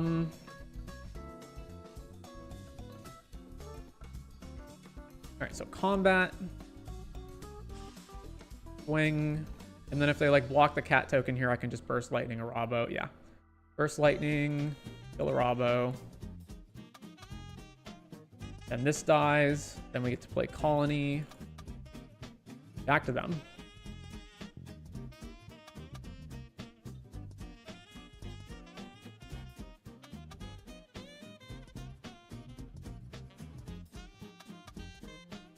No attacks. Excellent. All right. Combat. Keep swinging in. Obviously, they can have combat tricks, but, you know, whatever. Mischievous Pup. Sure. Not picking anything up. I assume they're just going to trade here, take some damage. Deed. So then we'll just pass to them and then Ambush Wolf eat a Arabo out of their graveyard. Actually, do we need to do that? What gets creatures back from their yard? I'm not actually sure. Because technically I don't want to remove stuff from their yard in case Skoos, like in case I get Skoos later. All right, Ambush Wolf. I'll just eat this Evolving Wilds. I don't know. I'm not familiar with all the graveyard stuff in the set yet. All right, combat. Swing. Resolute Reinforcements, sure. So double blocking the wolf, that's fine. Then we play this dude, and since creatures died, he will get a counter.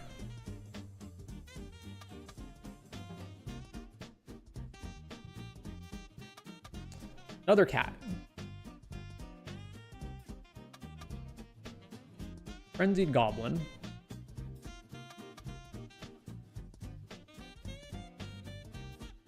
Combat. Swing.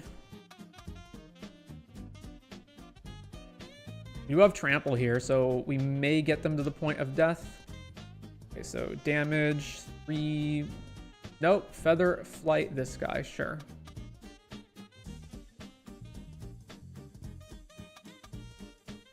So we still trample for 1 at the very least. Prevent all combat damage. Do I want to kill this dude? Or do I just want to put them to 2? We've already used our burst lightning. I think I just kill it. Play this guy, just shoot the goblin, and back to them. And now we've got a removal spell to kill like whatever they play to block with. Another cat. Wow, they have 3 cats. Orders, yep. Okay, blast this guy.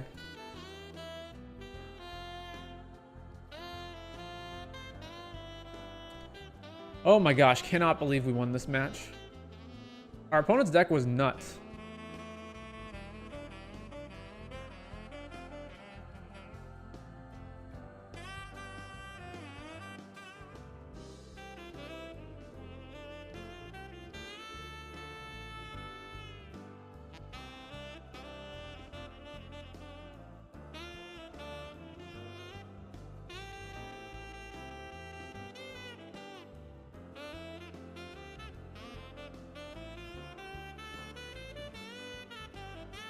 All right, match 2 on the play. Looks good to me. Keep.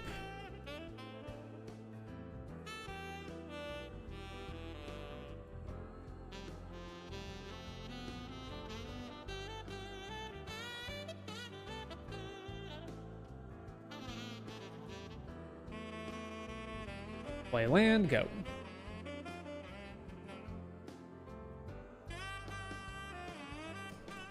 That is a lot of 2-drops. I guess we play the beetle first, question mark?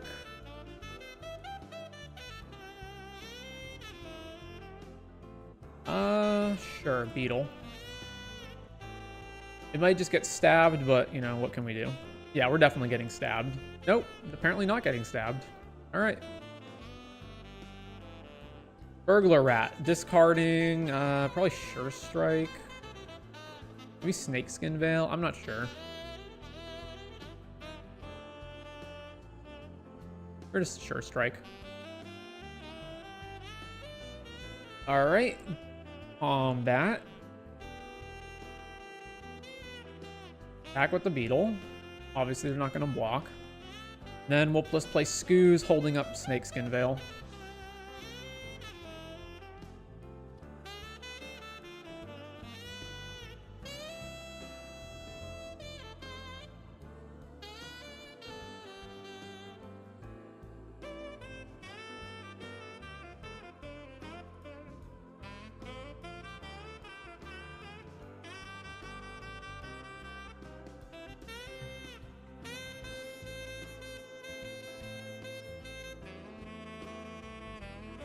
Eaten alive. Haha! Snakeskin Veil. You fell right into my trap.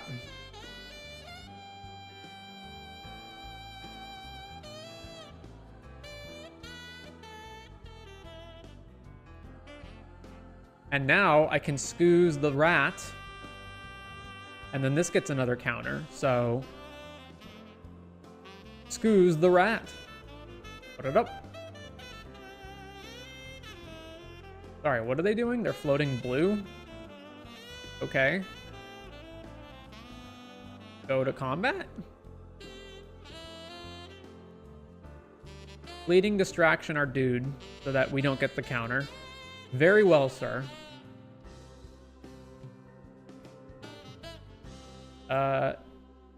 Gnarled Colony.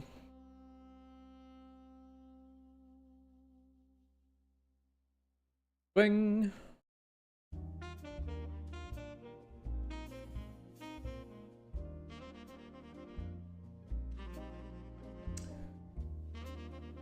Rhinehorn Cutthroat. But they're playing it now? Oh, because they're going to eat in a while. Okay, yeah, sure.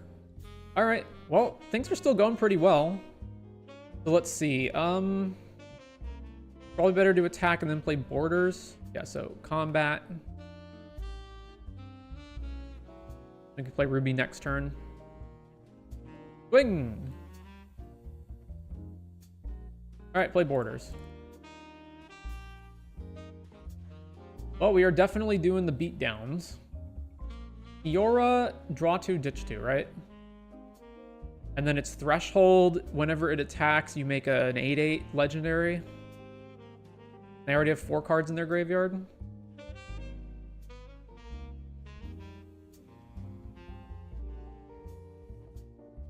Uh-huh. Ditches 2 lands. Well, then. If I play Ruby, I mean, Ruby's the only logical play here, right? Like, really, it is. So play Ruby.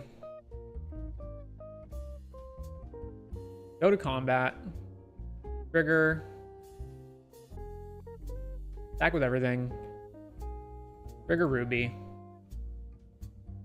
And now they have to block something. All right, we got it.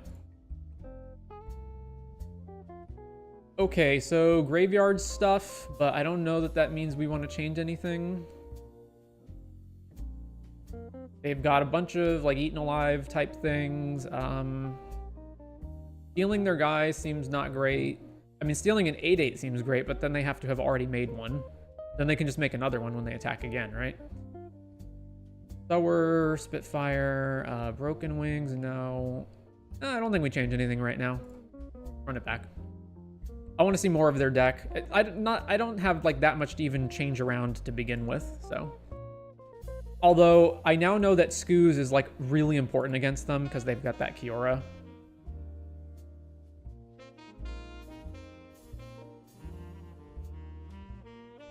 Oh, there's Skoos.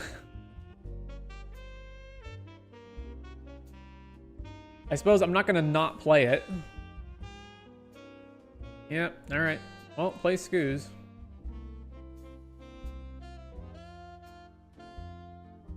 Brian Horn Cutthroat, sure.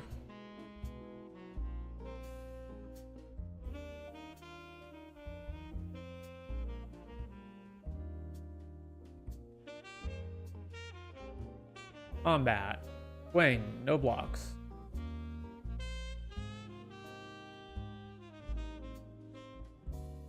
Redwing Scavenger. Okay, whenever it ETBs or attacks, loot.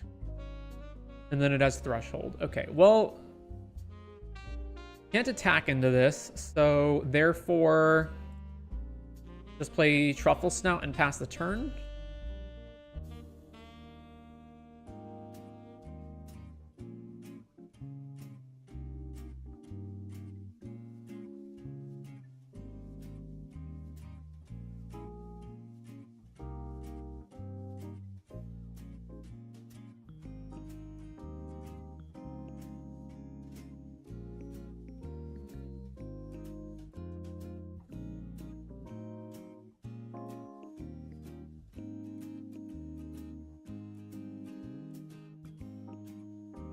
Swinging with the flyer. All right, loot ability.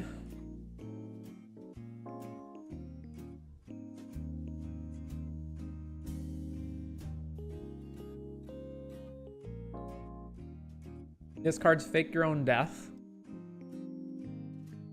Can't block their flyer.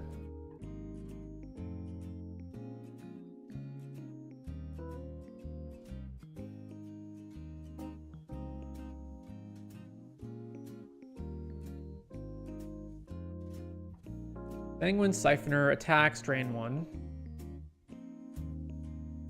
Eaten alive, killed the Skoos, sure. Well, go to combat. Swing. Will they trade? Probably. Yeah, alright. So damage, make a food. Then we'll play this guy, because then he gets the Morbid trigger. So 5/4, back to them.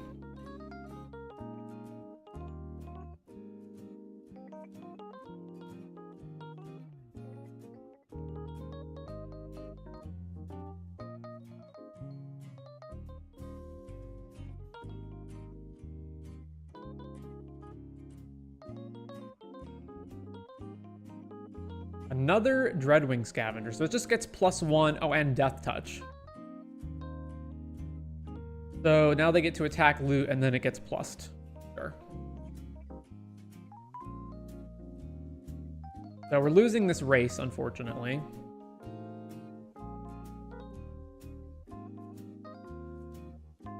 Alright, well, if they really want to block with this, then they are entitled to block with this. Combat.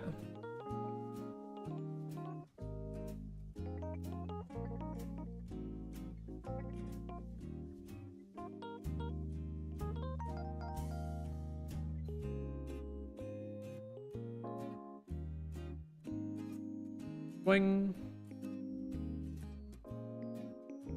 We have death in 3 hits from their flyers if they don't block, so... I mean, we do have a superior attack in terms of, like, the actual damage output that we're doing if they don't block. Alright, they are blocking. Alright, trade, and then play this guy. Also, I do have a food token, so I can potentially lopside the damage race.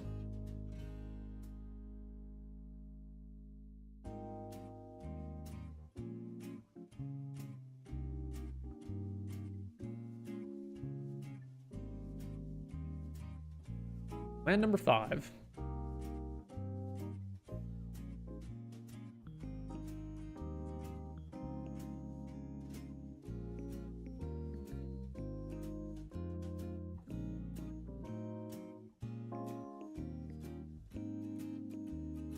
Swing, loot. Swing a land.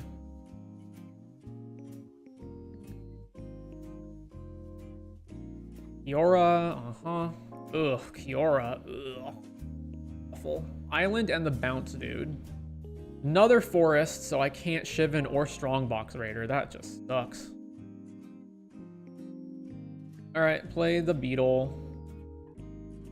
The thing is untapped as well, right? Yikes. Combat.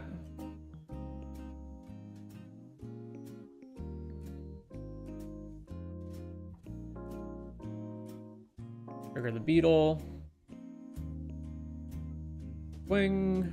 Trigger.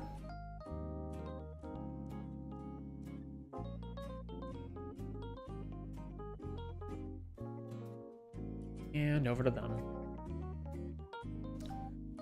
8/8 octopus. Ugh. And I also kind of have to trade with Kiora, don't I? Am I even trading with Kiora? So I'm going to take...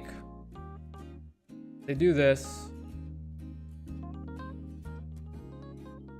Cards, a land, and then they make an 8/8. How do I even win at this point?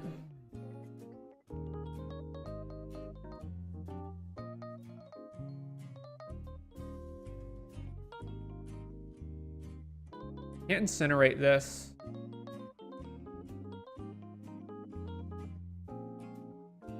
I've got nothing that kills this, so... Well, actually, that's not true. I have Sure Strike. I could Sure Strike it when it attacks. Or one of my guys. If my guy was big enough, which it isn't. So if I don't block, this becomes 4 power, and then I attack with both creatures. This becomes an 8/8, and then they put the octopus on this guy. If I take this, then I'm going to... 4, and then I'm dead in 2 hits from this thing. If I don't take this, then I'm trading my Horn Beetle. It just doesn't seem great to block. Alright, sure, no blocks. Alright, we're at 4.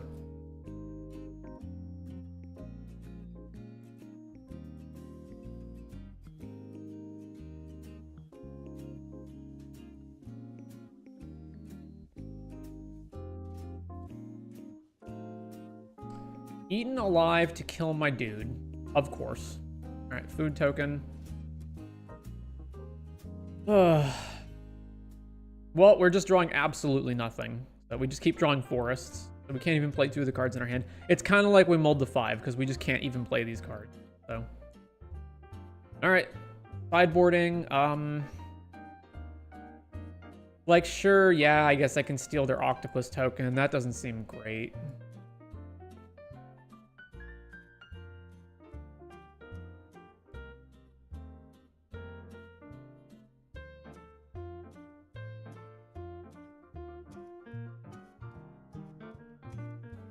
Also, Broken Wings to kill their flyers after they've already looted.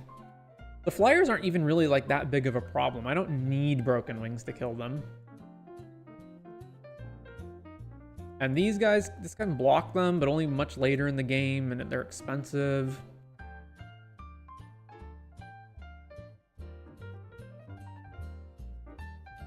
Maybe Sower of Chaos instead of the Ward dude.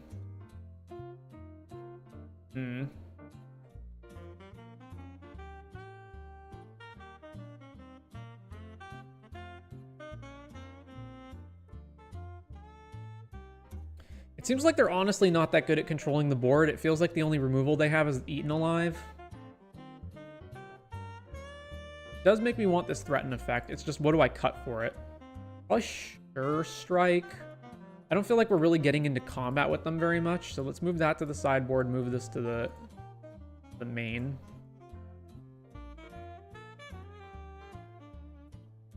And then I have to absolutely prioritize Skoos as a thing to keep around.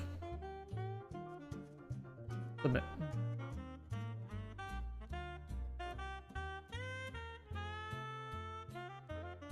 On the play. Okay, we have Paradise Druid to fix the red mana. Sure, keep.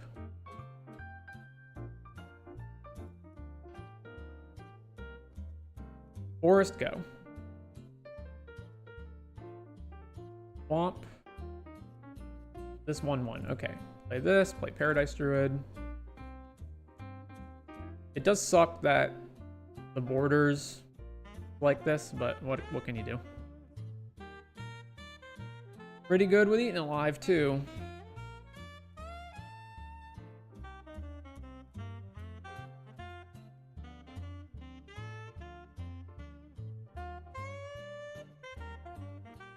Combat, swing, no blocks, obviously.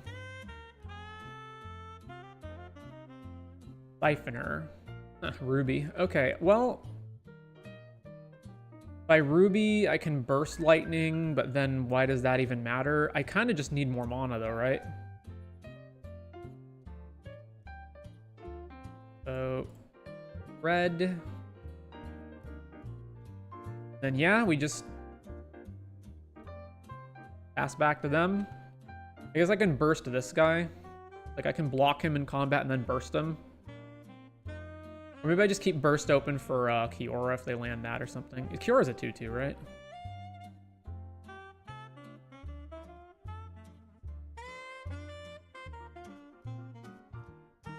Yep, swinging with this dude. Block.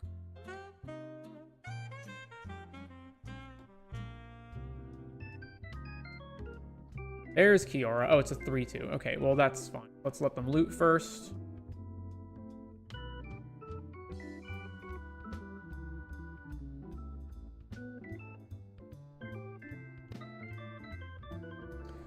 Discarded Burglar Rat, Fleeting Distraction. All right, kill Kiora. Land.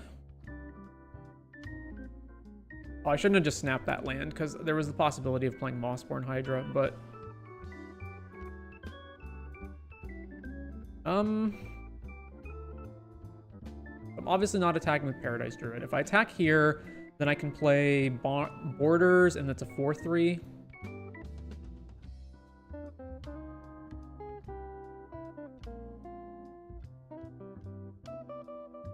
Or I just flash an Ambush Wolf. Or I just play Ambush Wolf now and attack, and then I get pumped. That seems decent.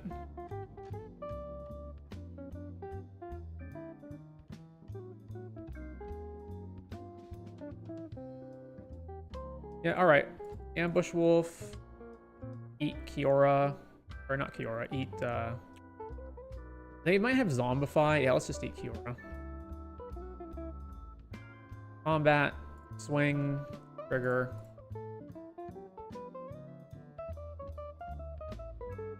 Jump. Make a 1/1.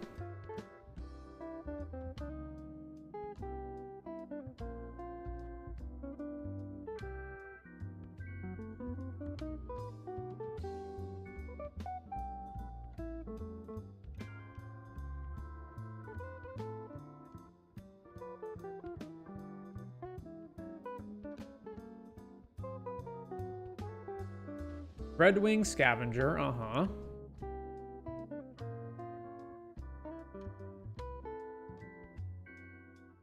Cards a land.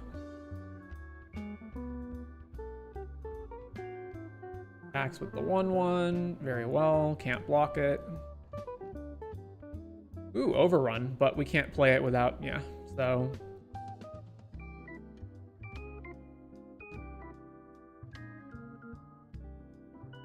Combat, swing with just the wolf. So we can play Gorehorn post-combat. You're not doing anything here, and then we go Gorehorn. And then we can kill their flyer. Shoot your flyer.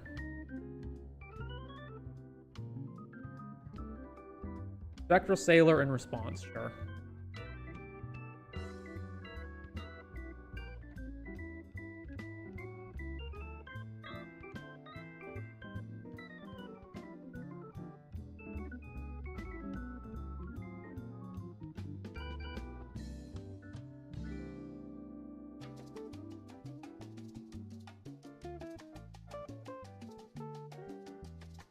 Land.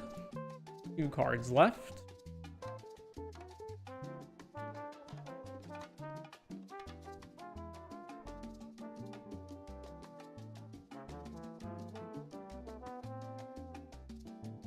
Although they do have the Sailor to draw more, but we have a better board than them, so they can't just dick around doing that.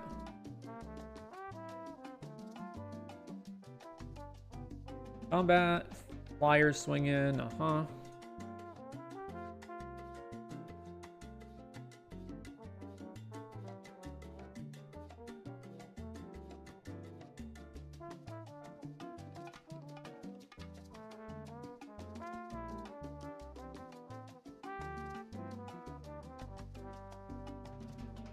Bounty Shark to bounce, what? One of our mana creatures, probably?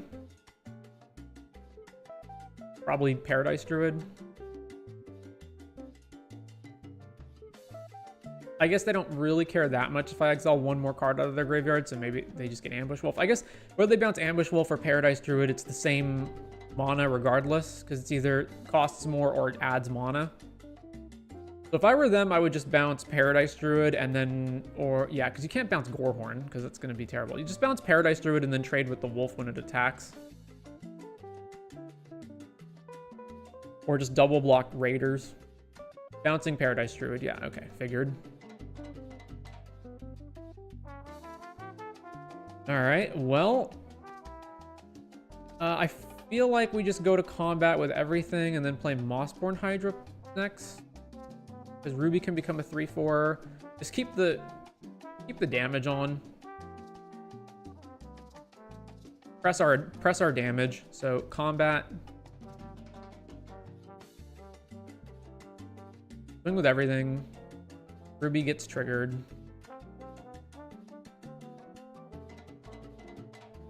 So they're gonna double block Gorehorn? No. They're gonna double block Ruby.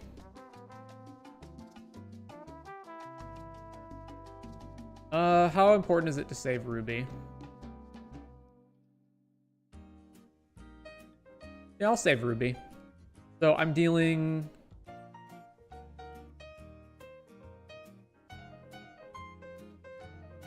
I get 5 toughness and I kill one of their guys. Yeah, okay, so Snakeskin Veil. And damage. Kill the shark.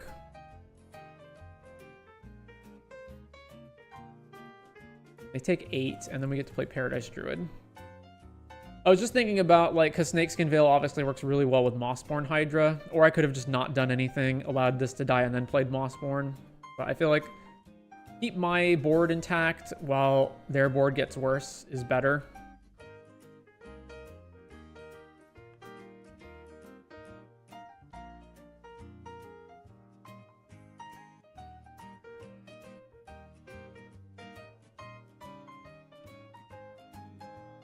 No attacks. All right. At this point, let's cast Overrun. So, Overrun.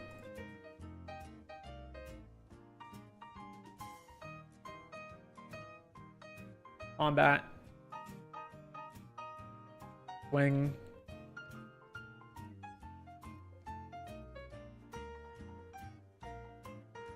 All right, we got it. They might have had, like, I was thinking they might have had Aetherize, but they did not. So 2-0, on to the last match.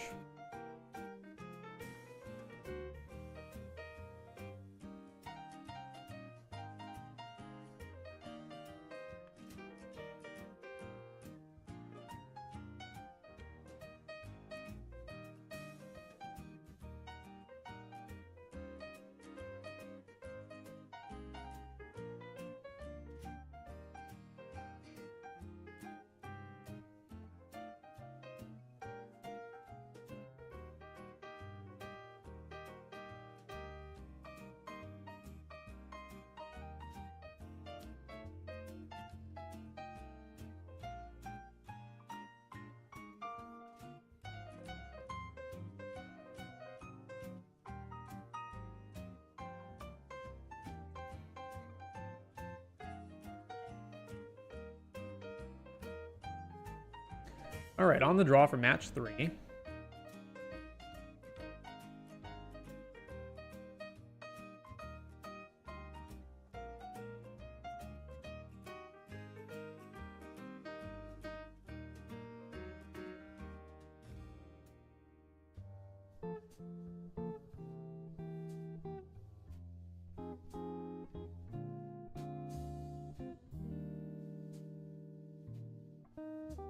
Looks good to me. Keep.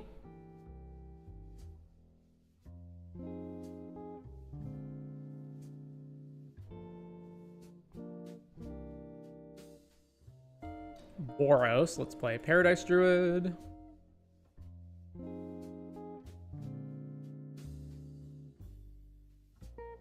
Three mana for Prideful Parent, sure.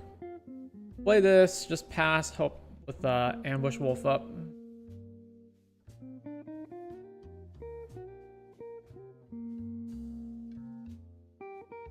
Swing. Alright, Ambush Wolf.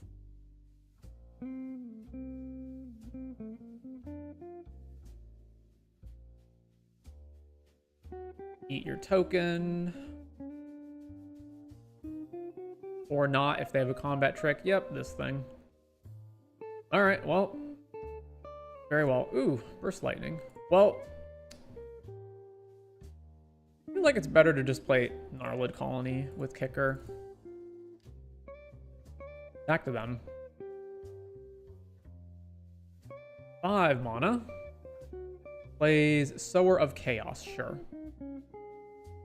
Oh, I'm definitely playing Shivan Dragon this turn, so combat, wing. If they want to block, that's fine. No blocks. Shivan Dragon. So how much is Overrun next turn?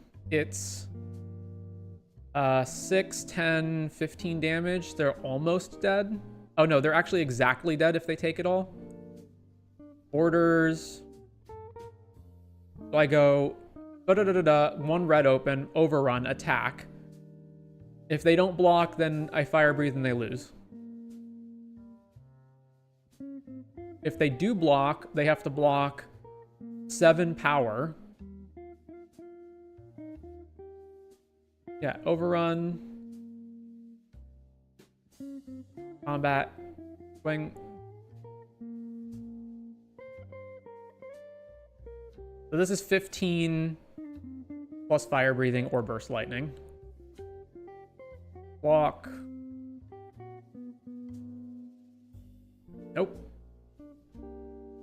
You definitely have to block.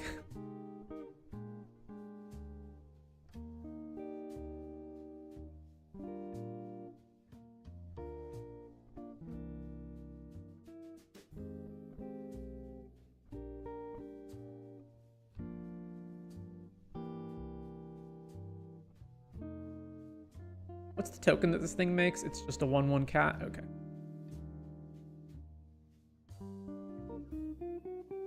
So they're gonna take... If they just block here, then they're taking...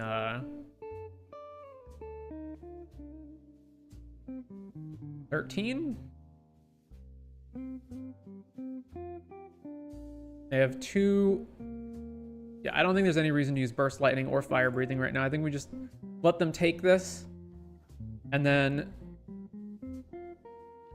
because there's a potential you, like, somehow die on the backswing, so I just use Burst Lightning on their guys or something. Yeah, alright, let's just burst... yeah, you know what? Nah, that's fine. Whatever. I'll just have Burst Lightning up to kill an overrun effect or, you know, yeah, heroic reinforcements. Sure. So let's burst. How much is this going to be? It's going to be 4, 7. Okay, so it's 1, 2, 4, 6, 9, 12, 13. Is this actually lethal? So kill this guy, I guess.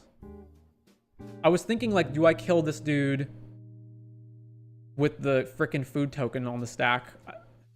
If I die because I didn't do that, then, man, I'm gonna be annoyed. How much is this? Oh my god, did we lose by 1 or 2? Yeah, if I just burst it with the food trigger on the stack, I wouldn't have lost there. Well, that's my fault.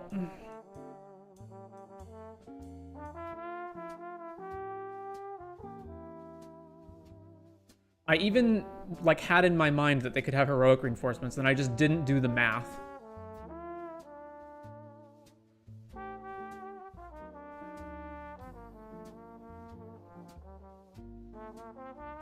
All right, come back. Keep this.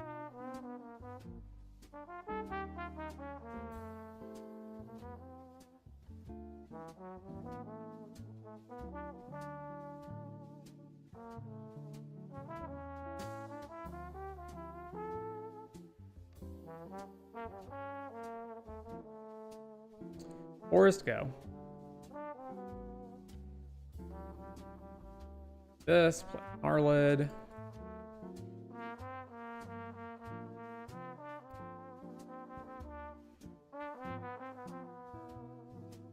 Plays the dog, sure.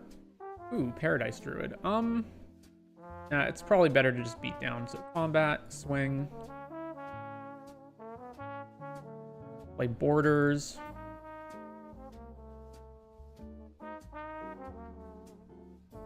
Dog swings, no blocks.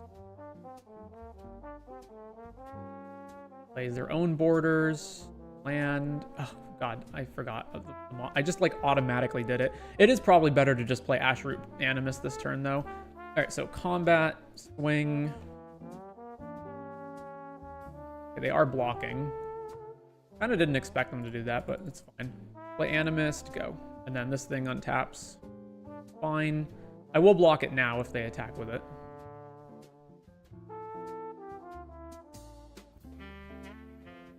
Actually, will I? Because then they can just combat trick, kill my guy, and untap. Yeah, you know what? I'm not going to block them. That's fine.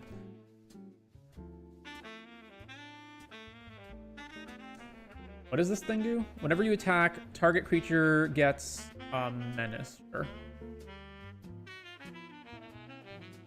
Combat, swing, Ashroot triggers.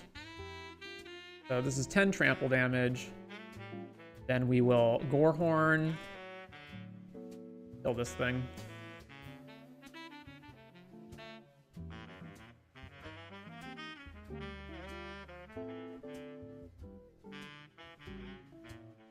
Incinerate on our guy, sure.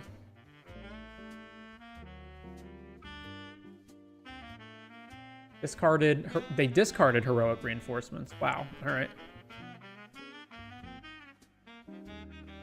All right. Combat. Swing here. And we'll go Hydra. Land. Trigger this. Play Paradise Druid. Go.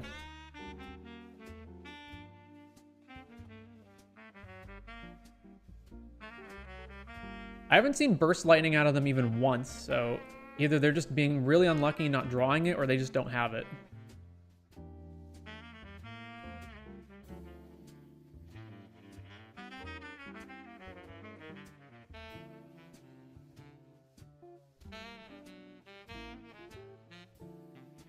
All right, trigger, double the counters here. combat. If I swing with everything, they get 2. So they crack the food, get a blocker. They're at 6. Then they block here.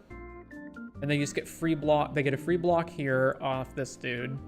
Block this, and they take 4, 6, unless they block everything. If I attack with everything, so, okay, how would I block if I were them? So I would put Berserker here to block this for free, and then one guy here, and then chump this, right? And then they're going to be left with just Battlesong Berserker in play, and I lose 2 of my creatures, and I retain Hydra Gorehorn. That seems like a decent trade. Swing out everything. Yeah, so life. Wait, why did they not get the thing? Oh, during each of your turns. It's not any turn. It's only during your turn. What a weird restriction. I guess it's so that you can't like instant speed gain life to gain multiple tokens per turn cycle. Yep. So I screwed up, they screwed up. Let's play a third match and see who screws up.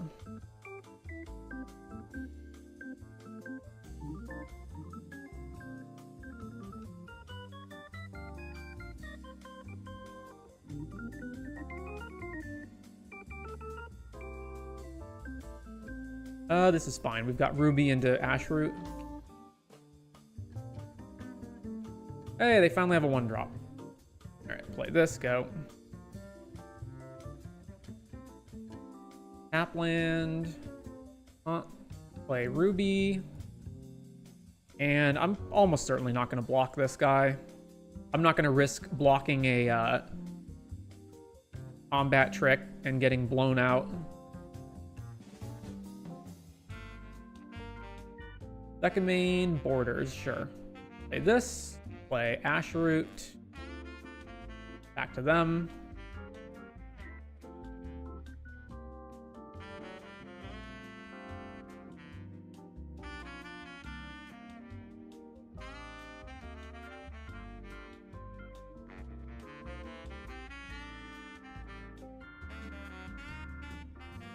Lumbering Cerberus.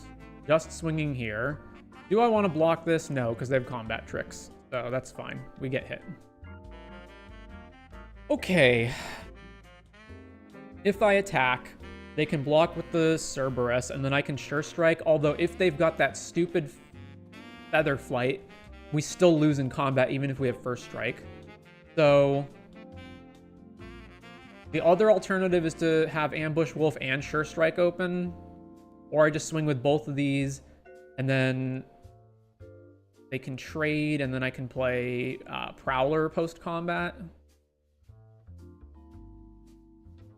Or I just attack with Ashroot, and then I can play Gorehorn post-combat. A lot of options here.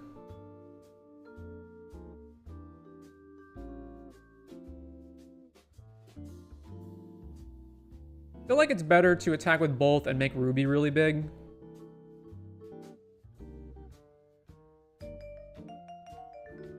feel like they'll probably just block with the Cerberus. And if they've got Feather Flight, the problem is if they just have Feather Flight, it gets so bad in combat. All right, whatever. Combat. Swing, swing. Triggers. This. Ruby gets really, really big. All right, yeah, sure. Damage. Now they do have Feather Flight. Yeah, okay, sure. Oh, and it gets a counter, so Gorehorn can't even kill it. Fuck's sake with this card. Damage.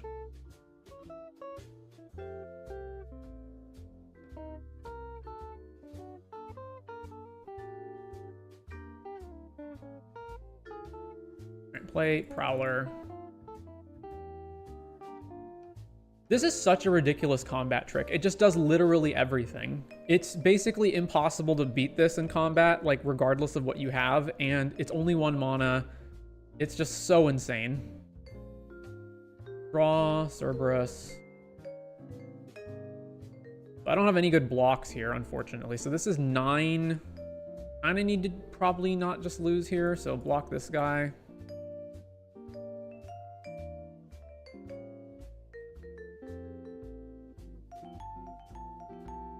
Alright, we're at 9. Incinerating Blast, you say?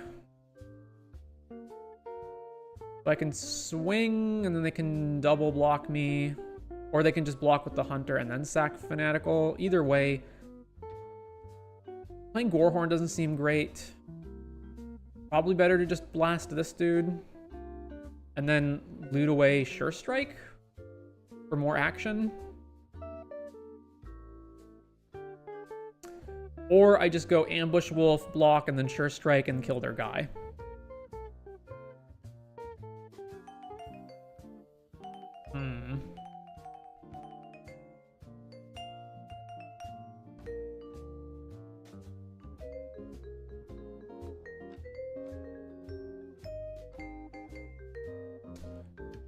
Yeah, let's just do everything at instant speed. They're definitely going to attack me, so...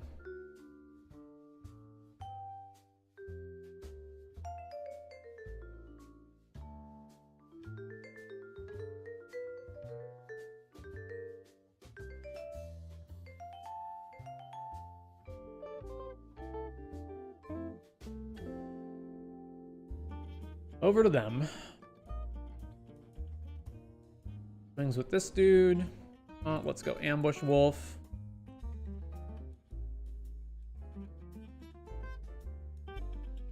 Exile, I don't know this thing.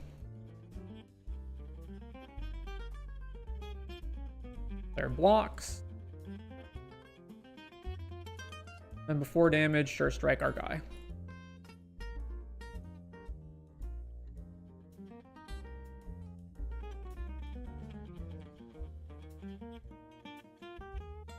Alright, their dude's dead, so no combat tricks on their side. Gorehorn, and then they kill the wolf. Yeah, okay. Well, shoot you back. I'm not gonna rummage anything. Yeah, I'm not gonna rummage anything. And back to them.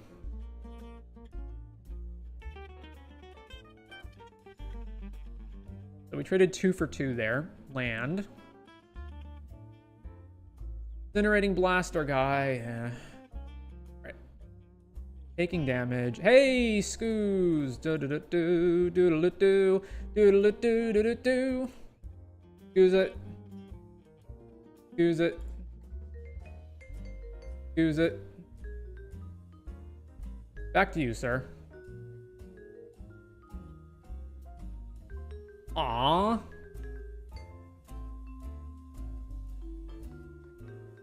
Gotta keep that in mind. Alright, I was doing it immediately because I was like, well, I want to get out of Burst Lightning range, but apparently that was the incorrect move. Alright, kicker. Alright, they're in top deck mode at the very least. No attacks. Excellent. Alright, I will now attack you. Swing. No blocks. Play Gorehorn. Kill this dude.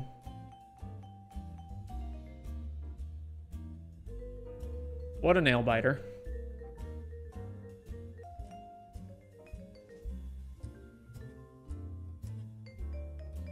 Burst Lightning our guy. Swing. Or one off being able to overrun them.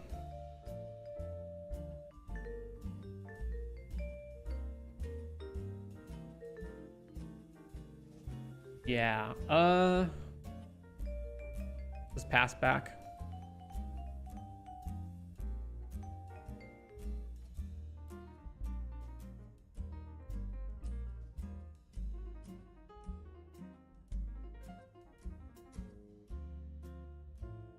Vanishing Light, come on. Come on. All right, I kind of have to trade now.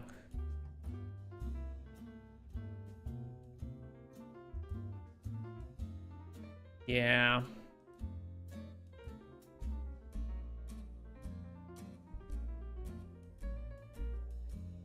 And we're fucked. Cool. All right. Cannot believe we're losing this. We're at 1. Fan Alliance, and we've flooded. All right. Man, so if I just had Burst Lightning correctly in that first game, we would have gone 3-0. Oh well.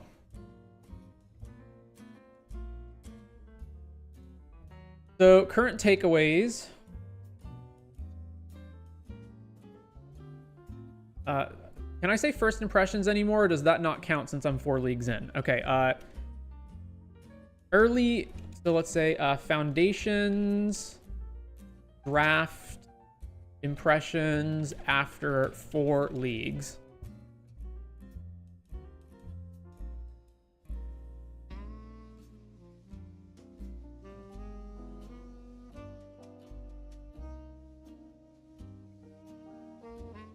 Don't take fun cards.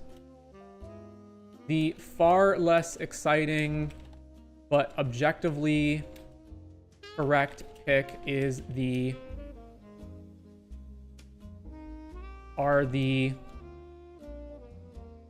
boilerplate uncommons. So no Genesis Wave and other shenanigans for you. Point number 2. Various rares are fucking stupid, and matches are decided entirely off the back of who drafted better rares and who drew them first in the game.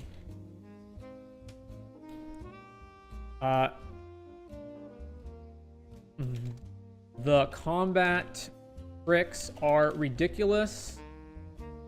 Seriously, fuck Featherflight.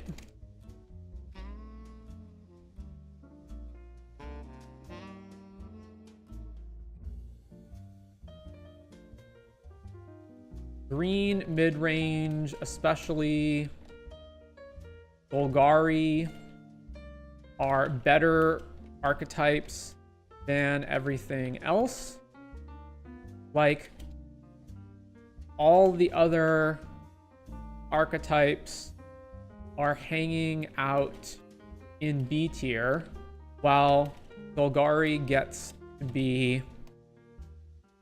Well, Golgari gets to Kool-Aid Man burst onto the scene in S-Class Platinum exclusive membership club deluxe tier.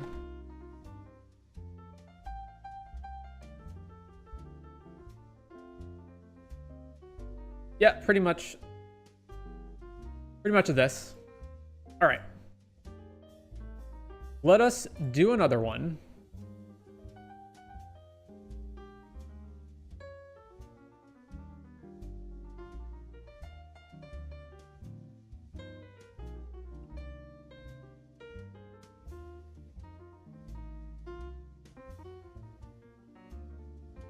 I'm of the opinion that combat tricks that reliably make it so that your creature survives and the opposing creature dies in combat should not be 1 mana. They're just way too easy to hold up, and it's such a blowout.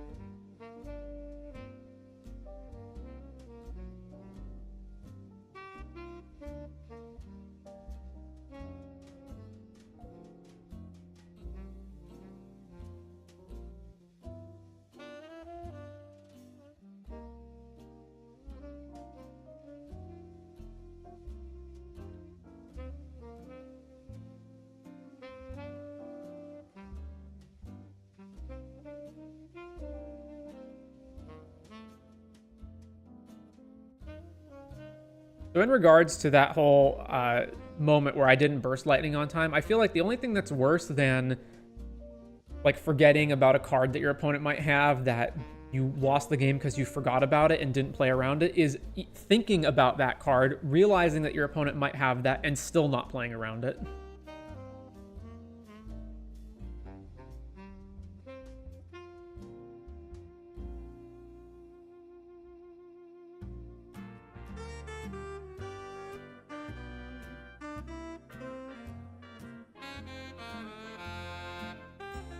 All right, well, we got Kiora immediately. What is happening right now to the UI?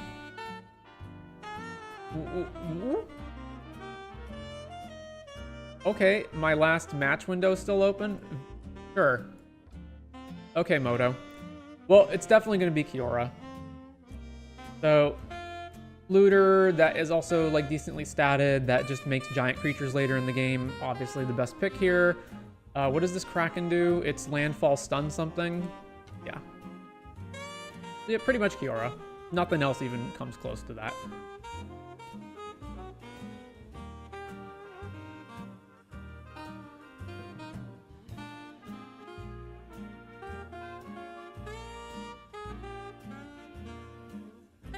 Moto's just been full of problems. Like, I don't know, is this recent in regards to like foundations being released, or you know, because I haven't logged on since finishing up Duskmourn drafts months ago, or is this like, has this been an ongoing problem for a while?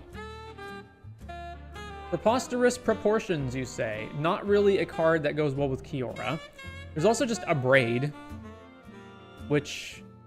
So, Kiora wanting to loot makes me think that I want to be in either Izzet or Dimir. Also, Preposterous Proportions is just honestly not that good. And then there's like the big green dinosaur, and then there's another big green elephant creature. And there's this angel. I feel like a Braid's just the best pick here.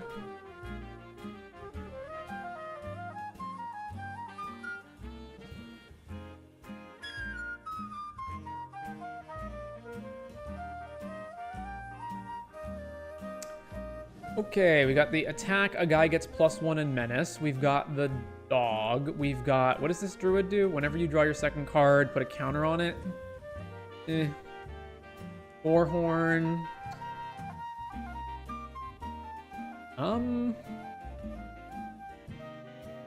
Create a tapped rat for each creature in your graveyard.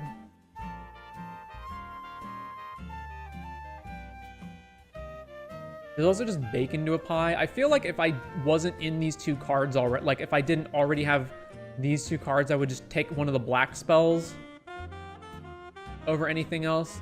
Also, Revenge of the Rat seems like it would go well with Kiora, because then you can loot away creatures, and or just like over the course of the game, you'll eventually get this going, and it has flashback.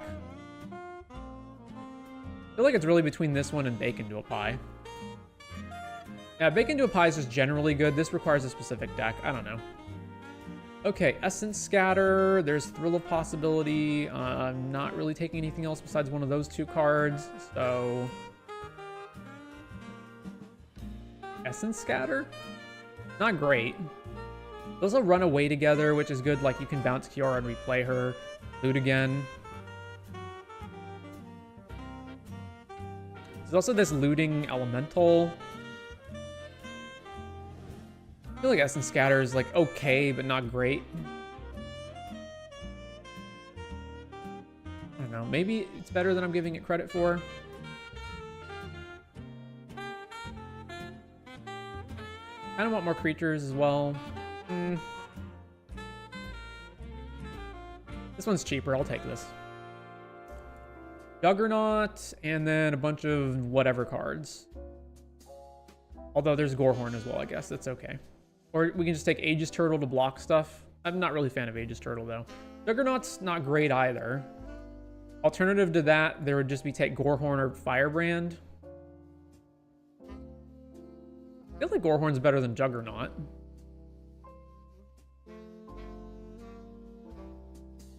Although this is 1 mana cheaper. Also, I don't know for sure that I'm going to be in red. I might switch to black, so I guess this is the safer pick. Alright, we'll take Juggernaut. Hidetsugu's second right, you say? Well, I doubt that one, but we can take, let's see, there's this guy. Okay, 2/1 flyer. Oh no, he's not a flyer. He's prowess and flash. Or this bird.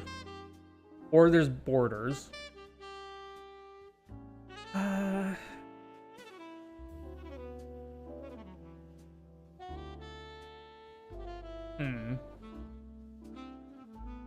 Having flash is good in the sense that you can hold up essence scatter and then you can play multiple different things. The lookout is like a looter's good. I don't know. I'll take the looter. Heroic reinforcements is this late in the pack, or like this late in the draft. That means this is wide open. Nobody's drafting Boros. So that would mean switching colors. If I don't take this, then the card I'm taking is the Cerberus, which is just, oh, it's just fine. It's like it's not amazing. It's fine. The fact that this is so late, I feel, is a really big indication. But I don't know. That means abandoning 3 other picks or like multiple other picks. It means also abandoning Kiora. I'll just take the Cerberus.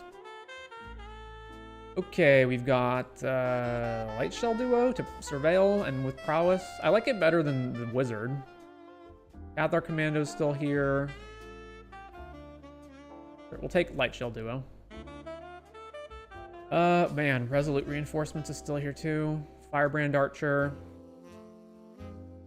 Evolving Wilds can help me get more stuff in the graveyard for Kiora.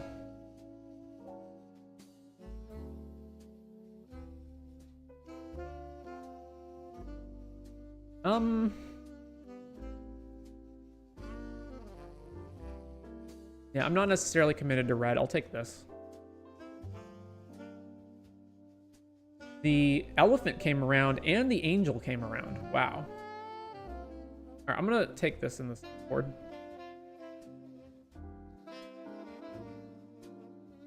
Bunch of red card. I knew another Cerberus. And there's Gorehorn. I'll just take another Cerberus.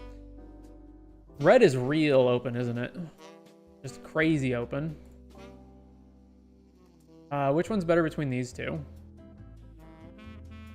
Look at the top for it's power 2 or less? Power 2 or less. Or just attack with a bunch of stuff. Put a +1 counter on a thing. I guess this guy. Yeah, just Boros is completely open. All right. Sideboard. Sideboard. Wow, just absolutely open. Homa. It is 7 mana, though. And then if it's not Coma, what does this dude do? It's raid, draw a card. Coma would mean yet again abandoning a bunch of picks. Also 7 mana is a lot.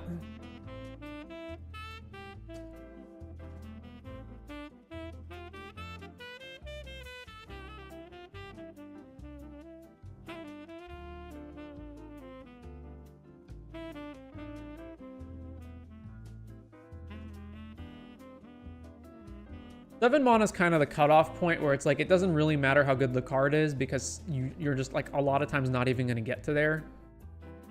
Although I do like the fact that I have 2 different looters, so I can just loot it away if that's a problem. So if I take this, it means abandoning all the red cards and bake into a pie.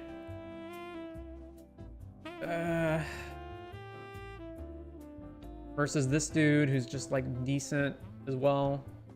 Screw it. Oma. Dracoseth? Okay, well. Let me move Pi over here. Oh boy, this is make a token that's a copy of target creature you control and you can flash it back, and there's another one of those flyers. Well, I'm taking Dracoseth. And then maybe we can splash Coma, but maybe not, so sideboard that. Take Dracoseth. Electro Duplicate, and then there's... Yeah, so Electro Duplicate, no. I will take the Bounce Shark.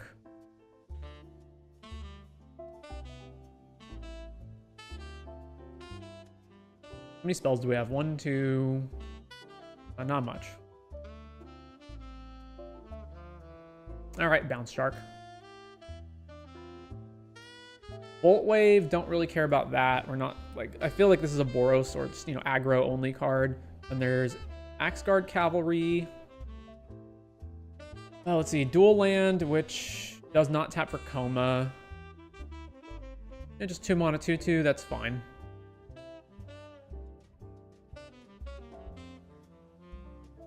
Alright, we're pretty solidly in blue-red now. Micromancer, we have nothing that this grabs. Although we just need 1 card that it grabs and then it's alright. And it's either that or Icewind Elemental.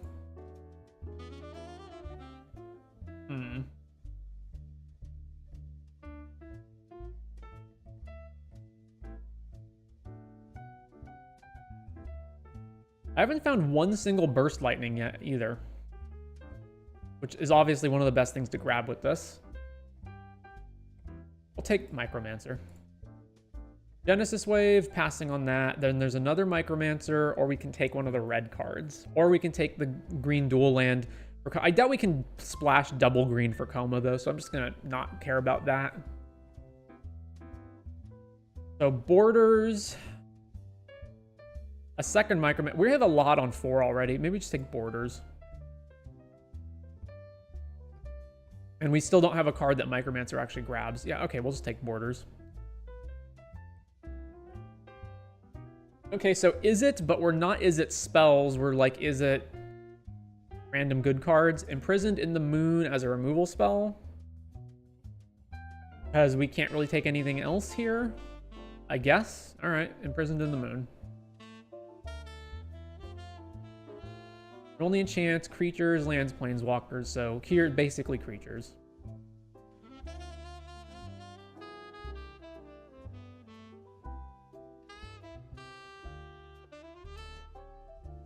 And I see like all that white that was getting passed, that's dried up now. Painful Quandary, which we also cannot play, so just take the Axguard Cavalry.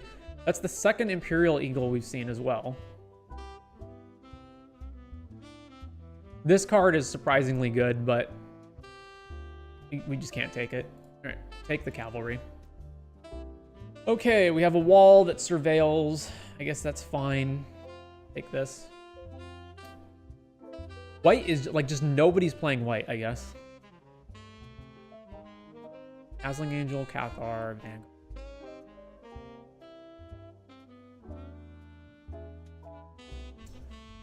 Self-reflection or Run Away Together. Run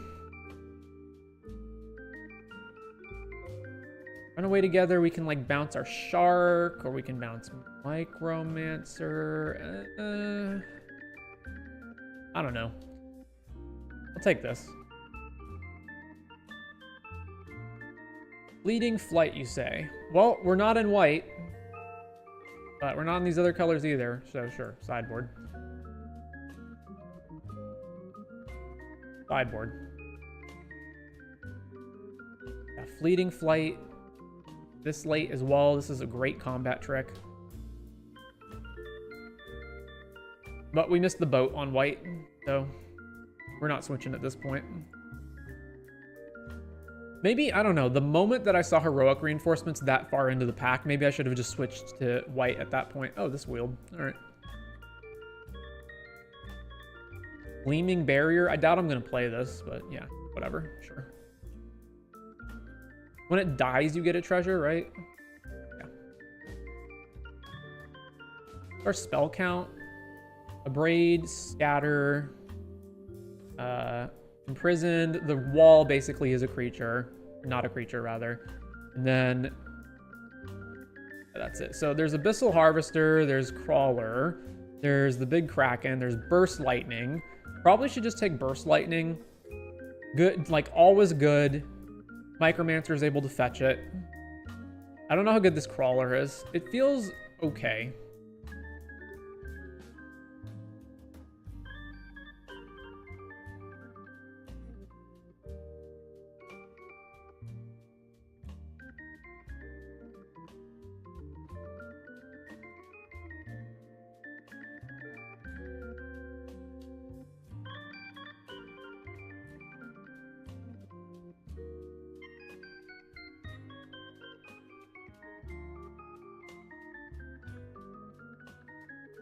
Is Abyssal Harvester actually money, by the way? Because if it is, I'll just take that.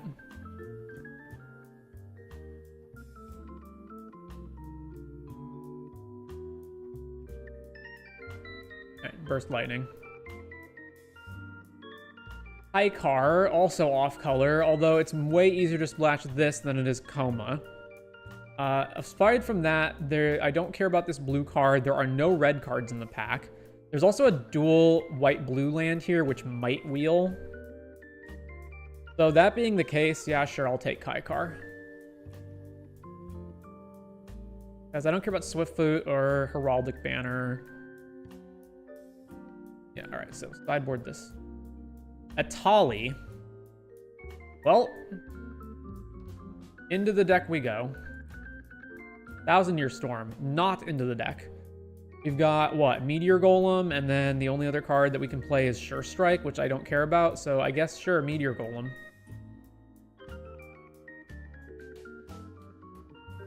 Alright, we're at 22 -1 because of Evolving Wilds, so we need 2 more playables.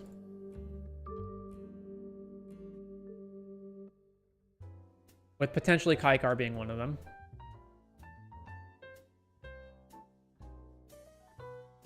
Let's see. Witness Protection is not fetchable off of Micromancer, but it is just good. And I would rather have it than the other red and blue cards in the pack. So sure. Take Witness Protection.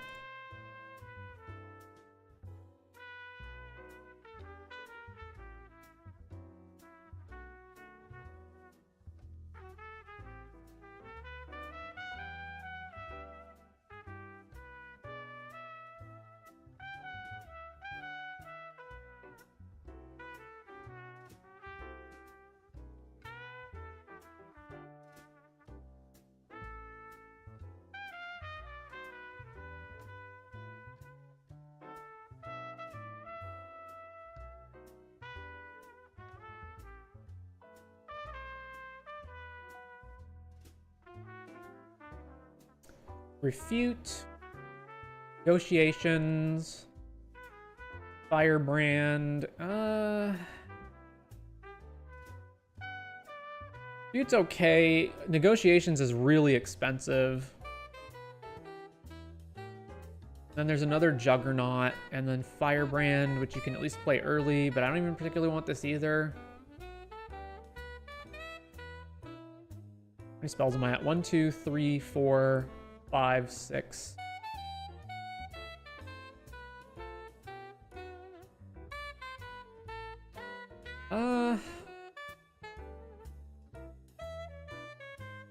I'll take Refute.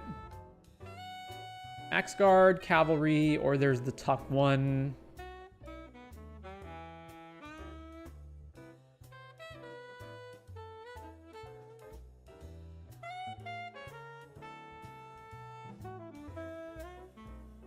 Let's see. So whichever one I take, I'm going to have to cut something. So I'm more liable to want a creature than I am a non-creature.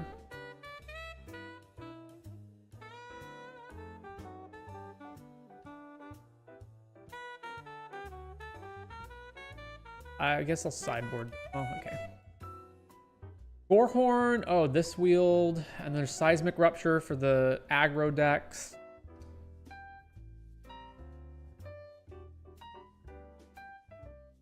Yeah, I think this is more valuable as a sideboard against aggro decks.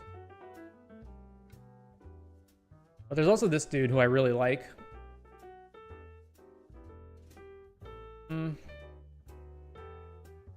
Gorehorn. Gorehorn pairs up pretty well with this too. Let's just take Buccaneer. We'll swap some things around. Firebrand, sure. Well, Banishing Light's still here, so yeah, no one's playing white. Well, there's also this dual land, so we'll take the dual land. Possibly we can play Kaikar. Sideboard this.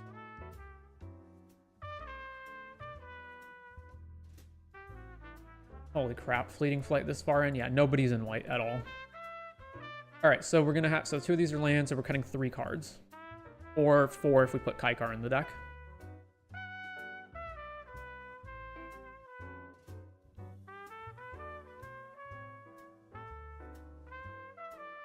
Kaikar worth splashing for. In the battlefield, and it's only beginning next end step, or make a spirit, so depends on how many ETB triggers you've got. So there's draw, loot, let's see, Meteor Golem, Micromancer only has one thing to fetch, so it's not worth blinking.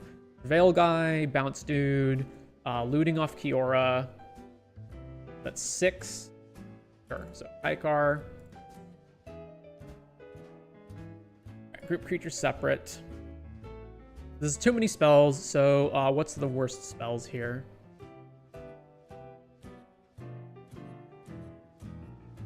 One, two, three, four, five, six, seven, 8.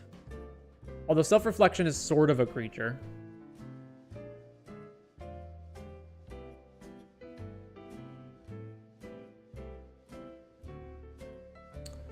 Luck spell, not that big of a fan of, so put that in the sideboard, and then...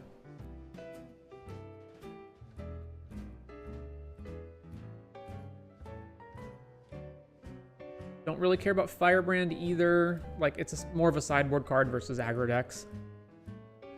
Then we have to get rid of 2 cards. So the wall is basically a non-creature spell. So all it is just a big toughness thing that surveils. The surveil is relevant to make Kiora good, and obviously it just like helps fix your draws later on, but I don't know how good it is. We also have a lot of cards here on 4. So Micromancer, if you can find Burst Lightning off of it, is good, but if you ever draw Burst Lightning first and then you get Micromancer, then it just doesn't do anything. I'm inclined to get rid of this. Raid, Scatter, Burst, Witness. Kind of want all of these spells, so it's going to be another creature.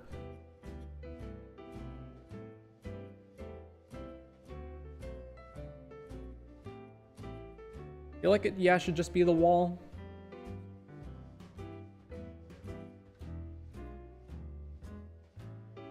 Yeah, just get rid of the wall. Okay, and then color sort. So we're a little bit more on blue, although we've got triple red Drakaseth later in the game, but that's turn 7, whatever.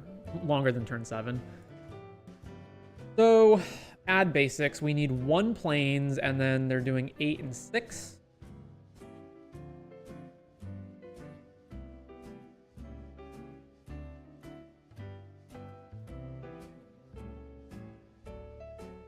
So if we break these up here, what is going on, Moto? Holy crap. Fantastic. All right. So 8, 6, and then Tranquil Cove counts here, and then it's Evolving Wilds. So this means at most we've got 7, although a lot of times if we've got Evolving Wilds early in the game, we have a lot of red 2 drops as well. Okay, let's switch these around.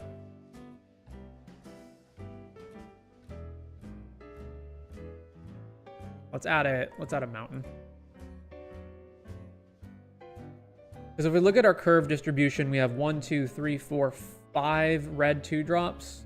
We kind of need red on the early turns as well.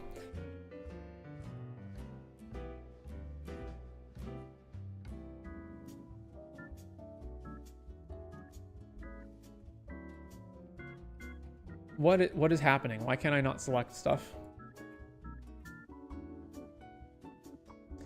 Yeah, so basically 8 blue sources plus Evolving Wilds, and then 7 red sources plus Evolving Wilds. So looks good to me. We have how much removal? Burst, Witness Protection, Moon, the counterspell sort of, and a Braid. So so all of our non-creatures are removal spells except Self-Reflection, which copies stuff. All right, sounds good to me.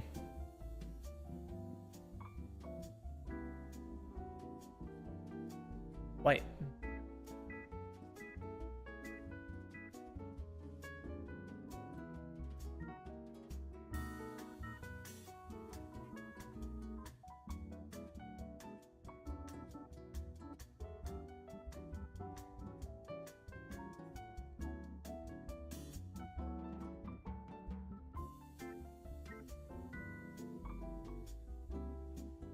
All right, match 1, we're on the draw.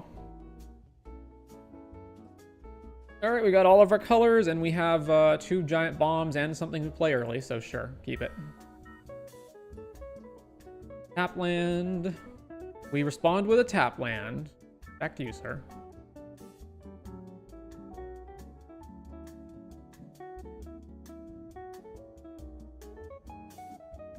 Opponent plays Axe Guard. Well, we will follow up your Axe Guard with an Axe Guard.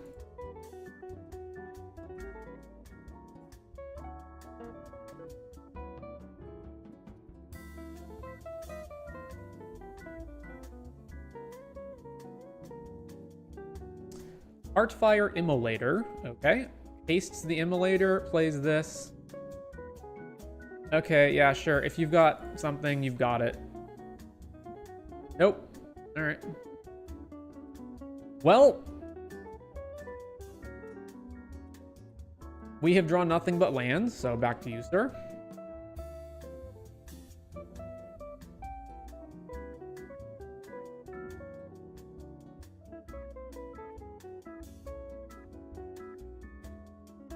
Eager Truffle Snout, which they can haste. I don't care if they get food tokens, that's irrelevant. What the problem is that we are taking a beating and can't do anything. All right, fetch.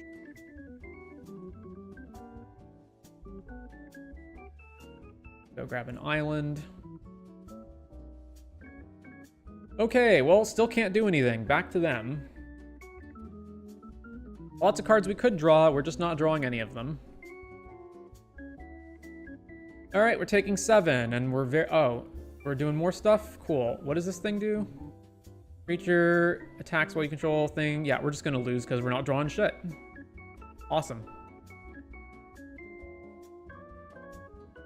Surprisingly, this would have actually been a great situation for... Okay, fuck you, deck.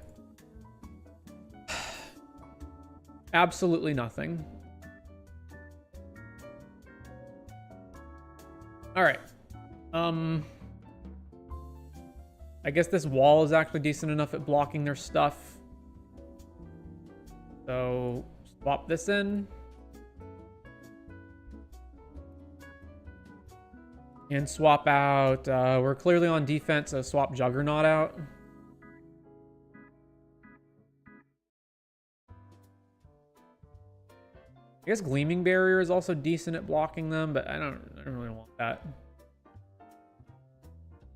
06 is okay. All right. Do this.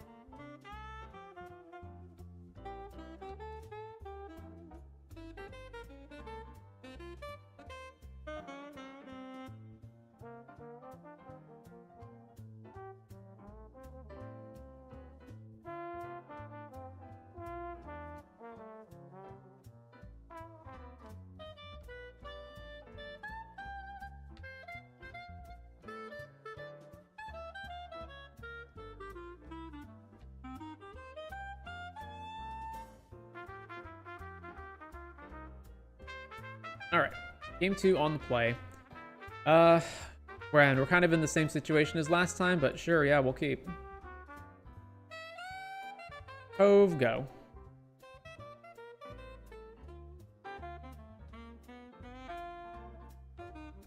Play the Axe Guard.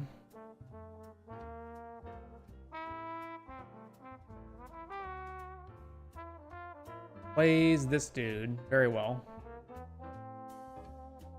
Play Slumbering Cerberus. Give it haste.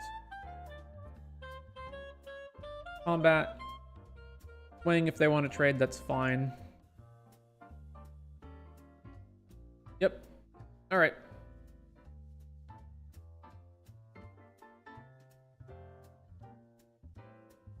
Fiery Annihilation on our guy, and they just cast it main phase, eh? All right. Well, Cerberus, and then we get to hold up Essence Scatter. That's pretty nice. Yep, counter that.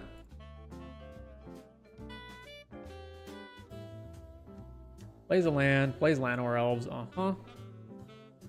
Combat. Swing. Then play borders.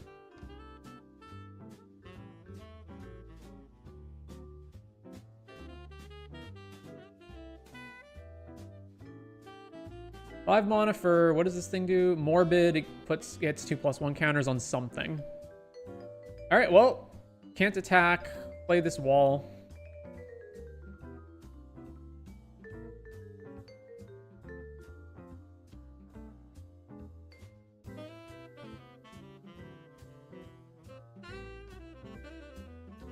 Another Llanowar Elves.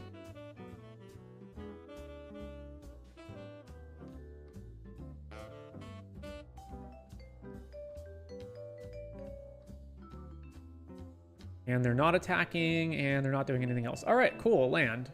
So play this land, then just pass to them.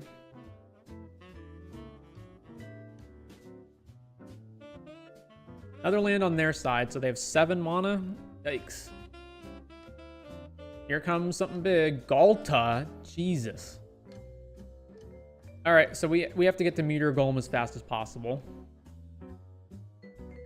Galta have trample? Yes. All right, activate this. All right, top of land. Play this. What am I copying? Another wall? That doesn't seem great. But copying these guys doesn't seem great either. Like, just make another Cerberus token? Meh. All right, I guess I'm making another wall. Tap, tap, tap, tap, tap. Or is it even good to do that right now, or should I just wait and then I can copy Meteor Golem twice?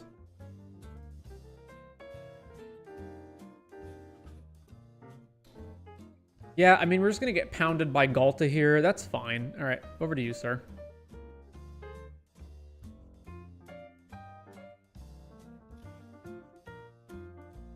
Yeah, I should just try to get to the Golem and then copy the Golem. Another land. All right. If they've got that double power card, we just insta-lose. So, yeah. No blocks. Boom, we're at 9. All right, activate the wall. Top card is Evolving Wilds, which we definitely don't want. Graveyard, and then I've got to put a stop on my upkeep so that I can upkeep this to try to hit a land. Activate. Well, a bounce spell will do it. Sure. Top this.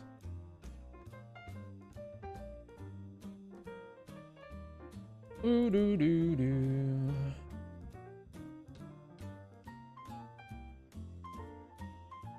Big Fin, bouncer, bounce your Galta.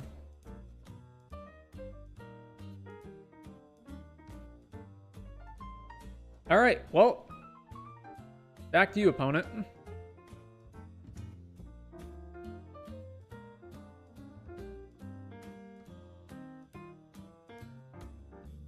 Fiery Annihilation on the borders. Ugh.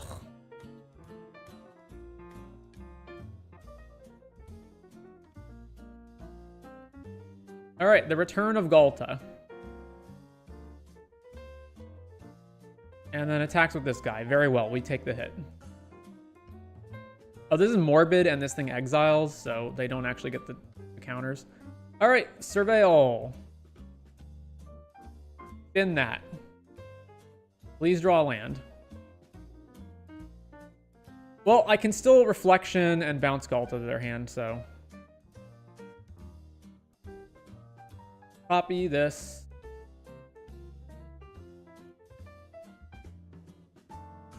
Bounce Galta to your hand. Bounce Galta to your hand. What? What? All right, sure. You have everything.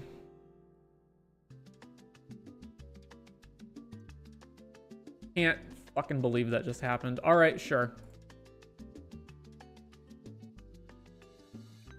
Note that they didn't have it the turn before either.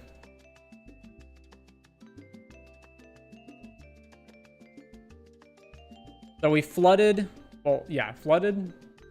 Yeah, we flooded one match. one game and then just like, okay, opponent has Galta, and we just could never hit the land for the Meteor Golem. All right, let's move on.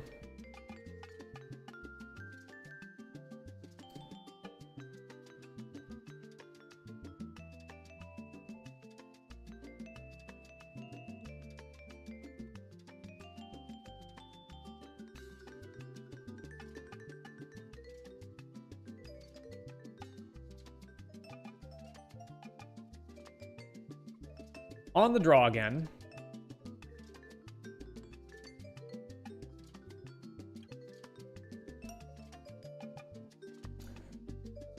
This is pretty terrible. Only 2 lands, we can't even play anything, so mulligan. All right, sure, keep this, put back a mountain.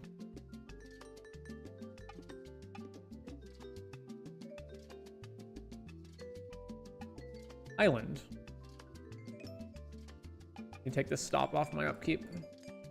Well, there's the plains, so I guess I'm gonna tutor up an island. Yeah.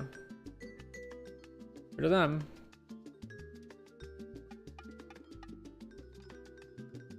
And technically, we only need triple red for Drakaseth. All right, fetch. Go grab an island. Well, we're holding up Essence Scatter now. Why did they play this on their turn when this has flash?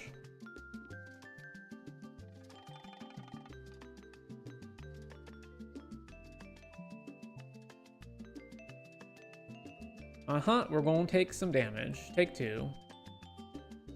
And they haven't played anything. Cool.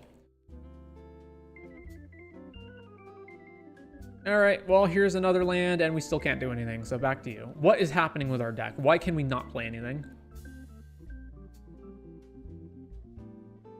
Another flash spell? Yeah, all right, counter that.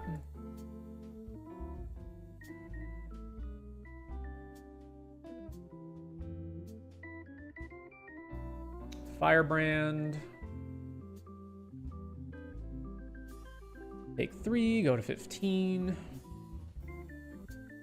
Also Firebrand Archer. Okay. Hey, we finally drew something, and it's way too late. Light Shell Duo. Trigger, Surveil. All right, so we do need the 7th land. Also, Juggernaut would be acceptable to have here. So let's see, 2 lands.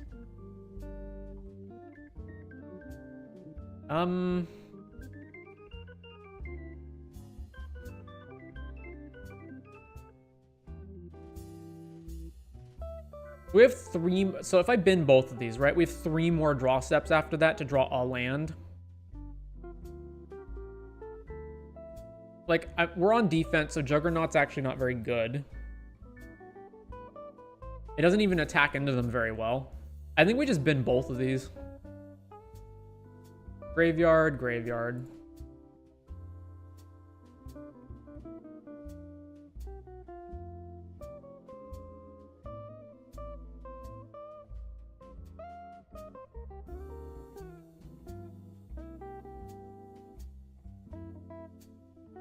Like, I need something to do next turn that isn't just play a 5/3. That has to attack.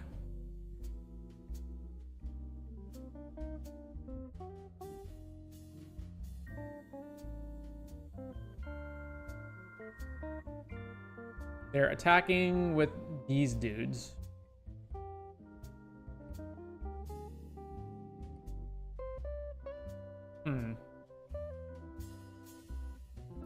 They can't be Sure Strike, or else they would just attack with everything. It could be Burst Lightning to trade. I would be fine 2 for winning them, if that's the case. All right, block here. Actually, no. Let's block Firebrand Archer.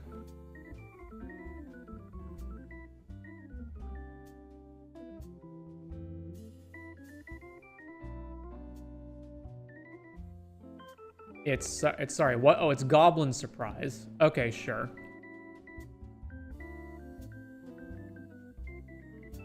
So we're going to 9. That's why they didn't attack with Firebrand. All right, sure.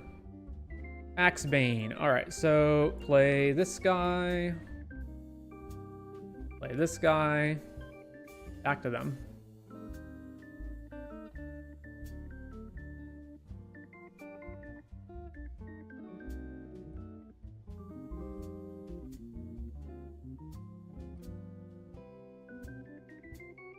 Bounty guy, which is fine because these guys are cheap and I don't mind blocking.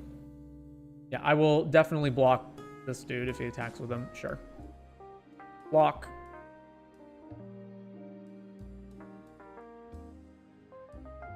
Drawing.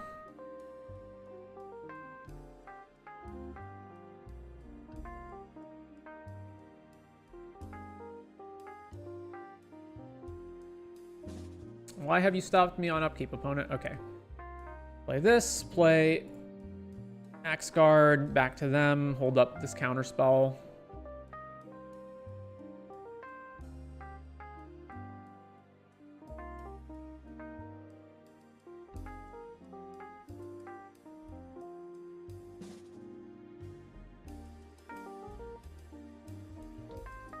Alright, gain life off this thing.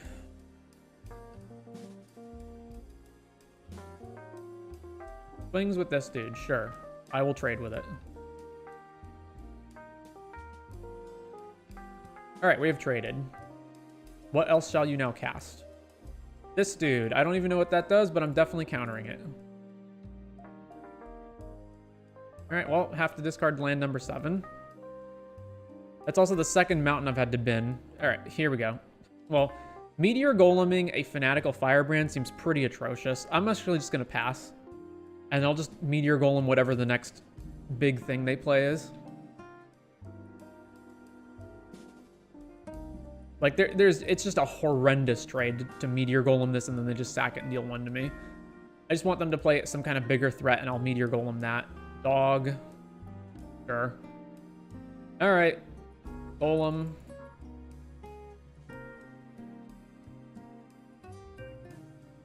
Blow up your dog.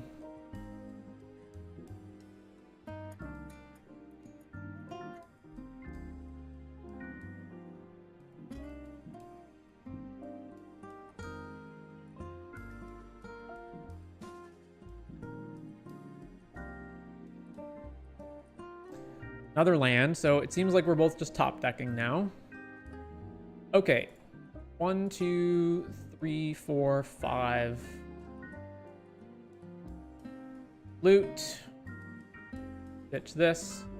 Combat. The corner has finally turned. Play my owl. It's an owl, right? Yeah. Wait, is it an owl with glasses? Oh, it's an owl with goggles. Frenzied Goblin. Yeah, okay, so their draws are just horrendous as well.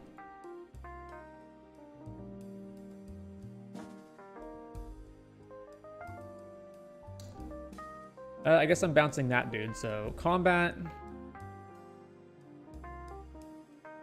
Swing.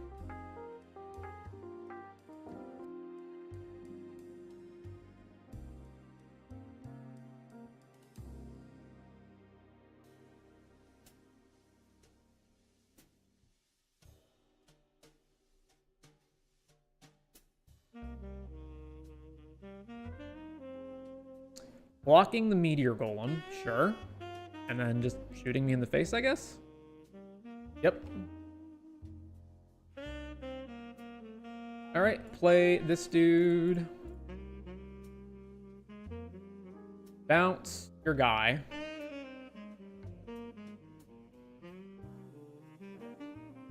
It is technically correct to loot here because 1, I've got a card with flashback in my deck, and 2, there are 19 cards left in my deck. The odds that I'm going to loot away a worse card than like Atali, for example, is like it. So it is correct to loot. All right, they play another Frenzied Goblin.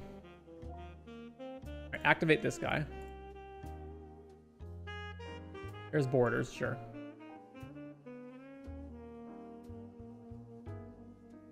Back to us. Hey, welcome, Femboy Aliens.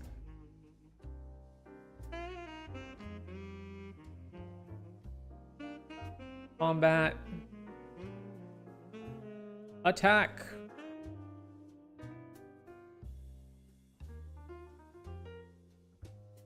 All right, they can make this not able to block, so I'm just going to loot with it now. Okay, Kiora. Boop, boop, boop. Trigger. Discard, discard. Over to you, sir.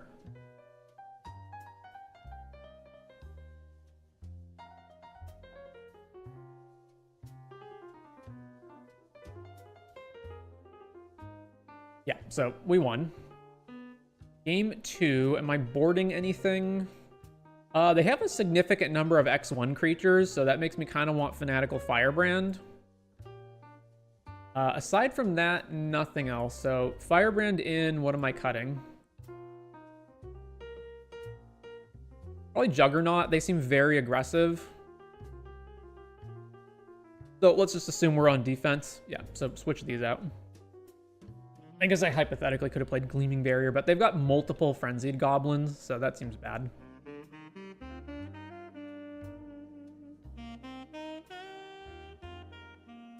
All right, this is good. Keep. Frenzied Goblin. All right, play this. Go.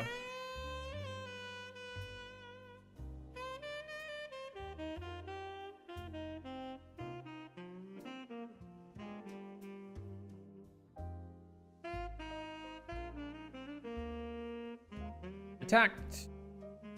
In.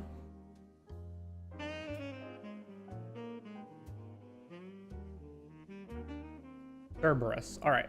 Play Axe Guard. Back to you. So they can make this can't block, and then we take 5.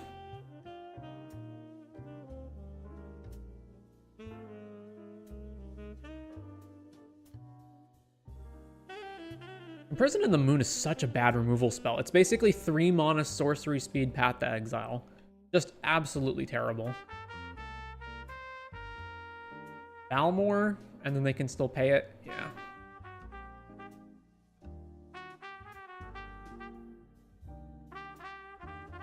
Am I mooning their Balmor? Or am I mooning Frenzied Goblin so they just can't keep making me unable to block them? Not actually sure. This has flying. This doesn't untap at the very least, so...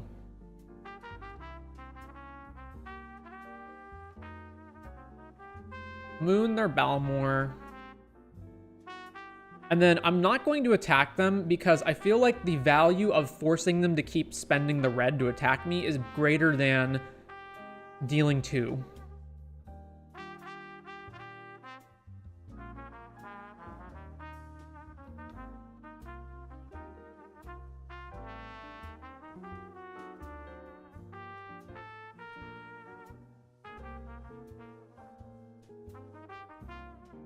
So plays a tap land.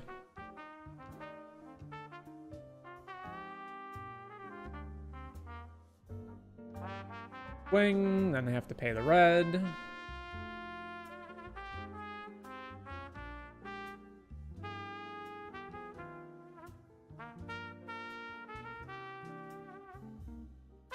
Wait, did they not pay it? Okay, block? Is it just because they have a combat trick or they just want the Cerberus to untap? Because that's fine. Okay, Sure Strike, yeah. And then the Cerberus untaps. Very well. What was I going to do? Not block them? Yeah, Cerberus untaps. Oh, well.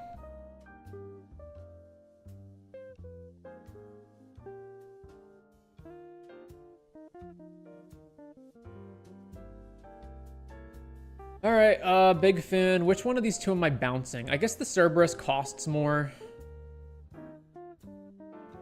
Bounce your Cerberus.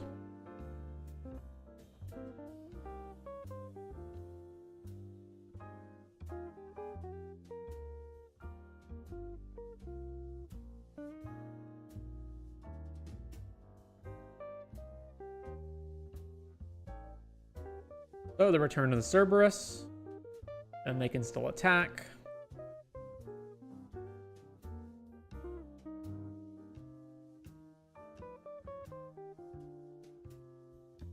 So at this point they have 6 mana available, so it's not really costing them anything to make them have to pay for this. Okay, can we please draw something good? That's not something good. All right, combat. Actually, I guess I can have 2 blockers now, finally, so no attacks. Play this, resolve this, play the cavalry. Finally, we have 2 creatures in play, and we can actually block. Hopefully, maybe. 2 turns away from playing Meteor Golem.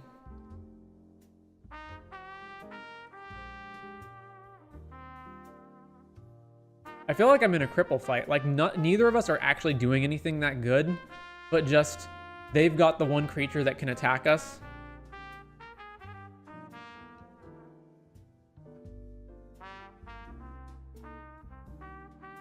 Goblin surprise to make 2 goblins, sure.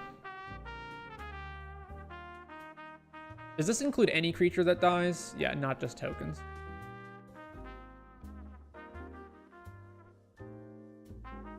Oh, this is an instant. Yeah, this is an instant. 4 mana. Sure. So they're going to give Menace to their Cerberus, so we can't block it. Cool. You still have more to play after all of that? Last card in your hand.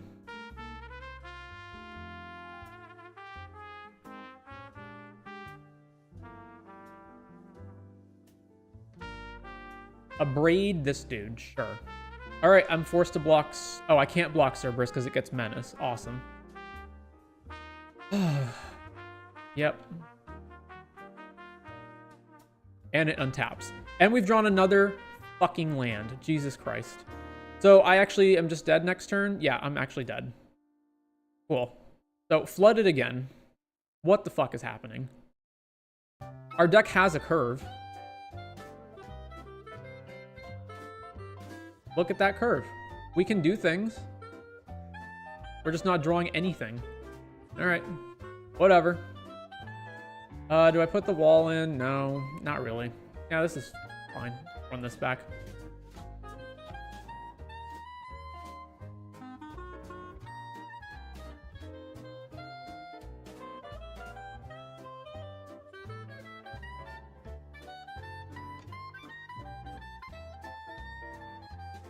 Seven is really the breaking point where the power level of the card stops mattering as much, and it's like, yeah, really hard to get all the way up to 7 before you're dead.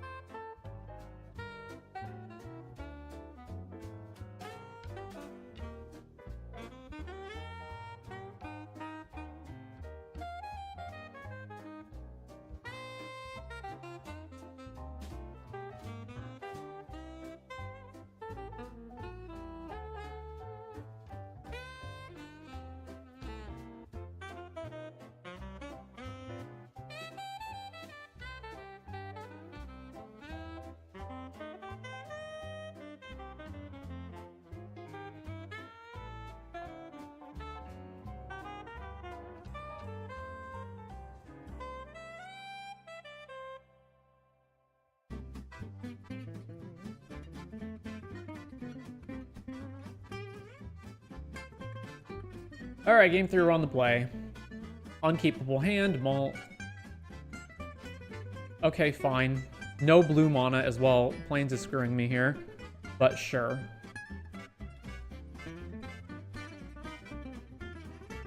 What am I chucking? Is it going to be Meteor Golem or Moon?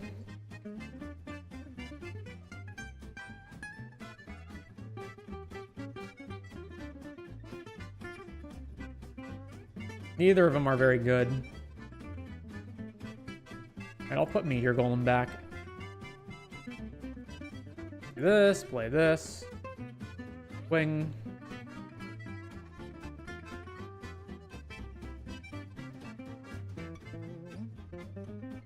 Frenzied Goblin. Alright, I'm gonna just shoot that now, I guess. And we can't play anything but the dog, so play the dog. Go ahead.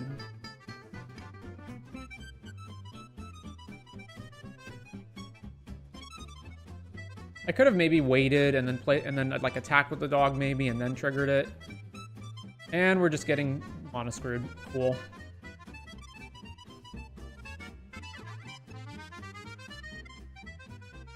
I'm thinking about whether it's good to attack here or not. If I don't ever draw anything, then we're just gonna lose anyway, so screw it. Like, if I draw absolutely nothing that is able to be, like, a creature that I can put into play that they then have to kill, then we were just never going to win to begin with.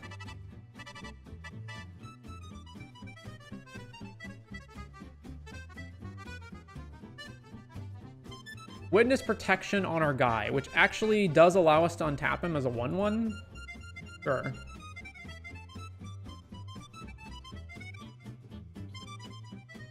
They're tagging with Balmor, Talon. Oh, thank God, an island. So what does this become? A 3... Wait, so it gains the Impulse Draw ability, right? I'll play the bird.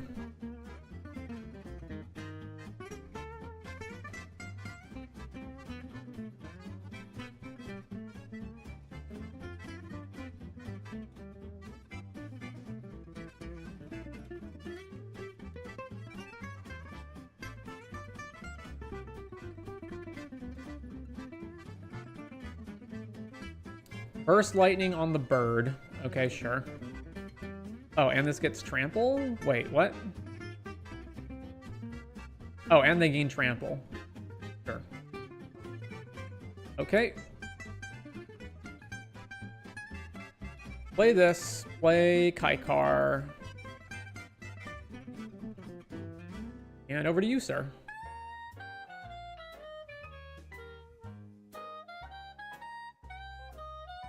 I can flicker the Cerberus, and then this falls off, and then I have a 4/2 again, I guess.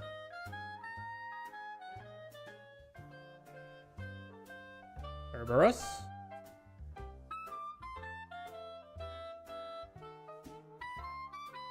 Or I can play Kiora.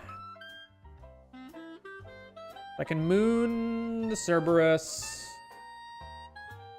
Flicker my Cerberus.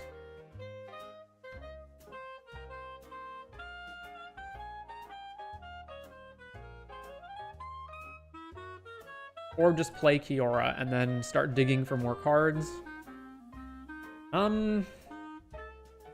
It's also probably better to blink Kiora than anything else.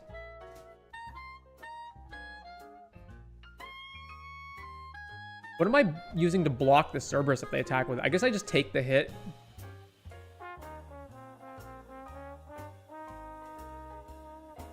Kiora.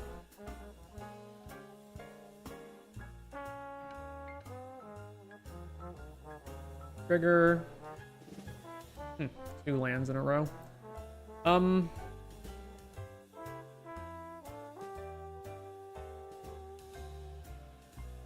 The thing is, I kind of don't want to lose either of my cards, like my actual cards. Although Imprisoned in the Moon's pretty god-awful, so...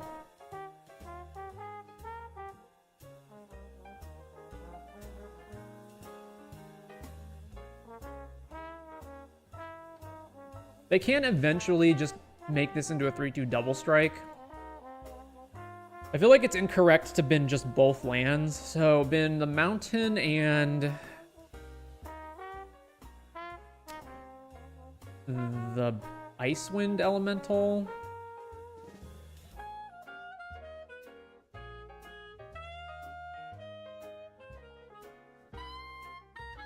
Yeah, that one's a tough one. All right, play this, and I am not going to attack because I want to be able to block Balmor.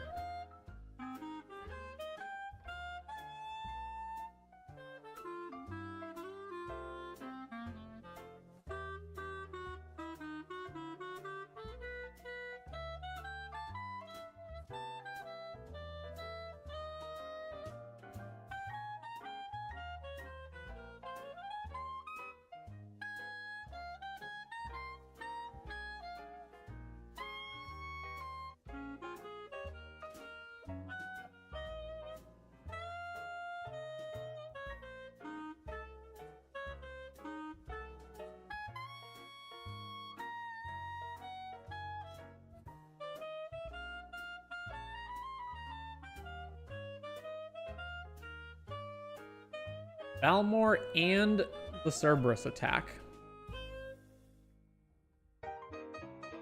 All right, we'll just take it.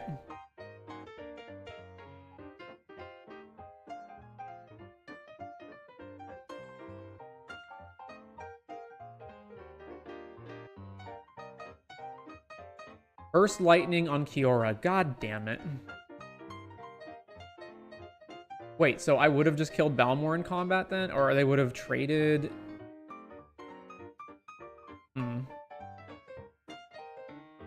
That was like my main out to try to win this game.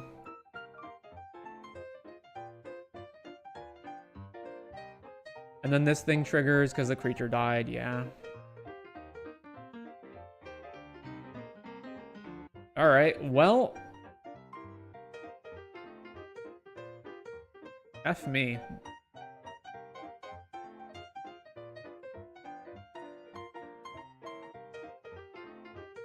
Let's see, we get the Cerberus off the board, and then which one of these is more of a threat? I feel like it's Kellon.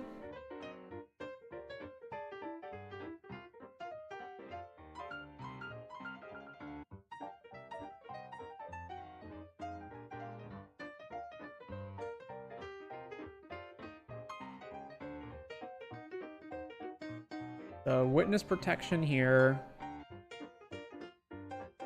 Trigger Kaikar, exile this.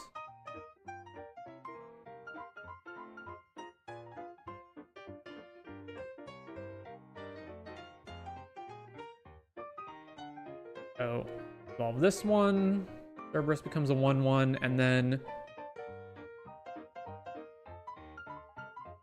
combat. Wing.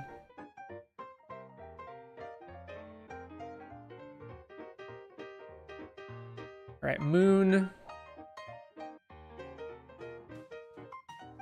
So this becomes... It sticks with the stats until you do the second one, and then, yeah, I feel like I just have to target this one. Trigger, make a spirit.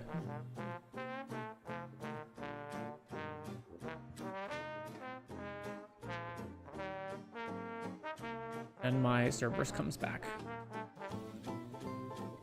Flash in a guy, sure.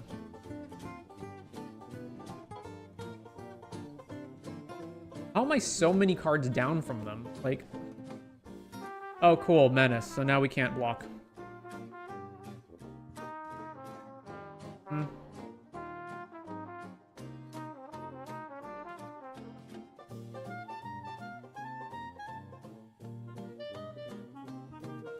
Alright, which one are you giving Menace to? So you give it to this dude, and then we can't double block it without having both of our guys die. Amazing.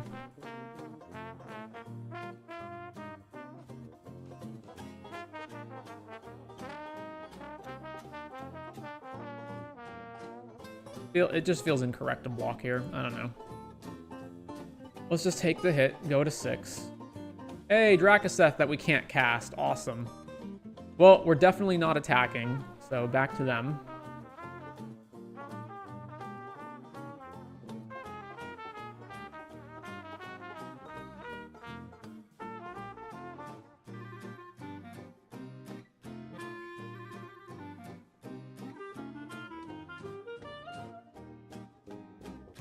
Alright, what's attacking where? And there's like the super prowess bullshit on both sides, so...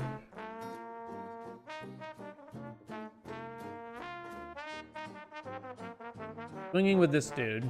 Sure.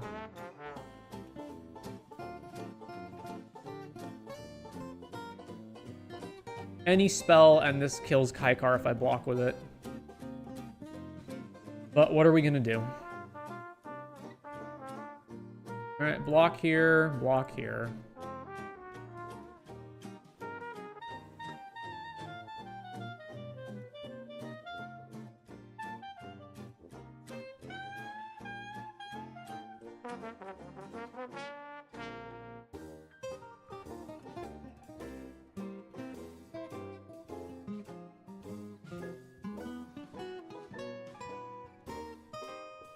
No, we're just going straight to damage. Okay.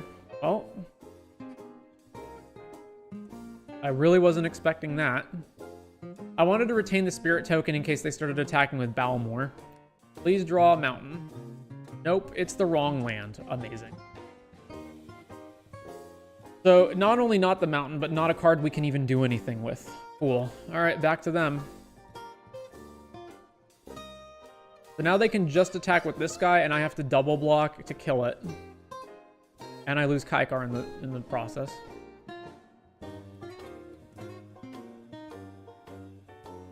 Firebrand Archer, uh-huh.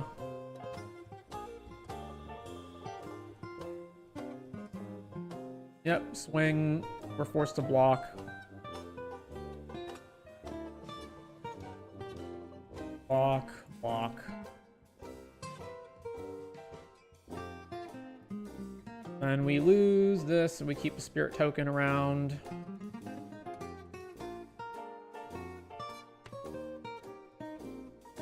It's something, at least. Jesus. Alright. Play Bounce Man. And we're gonna bounce Balmor. Bounce your Balmor.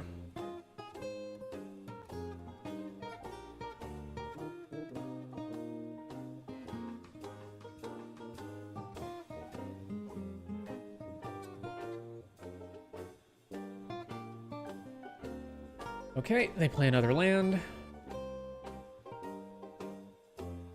Balmor comes back.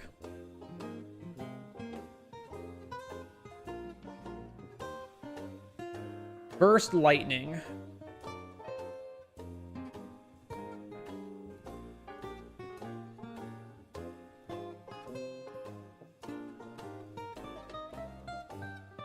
So probably correct to burst Balmor, and it's probably correct to do it on their upkeep, because if I do it now and they have an answer... Like, okay, yeah, if it's dive down or something, then it's worse to do it on their upkeep, but... If it's like a counter spell... No, maybe it is correct to just do it now. So if it's a counter spell, then they just pay the mana right now and it's no problem. But... At least they don't prowess their whole team. Yeah, I guess we just burst it right now. So, kicker, shoot this guy.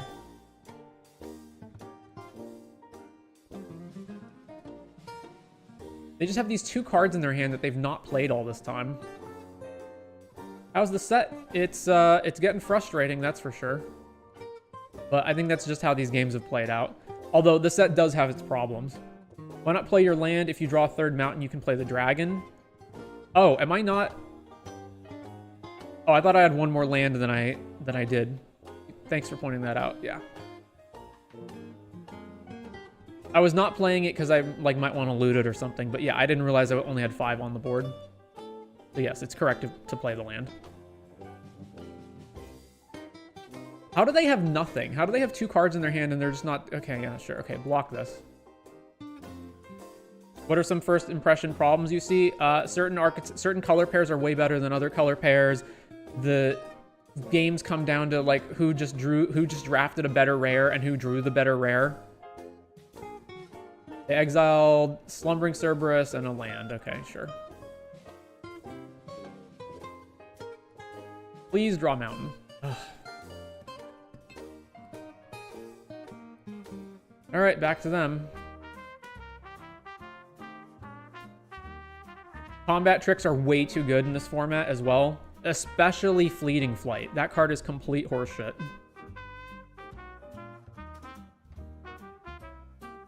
Alright, block here.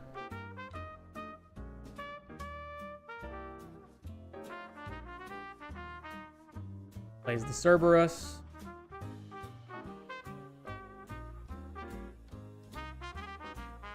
All right, combat. Swing.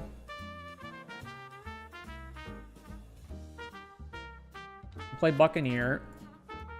What do I have for... I think I've played all the cards I have for single force, so just play this. Trigger. All right, back to them.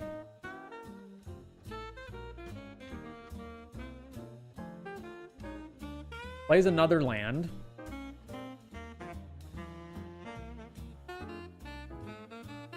What in the world is this? Oh, gigantic negotiations that makes a bunch of tokens, and then we take 5. And their Cerberuses get to untap because they killed our guy. So we're just going to lose now. Fucking hell. Block, block. We're at 2. We lose. Yeah, all right.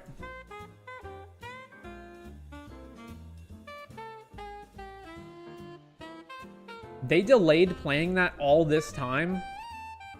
Well, we're 0-2. Can't get any prizes. No point in continuing.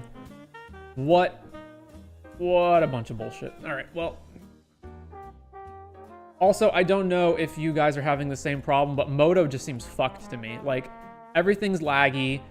The UI is just not functioning properly. I'm getting these weird black spots when I try to drag cards. I constantly have to click off of the window. Like, I constantly have to click on something else and then click on Moto again in order to actually move things around. It won't let me select things properly. I can't move the windows around the way I want. I try to drag and drop cards in and out of the sideboard in main. It oftentimes doesn't work. Sometimes UI elements just stick on the screen even after the match is over. Sometimes when I right-click on stuff, it won't allow me to move the cards from one zone to another, and I have to click off of the window and then click back onto Moto in order to get it to work. The Q key is completely busted and no longer functions. So yeah, this is a problem. That was rough? Yep. We just kept getting flooded, like, without being able to do anything. And it's convinced me 100% that, like, 7 drops are almost unplayable. The format is too aggressive, and you just never wind up getting to them on time. They just wind up stranded in your hand and are basically de facto mulligans. Anyway, that was only 2 leagues, and we didn't even play the 3rd game, or the 3rd match for that one, so... Wait, no. No. Cancel. Drop.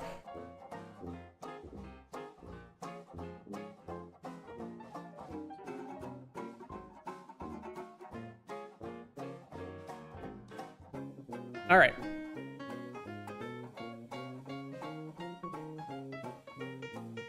Let's do one more. Try not to end on such a sour note.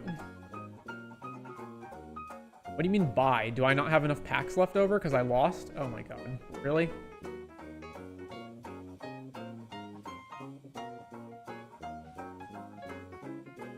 Also, the windows are just huge right now, and I can't, like, if you try to scroll up and down on the size, everything's enormous, like way bigger than it used to be. I can't shift them down any further. Yeah, oh my god, this is just horrendous looking. We have 1 Foundations pack.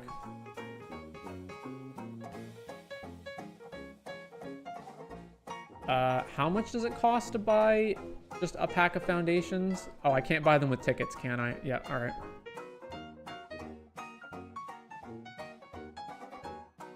All right, we're just gonna enter with tickets. This will be the last league of the day.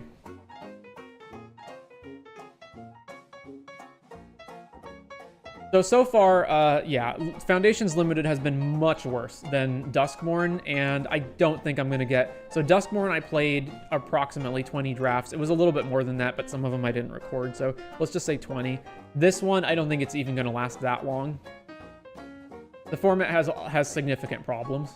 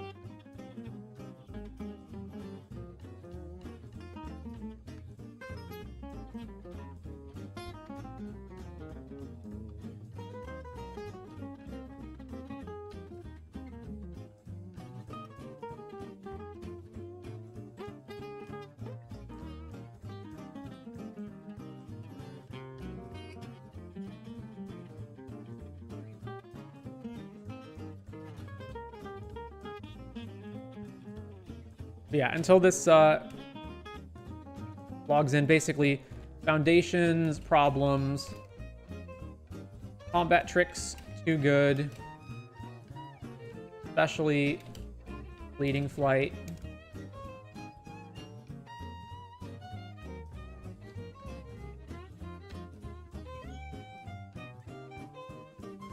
Rares dominate games. Drafts become variance-based. Color pairs are imbalanced. Yeah, so basically things like that. Well, we're not taking Brass as bounty. That sucks. So probably just actually Burst Lightning. So there's like 2 good green creatures here. But honestly, I think neither of them are just as good as just taking Burst Lightning.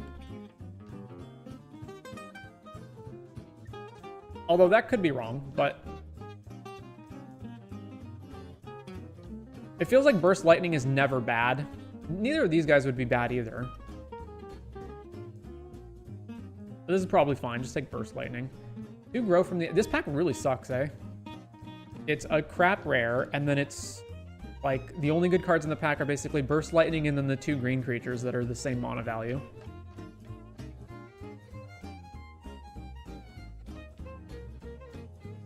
Bolt Wave, what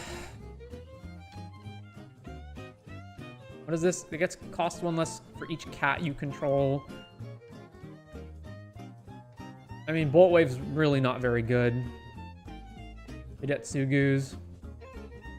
This pack is also not very good, but there's at least like some things to take, but they're all off color, right? Because like Bolt Wave and Hidetsugu's second right, like neither of these cards are that great, but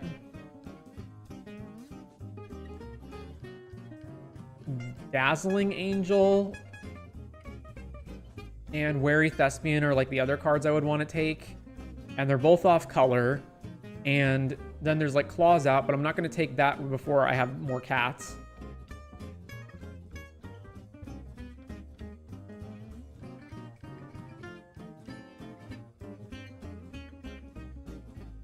I think the correct pick is probably just Dazzling Angel.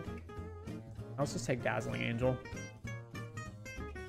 Divine Resilience, a ridiculous combat trick, and then everything else here is meh, except for, like, the Owl, which is okay. Now, I guess the Fabloom trick is also good. But since we're already doing this, I'll just take Divine Resilience. What does this thing even do? It's a 2/2 with Death Touch. What does it raid for?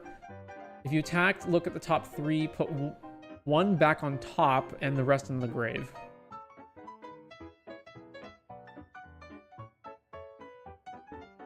All right, yeah, just take the ridiculous combat trick.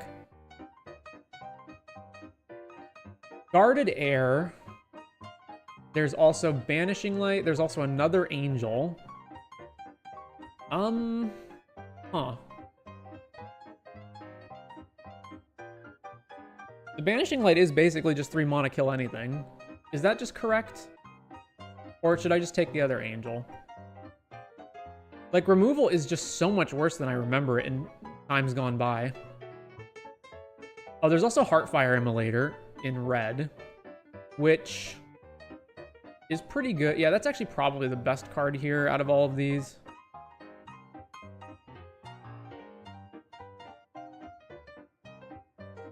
Sure, we'll take Heartfire.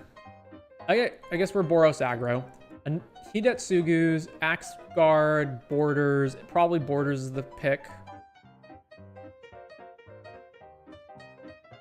Yeah, Axe Guard, Border. It's probably Borders. Yeah, take Borders. Garruk's Uprising is this late.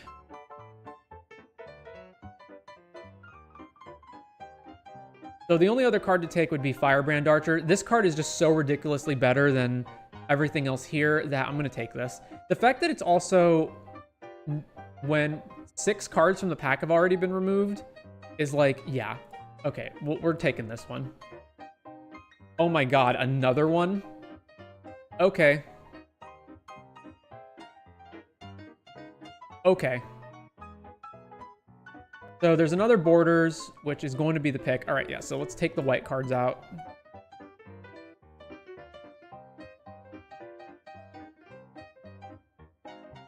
Brass's Bounty Wield, no surprise. Well, I mean, like, a creature is better than the rest of this stuff. So, sure, take Dwinen's Elite. I mean, probably we're not going to wind up using this, but you never know, I suppose. Okay, another 4-power creature, or Broken Wings. I think we just stick with the 4-power creatures, even though, again, this creature's not really that good, but this also is like a sideboard card, whatever. Take this guy. Okay, I'm probably not going to be in blue.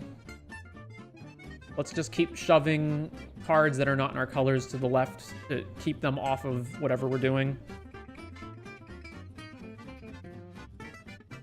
Yeah, Garrick's Uprising is just absolutely ridiculous in this format, so the fact that we have 2 of them is... Whew.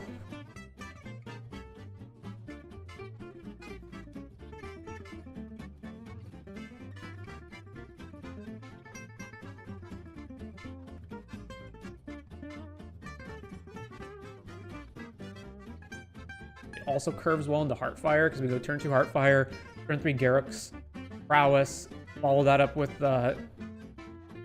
more creatures to draw cards.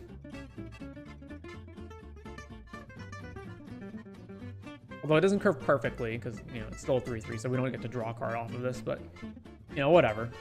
That's fine. Yeah, at this point, we're just basically looking to pick up all the 4-power creatures that we can. Sure. Sideboard discard.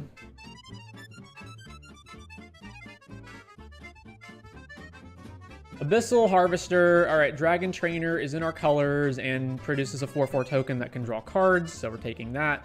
Other options are this Fight Dude and Gorehorn Raider, but Dragon Trainer is better than both of those, so we take the Dragon Trainer. There's also Juggernaut on 4, which is also fine, but let's just take Dragon Trainer.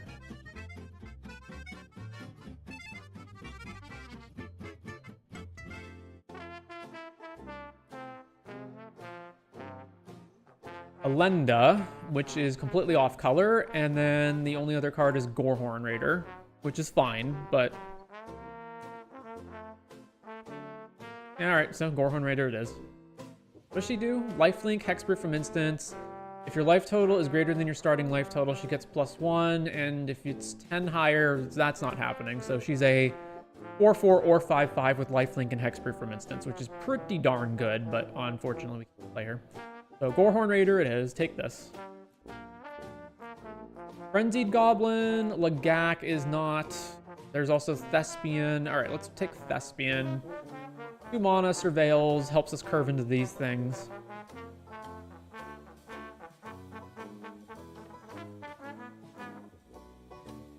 All right, Thespian it is.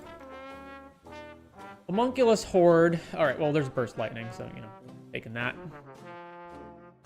Not even close.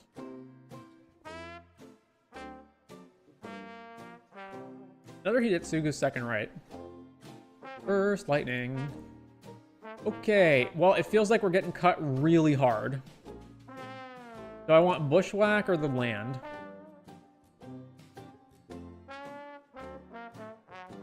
Probably Bushwhack. The land's just not very good. All right, take the Bushwhack. Okay, and then immediately 2 Ambush Wolves in the same pack plus Gorehorn. Oh, take an Ambush Wolf. Soulstone Sanctuary. Land becomes a 3/3 Vigilance and is all types. Do I want that versus Fanatical Firebrand? Probably. Even though it's not very good, but like it's probably better than the Firebrand. I don't know. Sure, I'll take this land. The spider? Sure, the spider.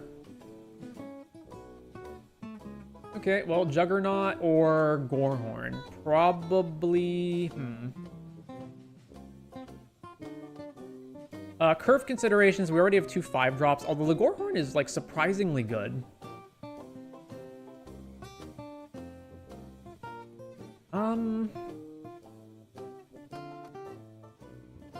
Take the Juggernaut, but I'm not actually sure whether that's better or not. Okay, officially can't take anything from this pack, so... Take the land. Lagak is the only card in our colors. We probably won't wind up playing it, but sure. Real the Possibility versus Hidetsugu's. We already have a Hidetsugu's, right? Sideboard. I doubt we're going to play either one, though.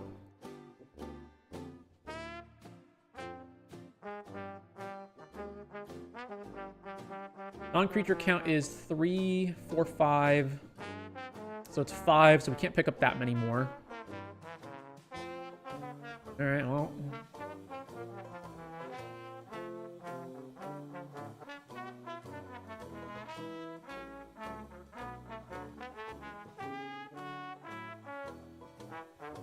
I think we're missing, like, a big creature. What is this pack? There is nothing to take here. It's just Firebrand or another spider. I don't think Omniscience is even worth anything.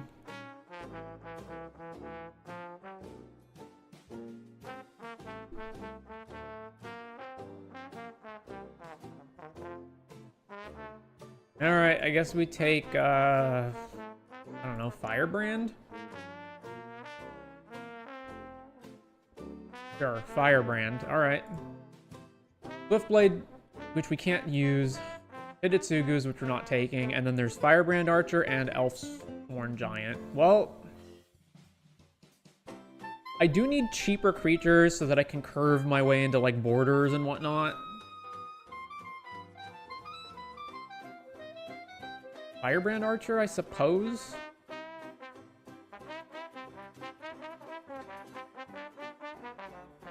Man, it sucks that we gotta pass all this stuff. Alright, take the Firebrand Archer.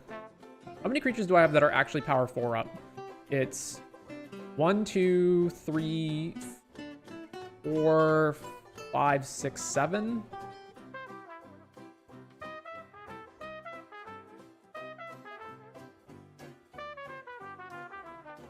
Scourge, another Soulstone Sanctuary. I doubt I can play 2 of these. Here's a 4-power creature. And then there's Incinerating Blast. I have 2 Burst Lightnings and Bushwhack. I could use this.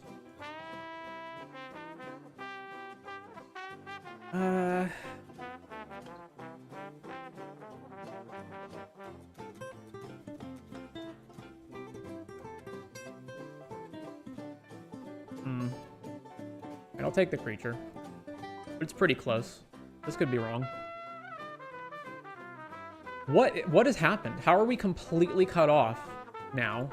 How did 2 Garruk's Uprisings get passed and now there's just nothing?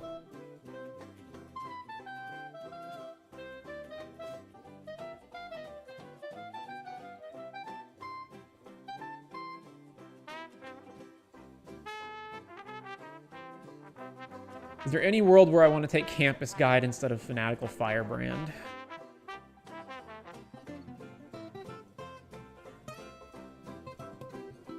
Not particularly. All right. Well, there's another Borders, so we take that.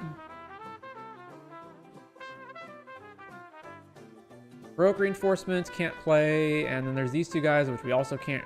I mean, we can play them, but I don't want to play them. So that leaves Bushwhack, Dual Land...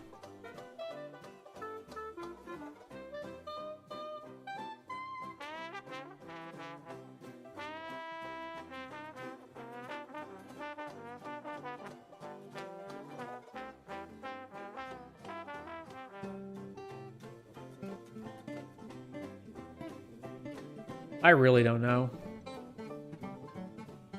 The other Bushwhack? Sure.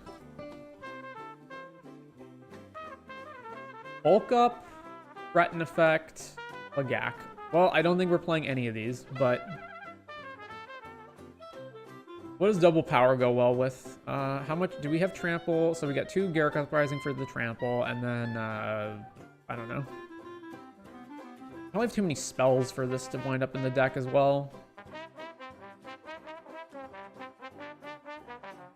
sideboard this card. Snakeskin Veil, Strongbox Raider. Alright, it's gonna be Strongbox Raider. There's not like a specific creature that I need to protect, right? No. Although this is a pretty good combat trick. Well, it's not really even a combat trick, it's more just defensive. But,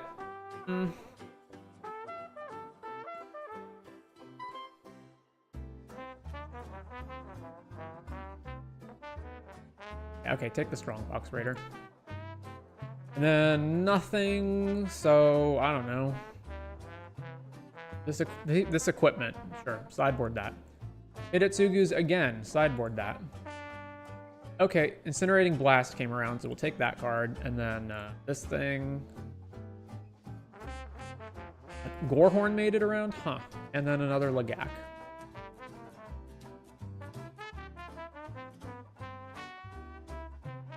So we've got 2 Uprisings, but no actual, like, big bomb. So we're just going to have to win via tempo.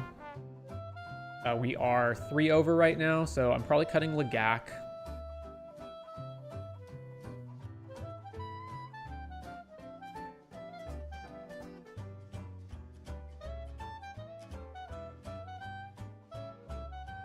Then what else? Probably the Spider. So group creatures separate. Probably lose one of these Bushwhacks, move this to the sideboard, and then that's 6 spells, and then we get rid of the Spider, because it's also not a thing that's that great. So get rid of the Spider, and then we're at 24, which includes this land, so it's basically 23. Can this be a 16 land deck? I mean, our curve is kind of high on here. And we've got a lot of like drawing off of the Uprisings, so probably 1 extra lands to try to play multiple spells in a turn. What's the color sort? It is, wow, we barely have any green cards.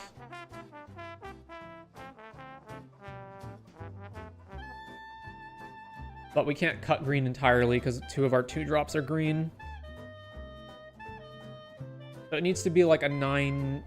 Well, it's not a 9-7 split, right? Because one of our lands is, oh, sorry, whoops. Group these.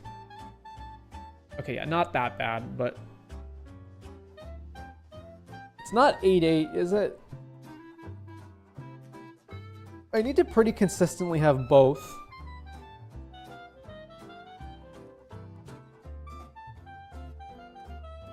Because the other one would be 9-7 with green disfavored. Also, the Bushwhack can fetch red, so that's kind of something. All right, let's just add 8 and 8. Yeah, this is completely the wrong split.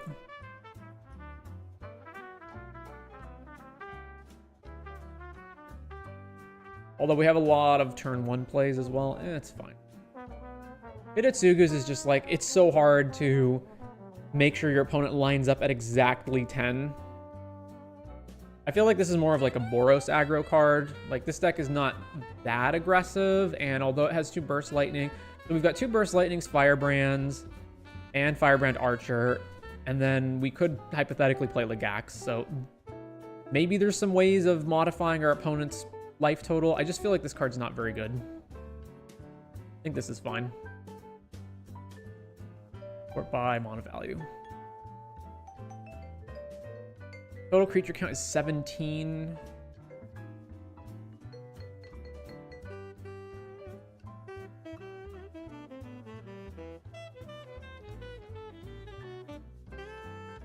I might be willing to like cut one of the Firebrands for Hidetsugu's. I don't know.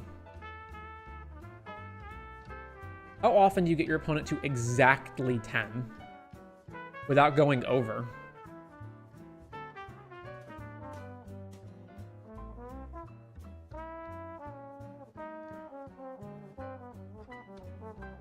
All right, let's play this.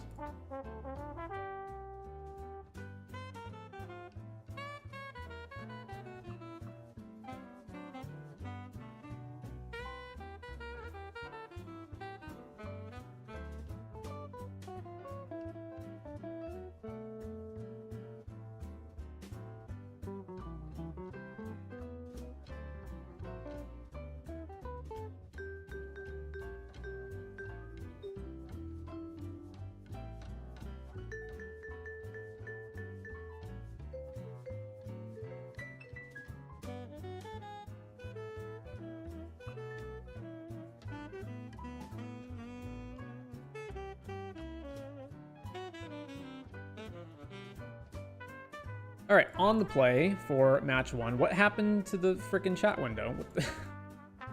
Okay. 1 land is a mall. Okay, fine. Keep, chuck a forest. Play this. Combat, swing. Scoured Barrens, alright. Combat, swing.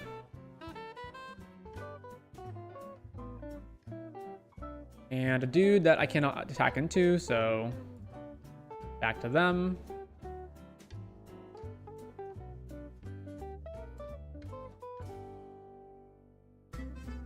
This guy. That. No blocks.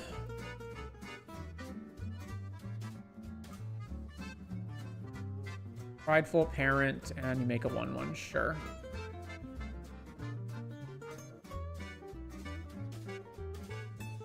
Alright, let's do this guy. Shoot the token, then Morbid to get a counter.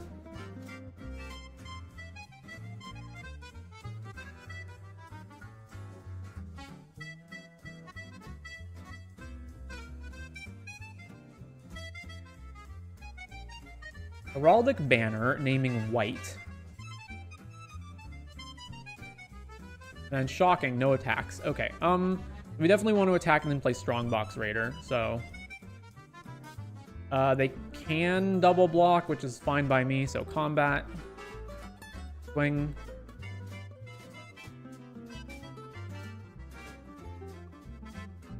Is it better to bushwhack, find a land, and then play Strongbox Raider? I feel like no. Although that sets me up for if I don't hit a land off of Raider next turn, Blast. Although if I don't hit a land off Raider, then that means that I'm playing whatever card I'm hitting. Strongbox Raider.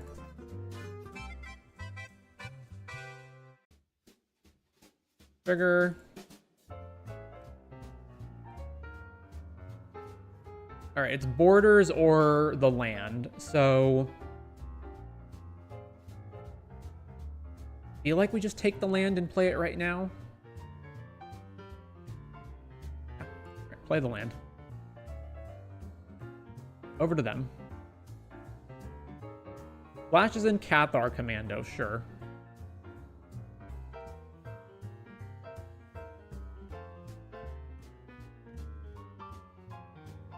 Attacking with everything. Alright, well, let's block their biggest creature, I guess.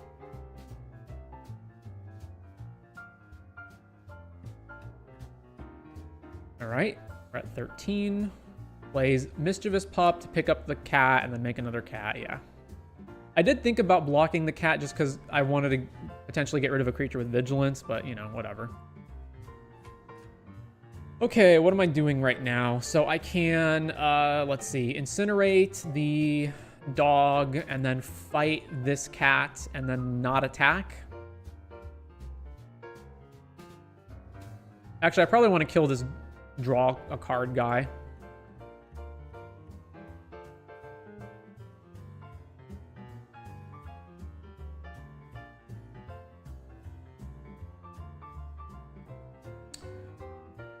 Yeah, let's kill this dude.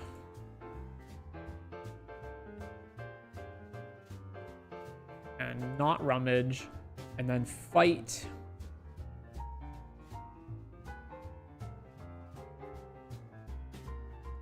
Choose target creature you control, fight this guy. Then go to my end step and Morbid up another counter.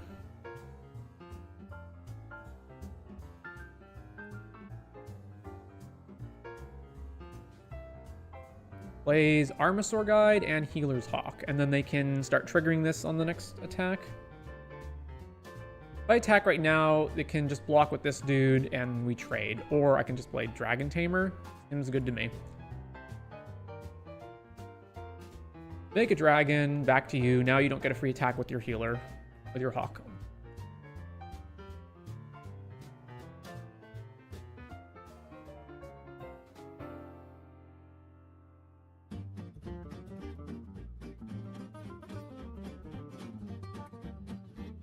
Attacking with just this dude.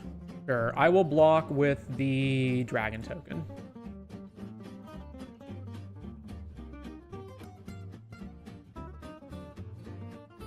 Then, oh wait, this only triggers on my end step, right? Yeah.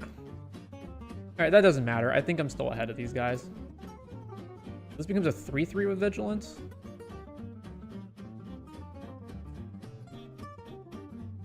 If this attacks right now, they have to double block it, but they can trade with it. That's the problem. I'm probably better off just playing Sower of Chaos than just passing.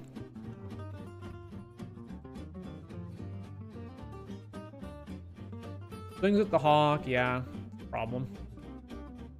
Oh, and they're gonna keep gaining life with this dude.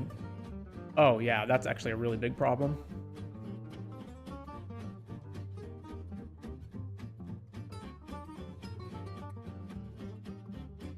We just drew a land, god damn it. So we can't race them, it's impossible. We're at lower life total than they are. They're gonna keep getting bigger every turn because of the Hawk. And then, so should I have just traded this dude with the other guy and then kept the dragon back? I guess. So yeah, I can make your guys unable to block, but who cares?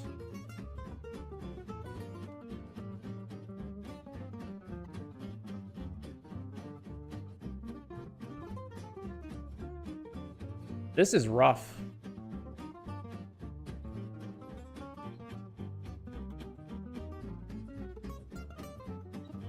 If I animate this, I can attack with it, and then what? Costs 4 to animate it. And then I'd have to flash the wolf in if it gets killed in combat. All right, so animate this dude.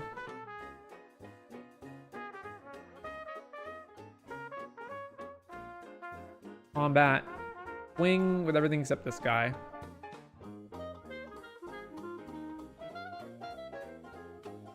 Blocks there.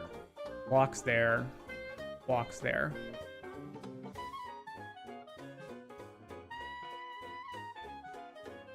All right, before damage, flash and wolf. Exile, I don't know. This guy. This is your biggest creature. And then, yeah, I'll give him a card from Simulacrum. That's fine. Trigger gets bigger. Exemplar of Light, for fuck's sake. Yeah, apparently I threw this game when I blocked with the dragon token.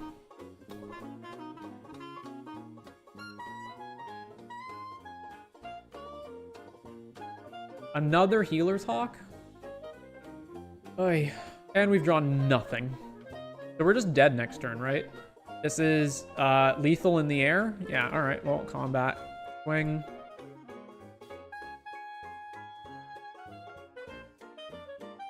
Blocks there, and then they get to gain life off of, and then draw a card off this guy, yeah.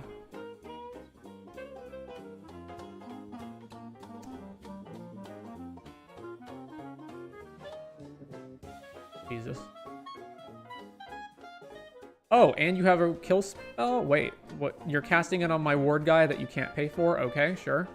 So this is 6, 8 in the air, and then I have to chump block a Johnny's Pride mate.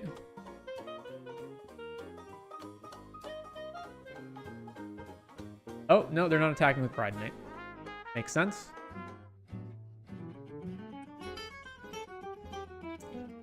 Uh-huh.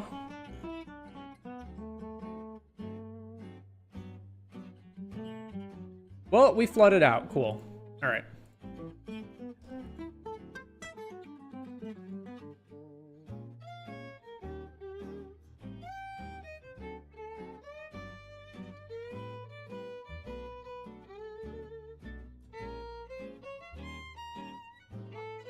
Oh, so let's see. A lot of flyers equals we want the spider.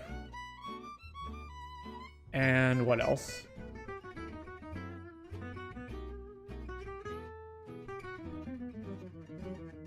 That's kind of it. Maybe Bushwhack.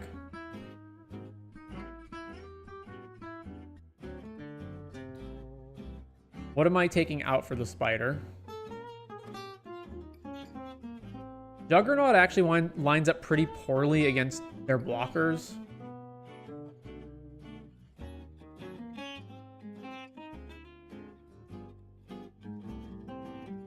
Yeah, just take Juggernaut out, I guess. What else here? Firebrands are good against the Hawks. Alright, I guess we just do that.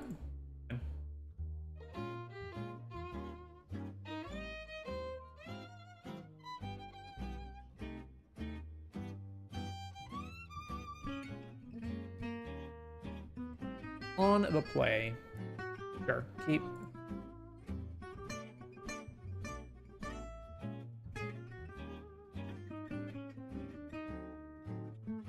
Opponent mulls to 5.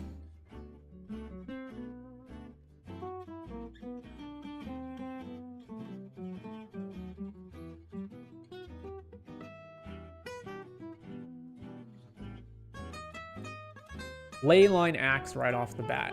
Cool. Plays the Hawk. Alright, let's just kill that. I could maybe make them waste mana equipping, but just spend our mana efficiently. Plays the pick thing. I actually don't know what that does. Alright, let's play Garruk's Uprising. Back to them. Equip creature gets +1, and whenever it hits me, make a treasure. Sure. Banishing Light on the Garruk's Uprising. Opponent just has fucking everything. Jesus. Alright. So now every single creature is going to be a threat with this. I guess they just don't have anything, though. Alright, combat. Attack with Dwinen's Elite. So, yeah. I guess they just don't have creatures, maybe? I don't know. Alright, play Gorehorn, I suppose. Shoot you.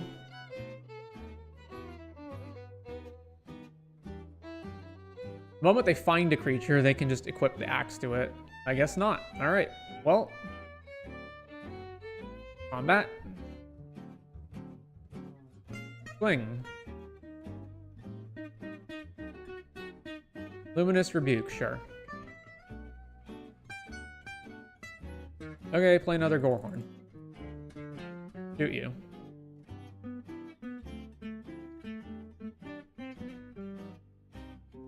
No creatures for them.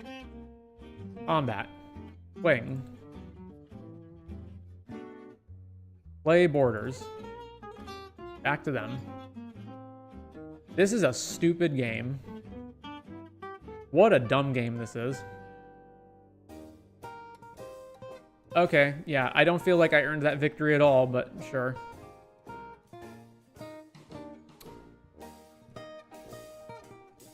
Well, now that I know they have the axe, that makes Threaten more appealing, but like not by a lot.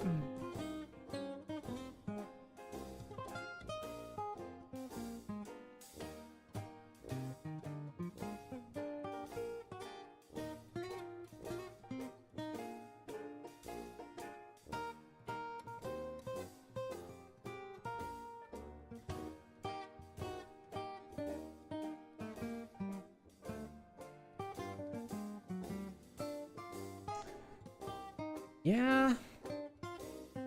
Our creature count 17. So I think this guy kind of sucks. I want to try Hidetsugu's. Why can I not move this? There we go. 1, 2, 3, 4, 5, 6, 7 spells. Yeah, okay.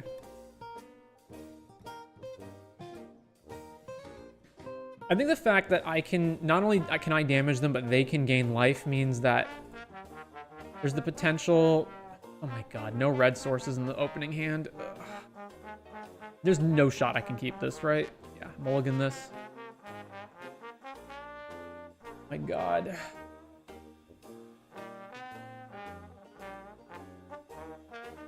I'm not going to 5. Let's ditch Firebrand.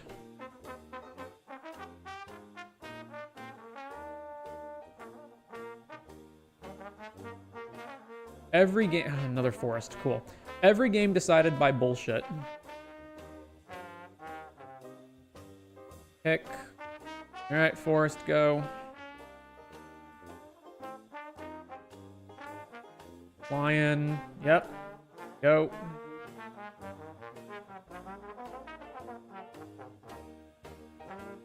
Whip. Wing. Try to ambush this thing.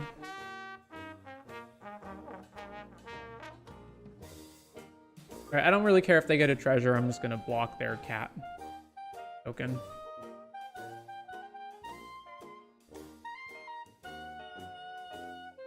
The free creature versus they get one more mana.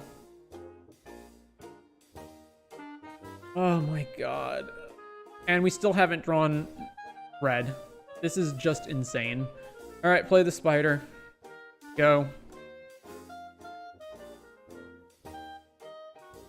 Life gain land, immediately draw another card. This becomes a 4/4. Cool.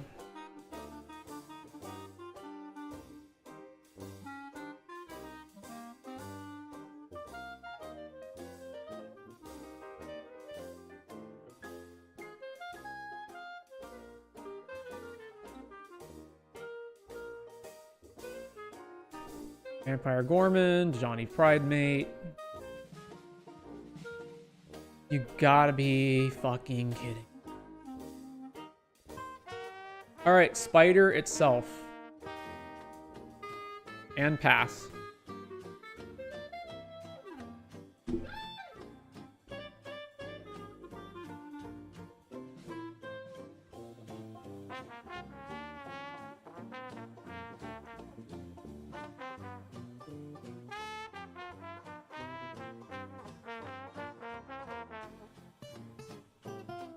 Another cat. Moves the pickaxe over to this guy. Then they're going to eat the cat to draw a card. Uh-huh. Can't block them. Mm-hmm. Infestation Sage. Oh, another 2 sacks to this guy. Awesome. Fucking finally.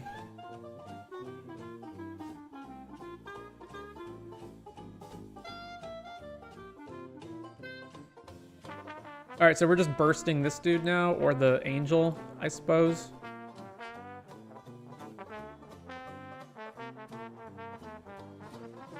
Yeah, so back over to them.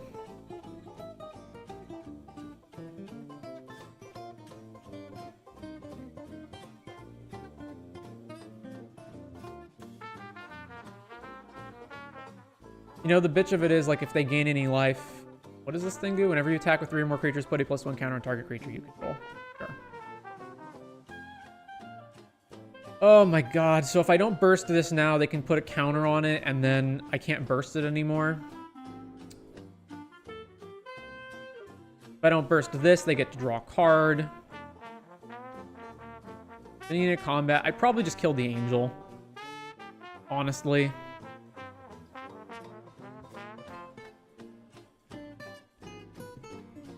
Alright, let's kill the angel.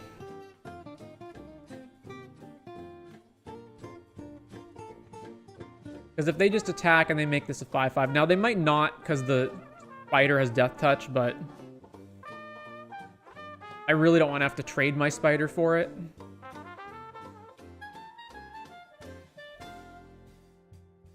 And if they put the counter here, we can just shoot this guy too. Alright, sure. Death... Gets a 1/1. Can't block this thing. It's a +1 counter on a guy, right? Yeah. Angel of Finality, exile a graveyard, sure. Hey, another forest. Well, we're not going to play that, so...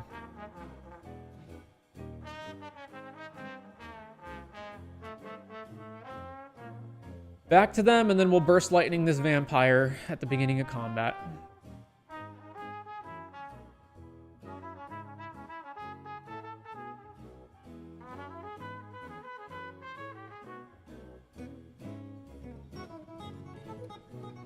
Burst lightning, kill this guy. Actually, I should have played this forest last turn. I was thinking I could hold the card for, like in case I draw Incinerating Blast later, so I have a card to rummage. But actually, I have the spider in place, so I should just have it. I should just be deploying my lands. And they're attacking with everything. So they can put the counter on this dude, and then he's a 5/5. This wolf doesn't even block well either. Yeah. What are they putting it on? Itself? Sure. So I will block here and here. And take 8 damage. Yep. Wait, I take 8 damage and I go to 3, and then this angel single-handedly kills me? God damn it. I don't see much of a better way of blocking here. I guess I can trade my spider for this, but then I have nothing to block the angel. Alright, sure. This is the trade. We're at 3.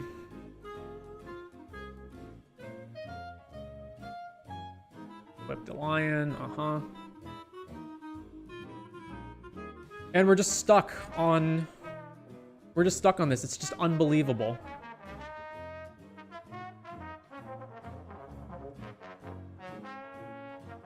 Alright, so what am I doing? I'm blocking the angel, and then Firebrand blocks here, and then I shoot... No, then I just die. So... I have to block this, I have to block No, I actually lose. I just straight up lose. I can only have 2 blockers, and they have 3 lethal creatures. Alright, what an amazing fucking game. This is just... I'm so fucked off right now. Hopefully we can come back in the next 2.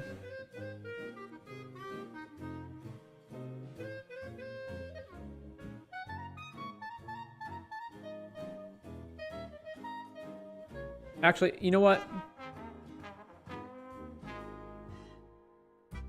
This land is shit. Fuck this land. It's responsible for just mana screwing me. It's so 4 mana to make a 3/3 with Vigilance. Who gives a shit? This land sucks.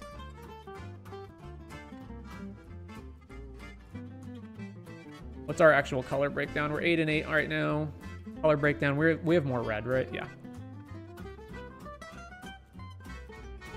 Add another mountain to the deck.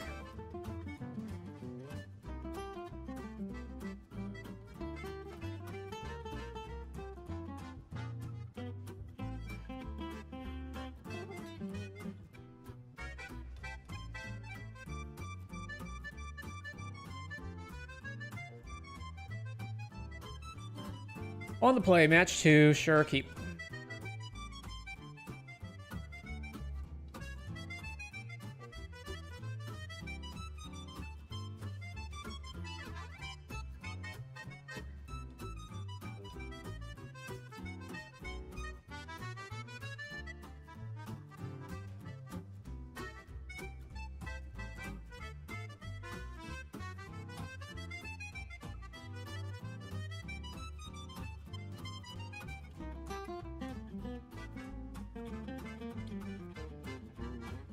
Play Firebrand. Wing.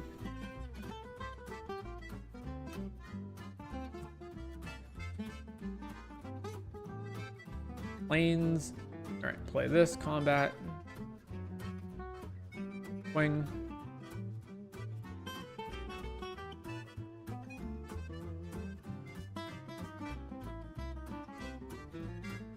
Playing the Helpful Hunter. Cool. Alright, I'm not wasting Burst Lightning on that. I'll just use that as fodder later when I get Crackling Prowler down. Play this guy. Pass to them.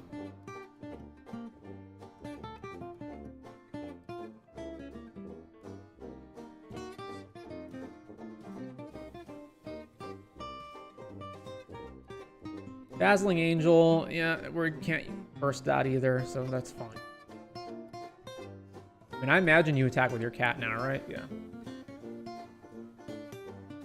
No blocks.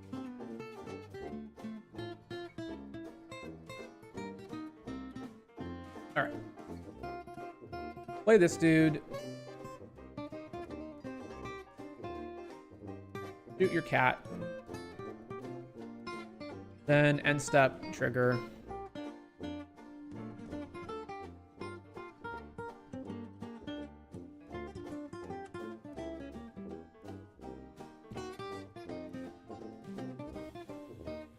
Oh, come the fuck on. Another one of this guy. Well, we have to burst it. We can't do anything else but just burst it.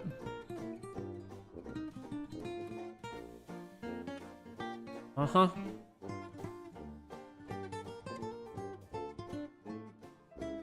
Oh, generating blast too.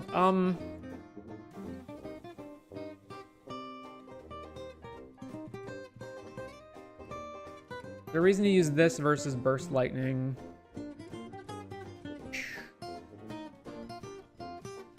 I can potentially have a creature that's 2 toughness and I want to kill this later, or shoot them in the face. Probably not. This rummages,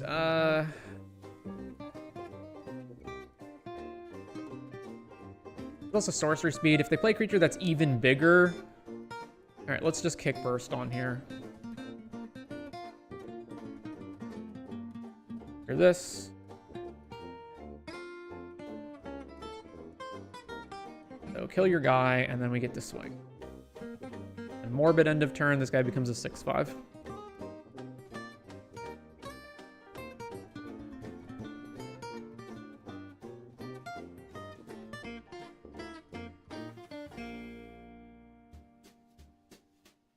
Gleaming Barrier, uh-huh. Pride Lion, sure. See, this would have been the situation where, like, Burst Lightning would be slightly more useful, but not even that helpful.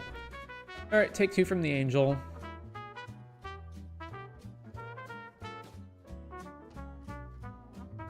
So let's get Uprising down. Trigger. And Uprising hits the field, and we draw a card. Land? Yeah, land. Alright, combat. Swing with this dude.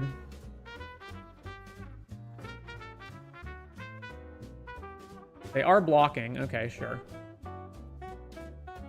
So 4 here, 2 to you. You get a treasure token. That's fine. And then we get to play Borders and draw another card. Trigger, draw. Back to you, sir. And this gets bigger. Hey, look, our deck can actually do things when we draw our Garrick's Uprising.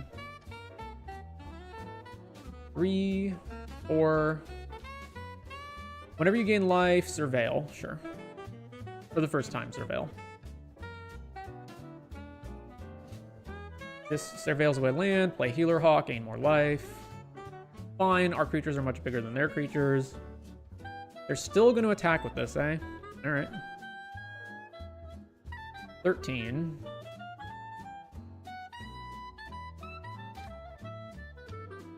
Alright, Alright, target your Angel. 1, 2, 3, 4, 5. Trigger. Pitch this mountain.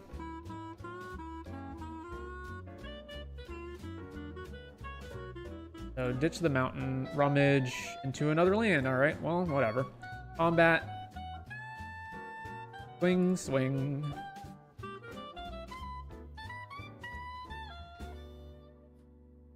They do... No, they actually don't have to block all this.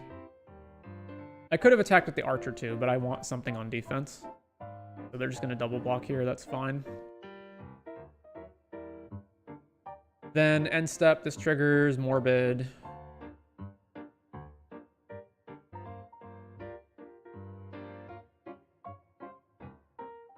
In the air, maybe? 6 mana. More blockers. And gain 3 life. Sure. And we can actually trade with my guy here. Alright. Swinging in the air. Going down to 10.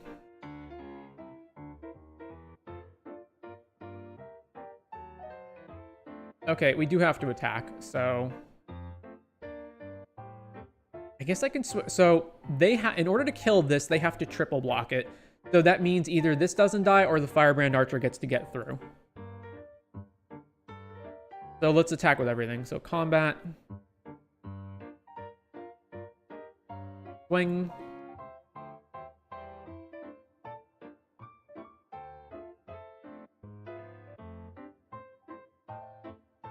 What?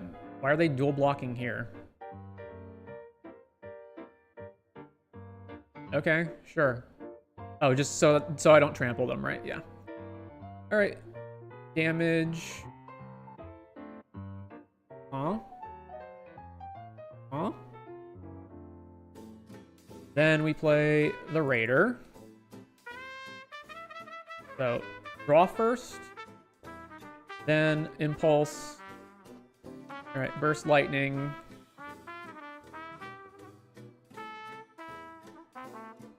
I could use it right now and kill this guy. Get him out of the way.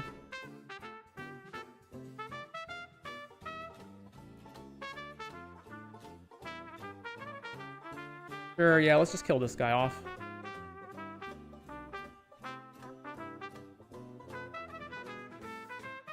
And then over to them, and this thing grows even bigger.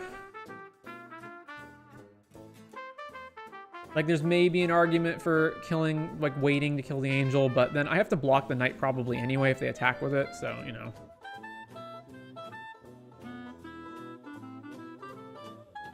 Belladar, Savior to put counters on your guys, of course.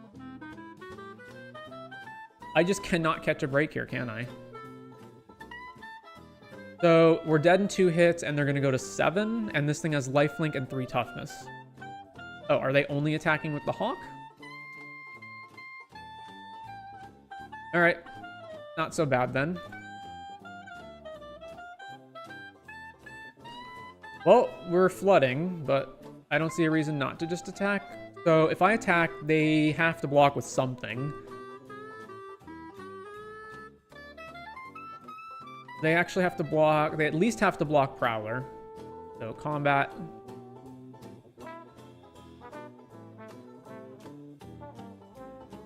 Because this is only 7 on the back. Even if they didn't have to block.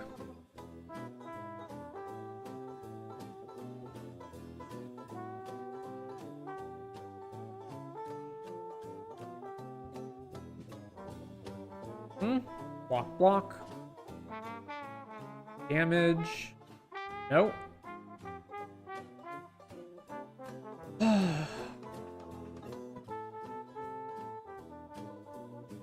Okay.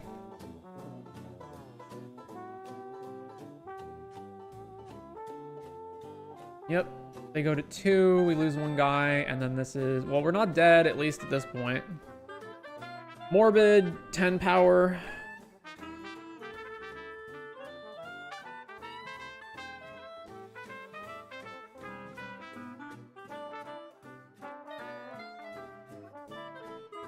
+2, that's 6, we still survive.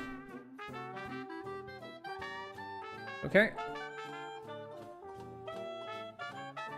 Sure. Yeah, then you die on the backswing. Is there a reason that we're continuing this?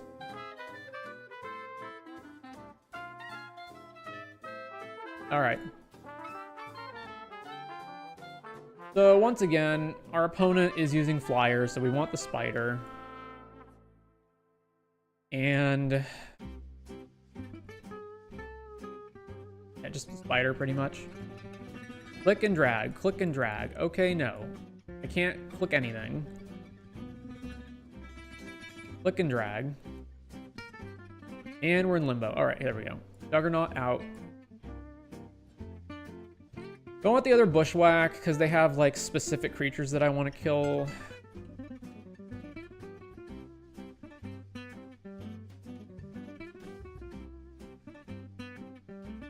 If I get rid of Dwinen's Elite, that means I have 5 creatures that cost 2 or less that I can use to charge up the borders, right?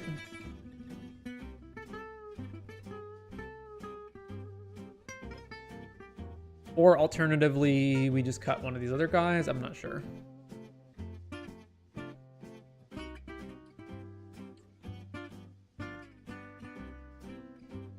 Yeah, okay. Let's bring in Bushwhack and cut Dwin. What is that black circle? What is that?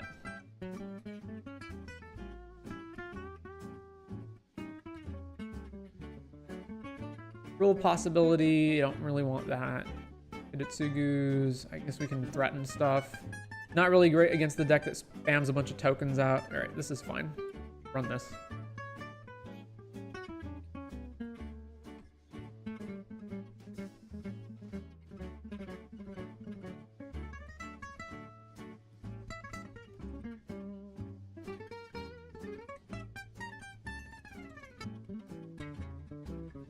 All right, this is fine. We just need to find lands.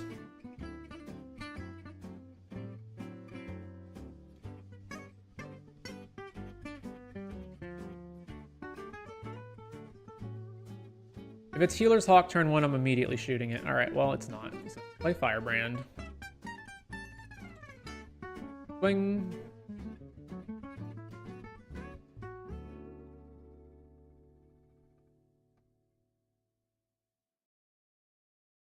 Gleaming Barrier, you say?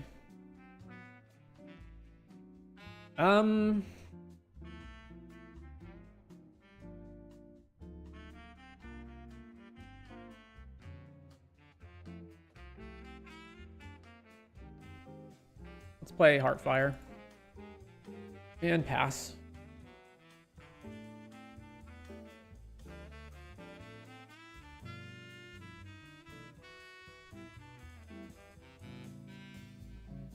More planes into the sky. Uh-huh.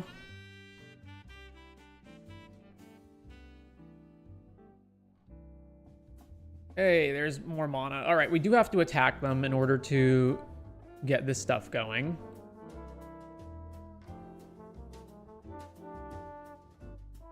So combat, I don't care if they trade with their cat, that's fine.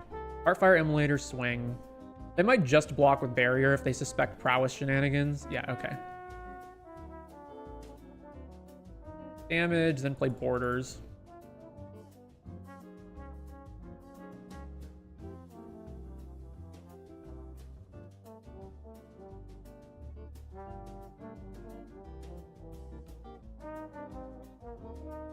Hawk.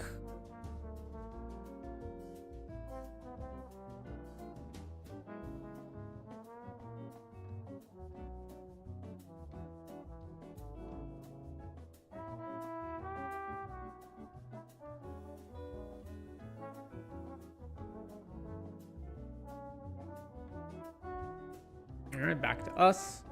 Ooh, Burst Lightning. All right, well, so we attack here. They can multi-block, but Firebrand can kill stuff. They do have possible combat tricks.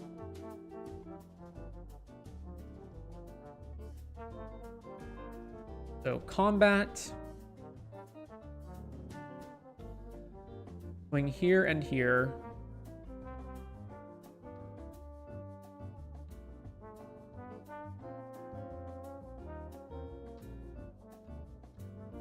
Barrier blocks there. Okay, sure.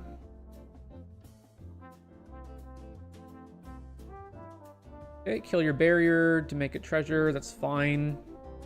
They take some damage. And we'll play another Borders.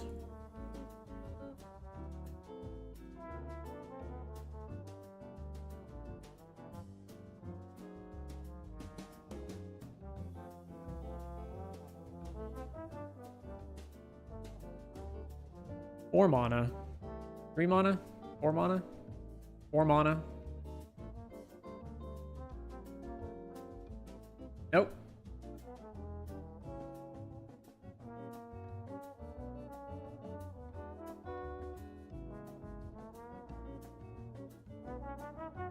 Alenda. And it's hexproof from instant, so I can't burst lightning it. Uh-huh. If they attack me with the Hawk, I'm just shooting it. Alright. Shoot. Well, at least, like, they can't really... Oh, if I had more mana, I could blast it, I guess.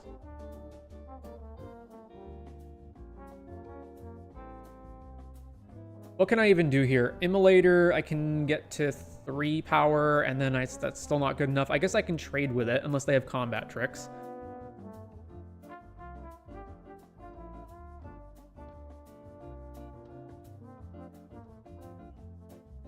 So I can't race the lifelink is the problem. So like I can keep attacking them, but then what's the point when they're just going to swing this? I guess they could attack and then I could flash an ambush wolf and try to block it. And if they have a combat trick, so be it. That also seems bad because I could just wait until I have more mana and then...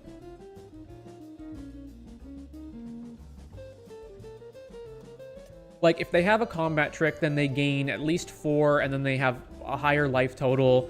And then this thing is a 5/5. And then I need multiple cards to try to kill it. I think I attack with at least 1 borders.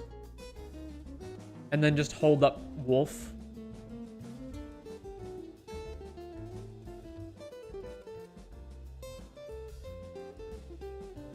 Yeah, let's do that.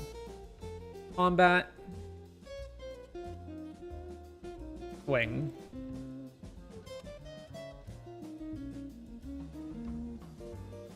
They're just going to trade with it. All right, well, if they're just going to trade with it, then I'm just going to not let them trade with it.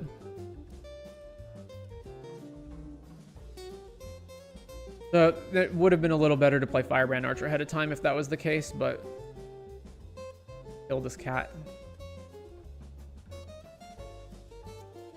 Yield.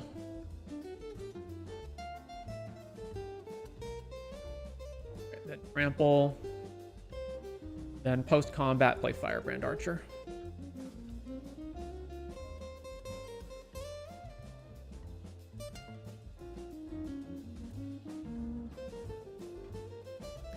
Helpful Hunter, draw a card. Plays another land.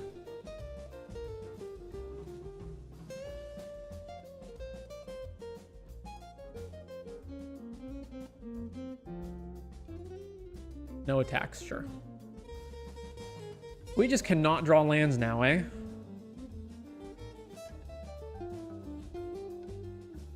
Alright, combat. Start attacking with borders.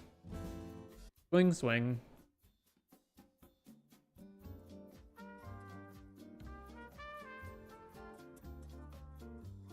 Cat blocks 1, and they're just not blocking with Alenda.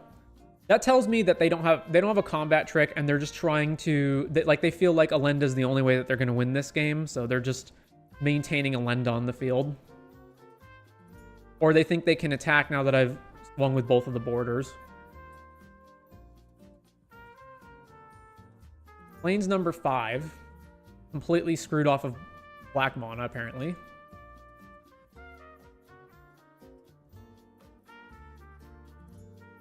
Everybody's having mana problem. Ugh.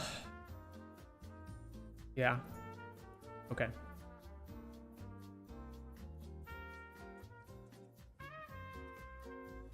Flash and Wolf. I don't know. I'll eat the cat out of their graveyard.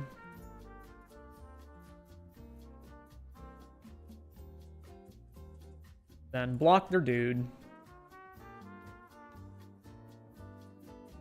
Alright, so they do not have a trick, but they're just making this into a 4/4 and drawing another card. Well, finally a land. So, combat, attack with borders.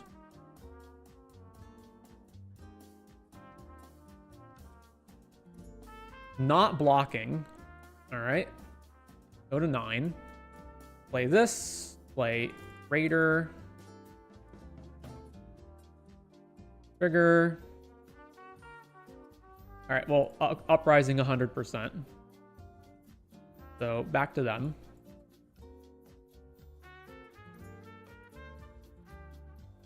Hey, they finally found their swamp. And they're casting 6 mana for this dude, sure.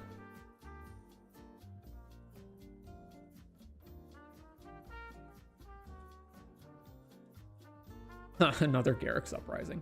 Alright, well, Garrick's Uprising triggers these guys. We get Prowess. Trigger this. This comes into play. Trigger, draw a card. Land. Alright, so if I attack now, they kind of have to block a lot of this, right?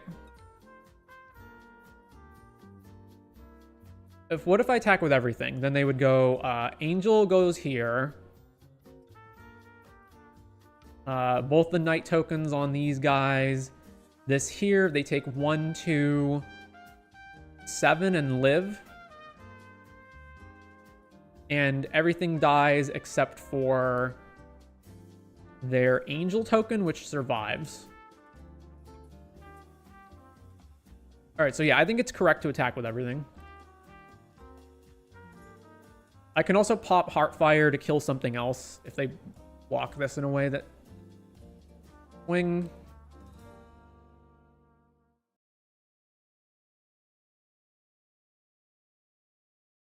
And if they don't put the Angel on here and they put it on something else, I can pop this to kill the Angel. Yeah, so there.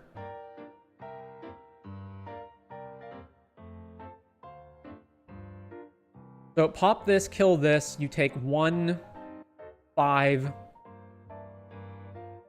That negates, and then you just lose the game. All right, so kill this guy.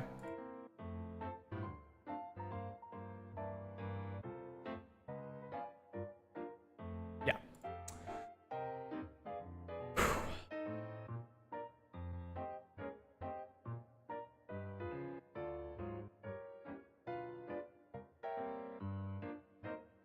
On the play for match 3.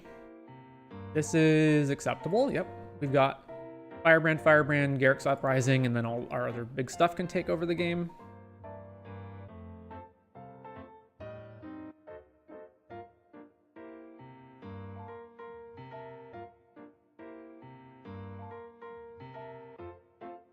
This dude. Swing. Plains. Another Garrick's Uprising. All right, well. Play another one of these guys.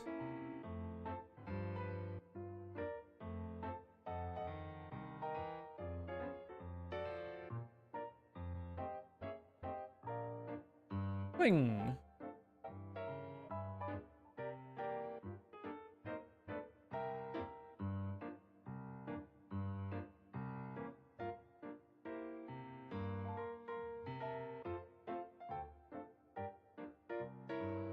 The reason I'm putting a stop on the end step here instead of just F6ing through it is because I want to perhaps bluff having Burst Lightning.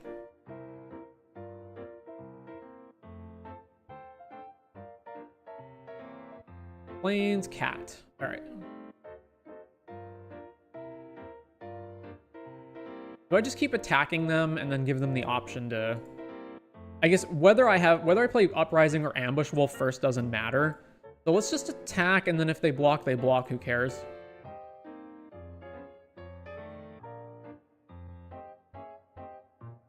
Swing. I assume they'll block.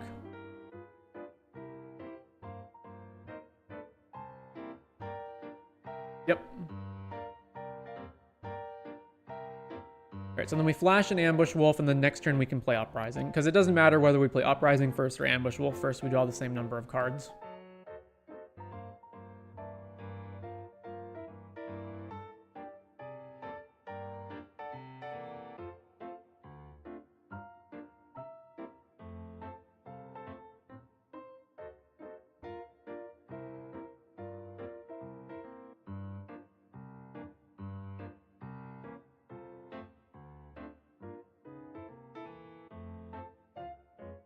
Three planes.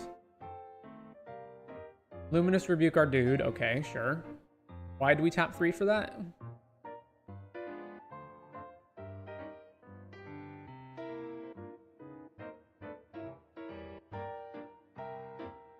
Also, your main phasing Rebuke, are you going to play an X1 creature with the 3rd mana? Because otherwise I don't really see the point.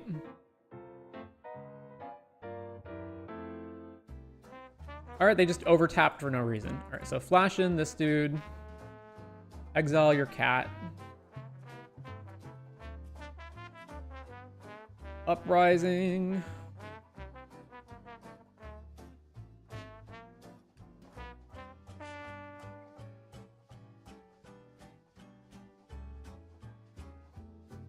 Trigger. We did, in fact, draw Burst Lightning, so combat, swing.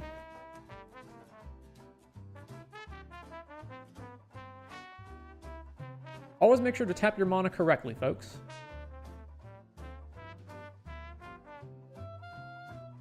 I guess hypothetically I could have drawn Bushwhack instead, but it was more likely to draw Burst.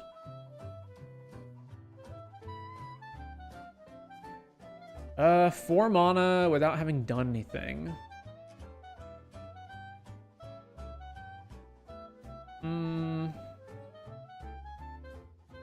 Alright, well, they're just conceding, apparently. I don't know what that was about. Well, they're a white deck that has a cat and a removal spell in it, so that doesn't really tell me anything.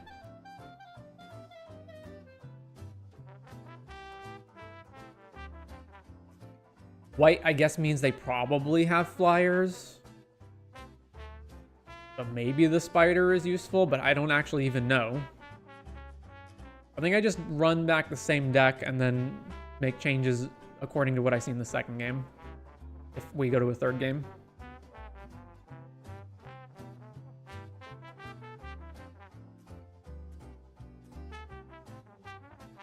All right, game 2 on the draw.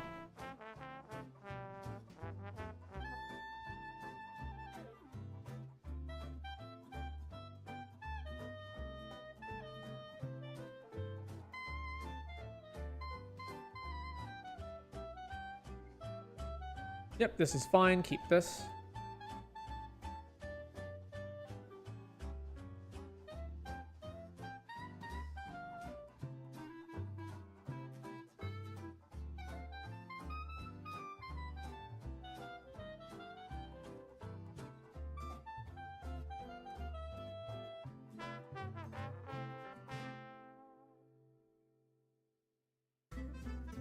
Mountain, go.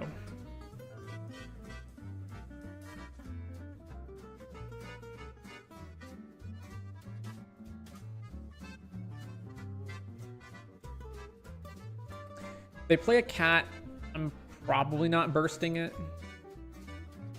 Anything else that I can burst, I probably will burst. So they're Boros and they were missing. Oh yeah, I'm definitely bursting that. All right, well, now we can't do anything, so back to them.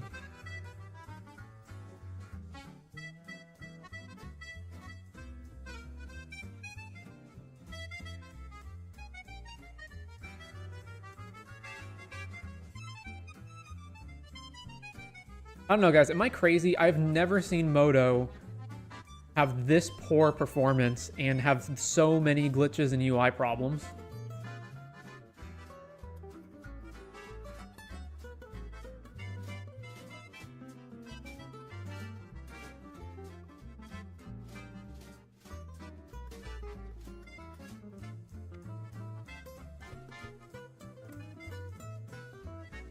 Been going on with Moto. It gets these weird black circles when you drag stuff.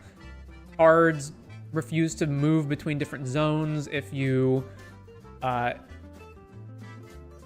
like I have to keep clicking on and off the window over and over in order to get things to move around. It's laggy, like in a way that is unusual, like not normal stuff that lags. The cards in Windows are magnified way closer than they normally are, and you even sliding the zoom tool all the way to the bottom, they're still bigger than they usually are. In a way that's a problem. If you're trying to resize windows in terms of like your creature and non-creature groupings in your limited pool, it often just doesn't work correctly. I can't, a lot of times when I right click on stuff in order to move it from side to main or vice versa, it just doesn't work, and I'm forced to click off the window and click back on the window in order to get it to do anything. Could it be a hardware issue? I don't see why. Same hardware as normal. And this has only been a problem since I've been, since I've loaded the game up after Foundations was released. And it got the client got patched.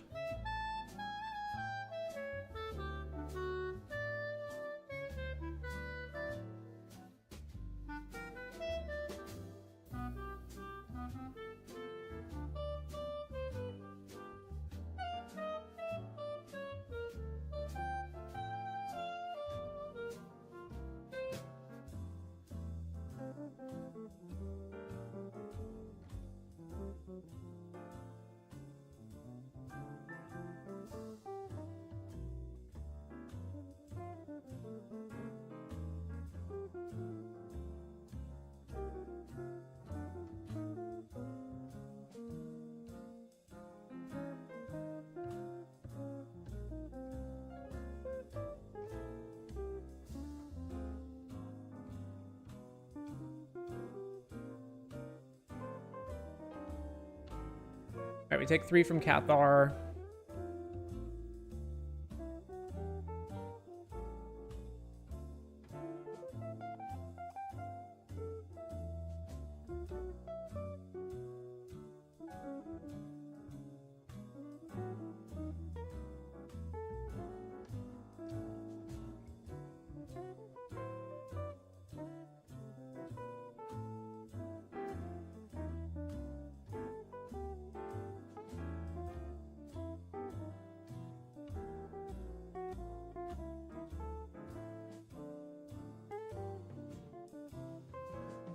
What is going on with our opponent here? Like, it's just like crazy slow to finish anything, and it keeps stopping at weird times, like on the damage step. Our clock's still ticking down.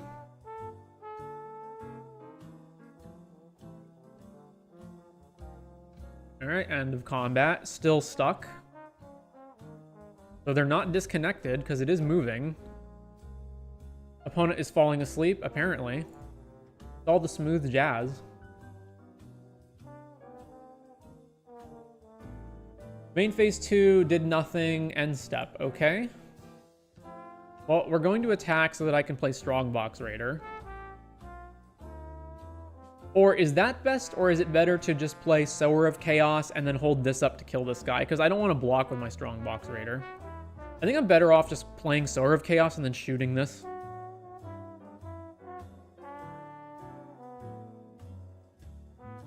I would much rather trade Firebrand for this guy than a 4-drop.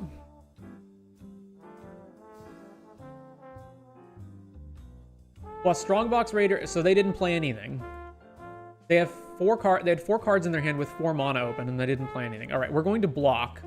That way, if they have a combat trick, they have to use it now, and then we can respond by just shooting their guy. All right, well, trades. Okay, borders, sure. I could just kill their dude. I don't want to rummage right now.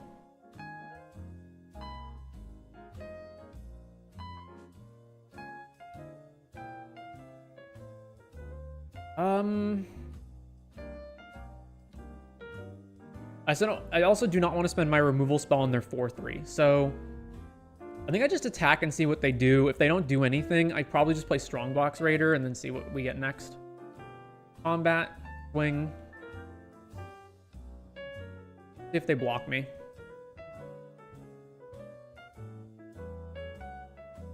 Got the cards ordered from my buddy's Christmas Commander deck gift. Made him a Xancha Sleeper Agent deck. Let me know how it goes. Xancha, I think Xancha is one of the commanders I do not have built. Block. Go to damage? Sure. And then we play... I could play Gorehorn, but I would rather save that for when I can kill something with it, so... Play Strongbox Raider. Trigger. Alright, Forest. Play Forest. Go.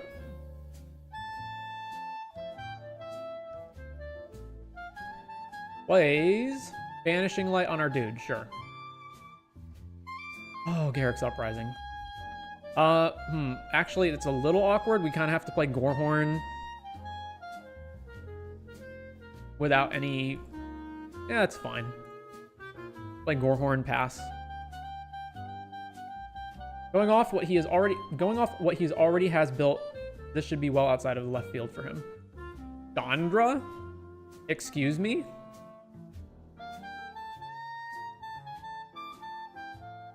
Well, this is so awkward. Can this shoot Planeswalkers? No, it can't. So I have to get a creature onto the board so I can attack this. +1, create a copy of a token. Exile the top 3 of your library. Choose one you may play at this turn. Fucking Christ. We're just never going to be able to beat this. All right, well, we're going to play Uprising and Borders. And hope that we somehow are able to kill Chandra next turn. Actually, we can't even kill Chandra next turn because she +2s. Christ almighty. Exiling Dazzling Angel, Axe, Healer's Hawk.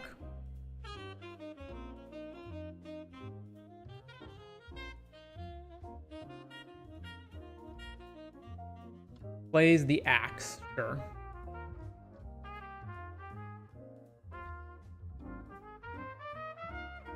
Plays this dude.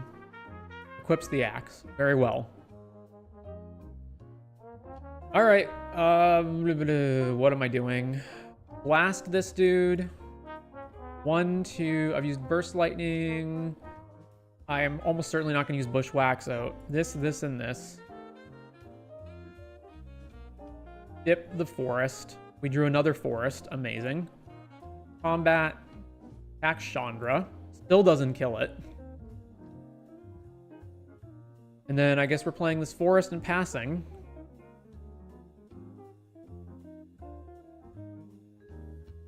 Exiles. Kranko and 2 mountains. So they're going to play Kranko. We can fight Kranko, but then our guy dies, so that doesn't work. So we're basically entirely... Oh, they also get to equip the axe to it, right? So it's going to be a 4/4, so even if we wanted to fight it, we couldn't. So it's entirely dependent on me. I basically have to draw Burst Lightning, or we just lose, right? I'm pretty sure... Oh, never mind. We're just going to lose now. Impossible to come back from this. Cool.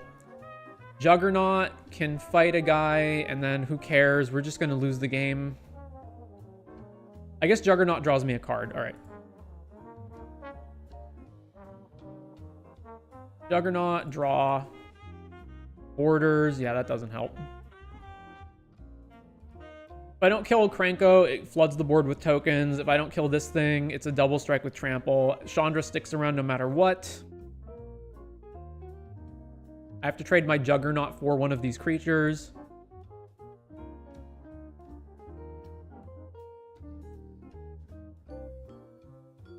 I can't think of how I could possibly get out of this.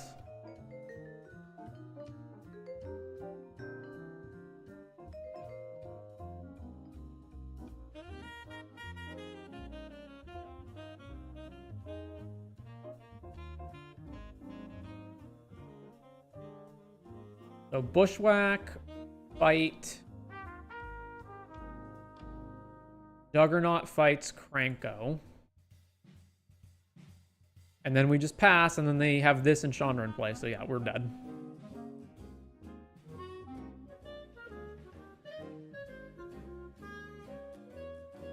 They can also make a copy of this thing, and... Oh, and you have Angel. Cool. All right, yeah.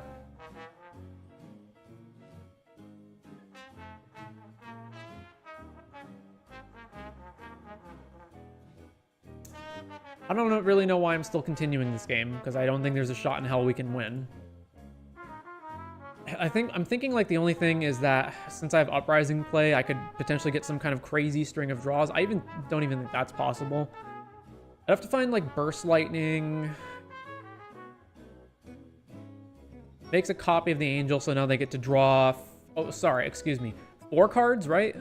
Oh, it only triggers once each turn. Oh, so they'll only draw 2 cards. And these will become 5/5s, although this token dies. But, you know, whatever. All right, no blocks. Sure. How much are we taking here? 6, 9. Yeah. And we're just dead next turn anyway. Trigger. Draw some more cards. Oh, sorry. We take more because this gains life on the double strike before the rest of the damage happens.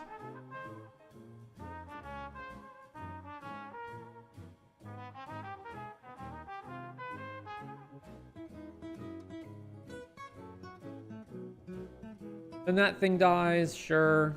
They have a 5/5. Yeah, we can't win. I guess I could attack, they block, we play borders. And I draw something, I don't know. Attack, Chandra.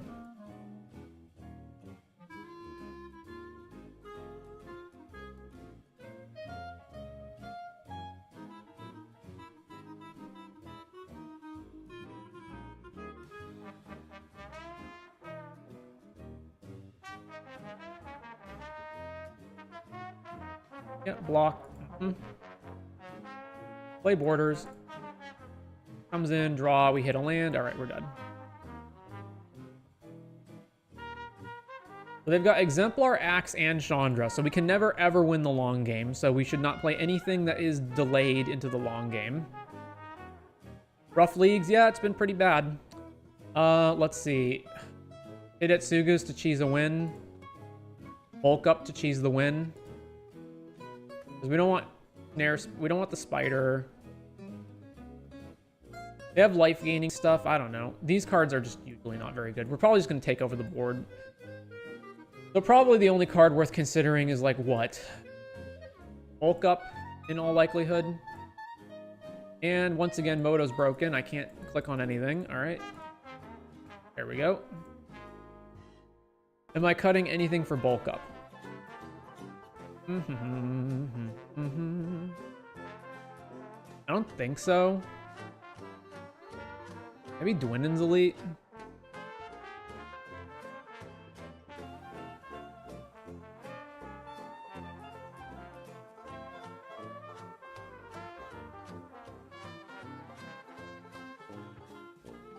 Also maybe threaten their creatures considering they have the axe.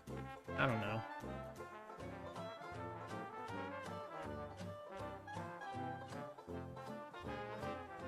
Yeah, maybe I just take the threaten instead. Oh my god, Moto. What the fuck? Alright, let's try that, I guess.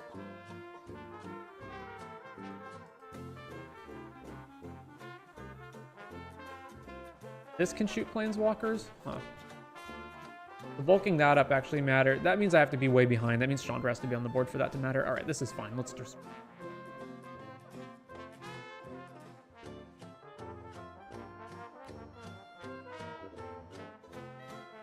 On the play, we only have one land, Maul. Oh, thank you so much. I'm not going to 5. You just can't win on 5, so put a forest back. Done.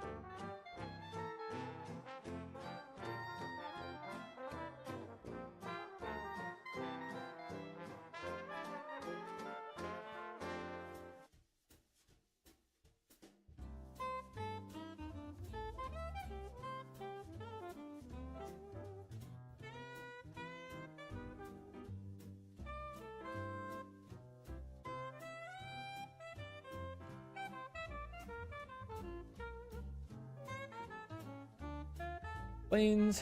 Uh-huh. Yep, cool. Thanks. We're drawing more lands. All right.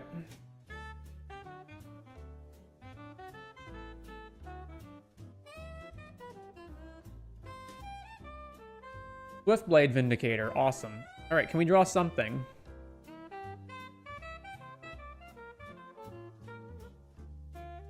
Oh, we can't play it yet, but it is something. Back to them.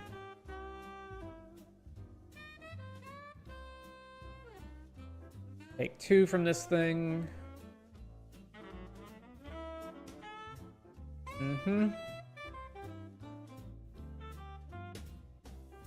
Johnny's Pride Mate. Well, play this guy.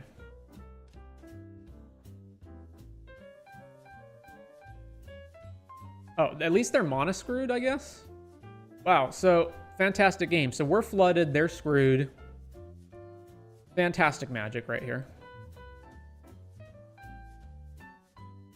What is also happening here? Why is Moto taking so long to load? Like, surely they F6'd their turn, right? Lions, uh-huh. Swing, nope, just with this guy? Sure, no blocks. Hey, it's Burst Lightning. Well, we're gonna play Dragon Tamer. Make a dragon, go. Finally found their 3rd land. Angel... All right. We're going to play this... hang on. What am I doing? If I'm Burst Lightninging anything, it's probably this guy, although maybe it's Pride Mate. I don't know. I want to grow my Prowler.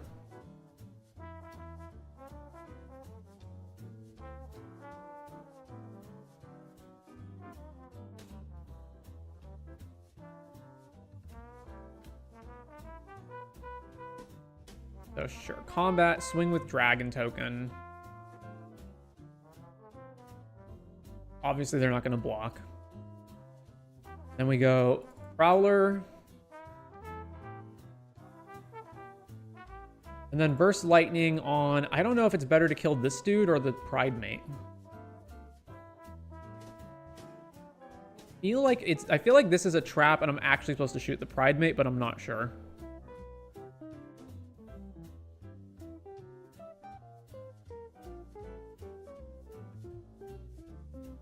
All right, we'll shoot this guy. Trigger. Kill this. This triggers. We get a counter back to them.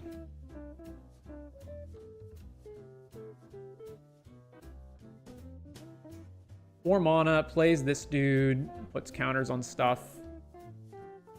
Okay.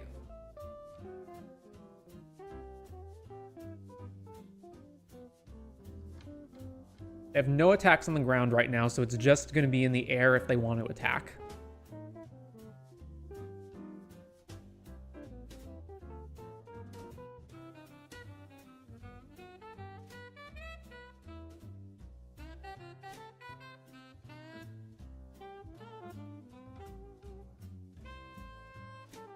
Again, what is happening? Why is Moto, like, not continuing?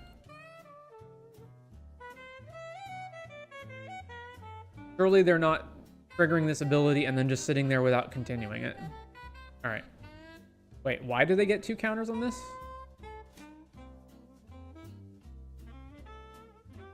Whenever another... Oh, because whenever another creature you control enters, gain 1. That's why.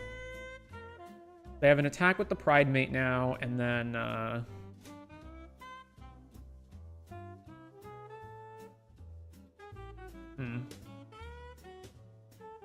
Oh, yeah. I didn't realize the Angel had that ability, because I didn't read it properly. So if I had realized that, I would have definitely burst the Pride Mate and not the Vindicator. If they don't attack, that's interesting. Pride Mate is going to get out of hand. Borders. Okay, so... if I steal this and attack... with, I mean, I'm going to steal it. It's the most power. Yeah, we're going to steal it. Steal your Pride Mate. Tap, tap, tap. Tap. Then go to combat and swing here, here, and here.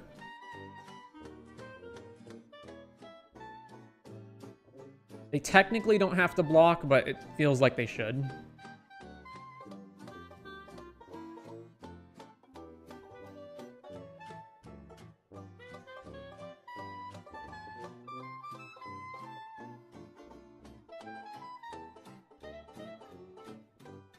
They're going to multi-block here, sure.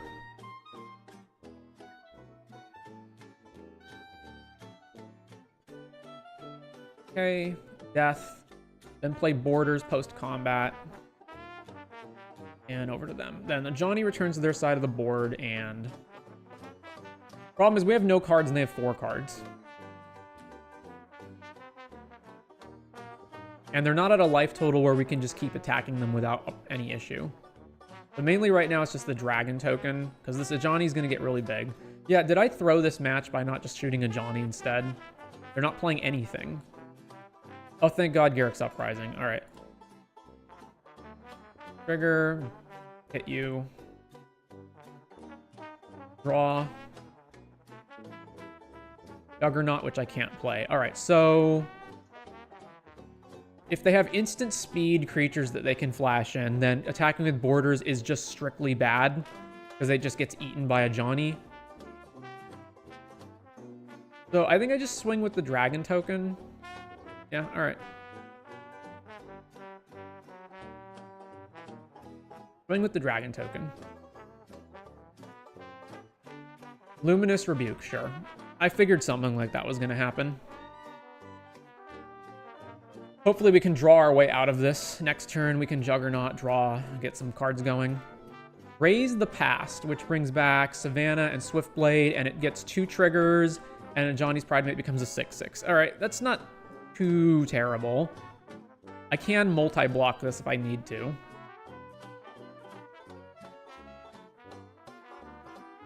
Ooh, Gorehorn. I would have to attack first, though. So if I play Juggernaut, the Juggernaut has to attack, which means that Johnny gets to block it for free. I feel like definitely Gorehorn should be used to ping them, though. Or to ping something like the Swiftblade. I guess I can attack with just Borders, and if they block it with the Pride Mate, I can then Gorehorn and kill the Pride Mate. That's probably my best course of action, actually.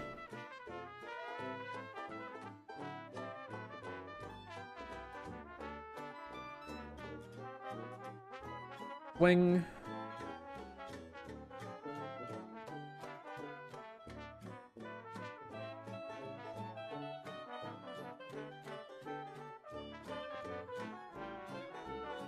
Yep, they are blocking it. All right, so go to damage.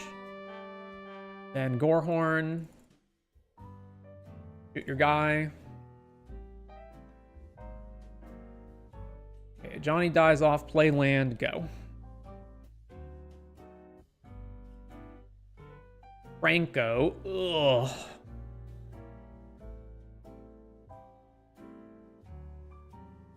Juggernaut.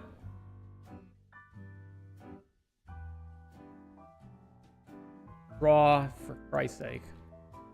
All right, we got to put some kind of pressure on them. So swing with Gorehorn.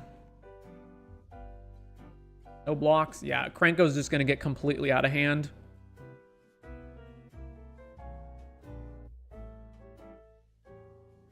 Slumbering Dude, gain life.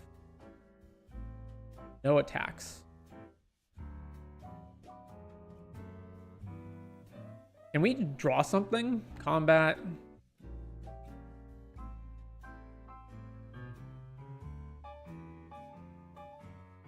Swing. Make Goblin. Trigger, gain life. Uh-huh. So this can block one of our guys, and... or they can just multi-block here, sure. And block there. All right, at least they take some trample. At least.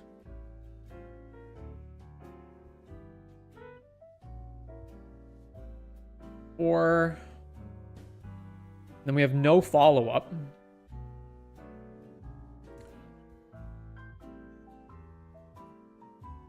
Play a land, go. We have no block on this dude and no block on the Dazzling Angel, and then the Krenko can just get totally absurd unless we have amazing draws off the Scarix Uprising coming up.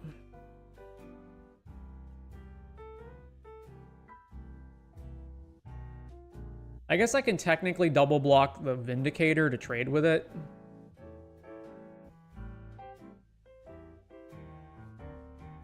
They're not attacking at all. All right. Oh, thank God. Target Krenko.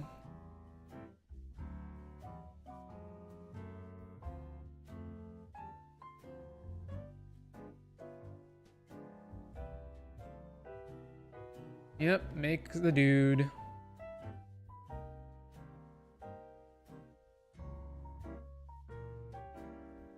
Five. Solve this, pitch this forest, and hit a mountain. All right, well, we don't have any attacks, so we'll just play a land and pass.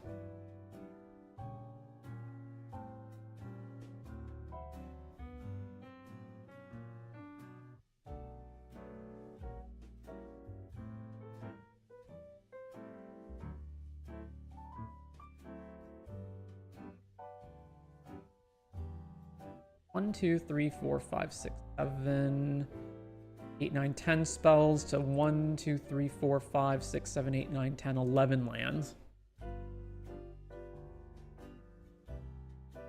Flashes in Cathar Commando. Oh no, and they can blow up Uprising. God damn it. That was like our one out.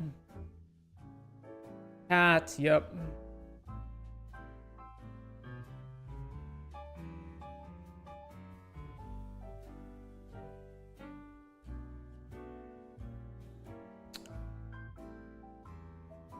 All that drawing we've done off of that Uprising, and we're still 3 cards behind.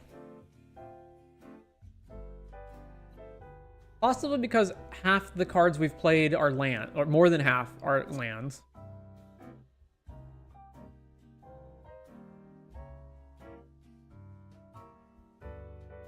If they still don't attack at this point, then I don't know what they're doing.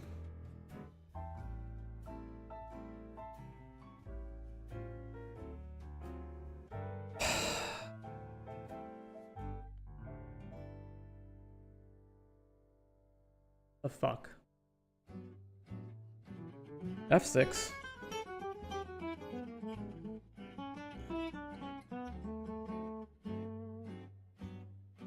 This is land number 12.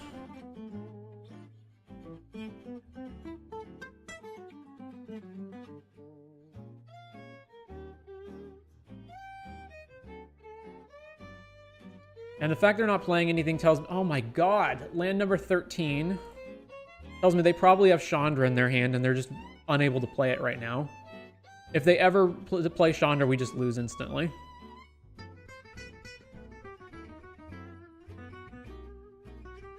Yep, there's land number 7. Here comes Chandra. Or no, Dracoseth. Sorry. Oh, it was their other bomb 7 drop that they have. Thank you so much, deck. All right. Can't fucking believe this. We drew 13 lands.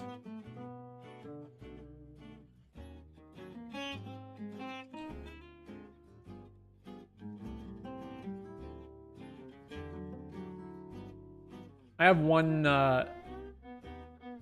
pack, right? Yeah. All right.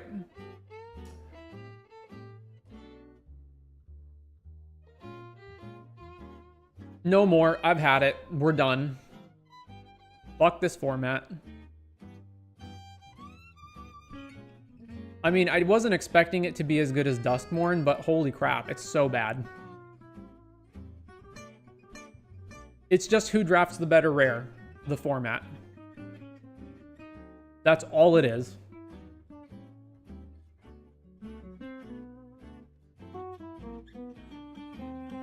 What a note to go out on.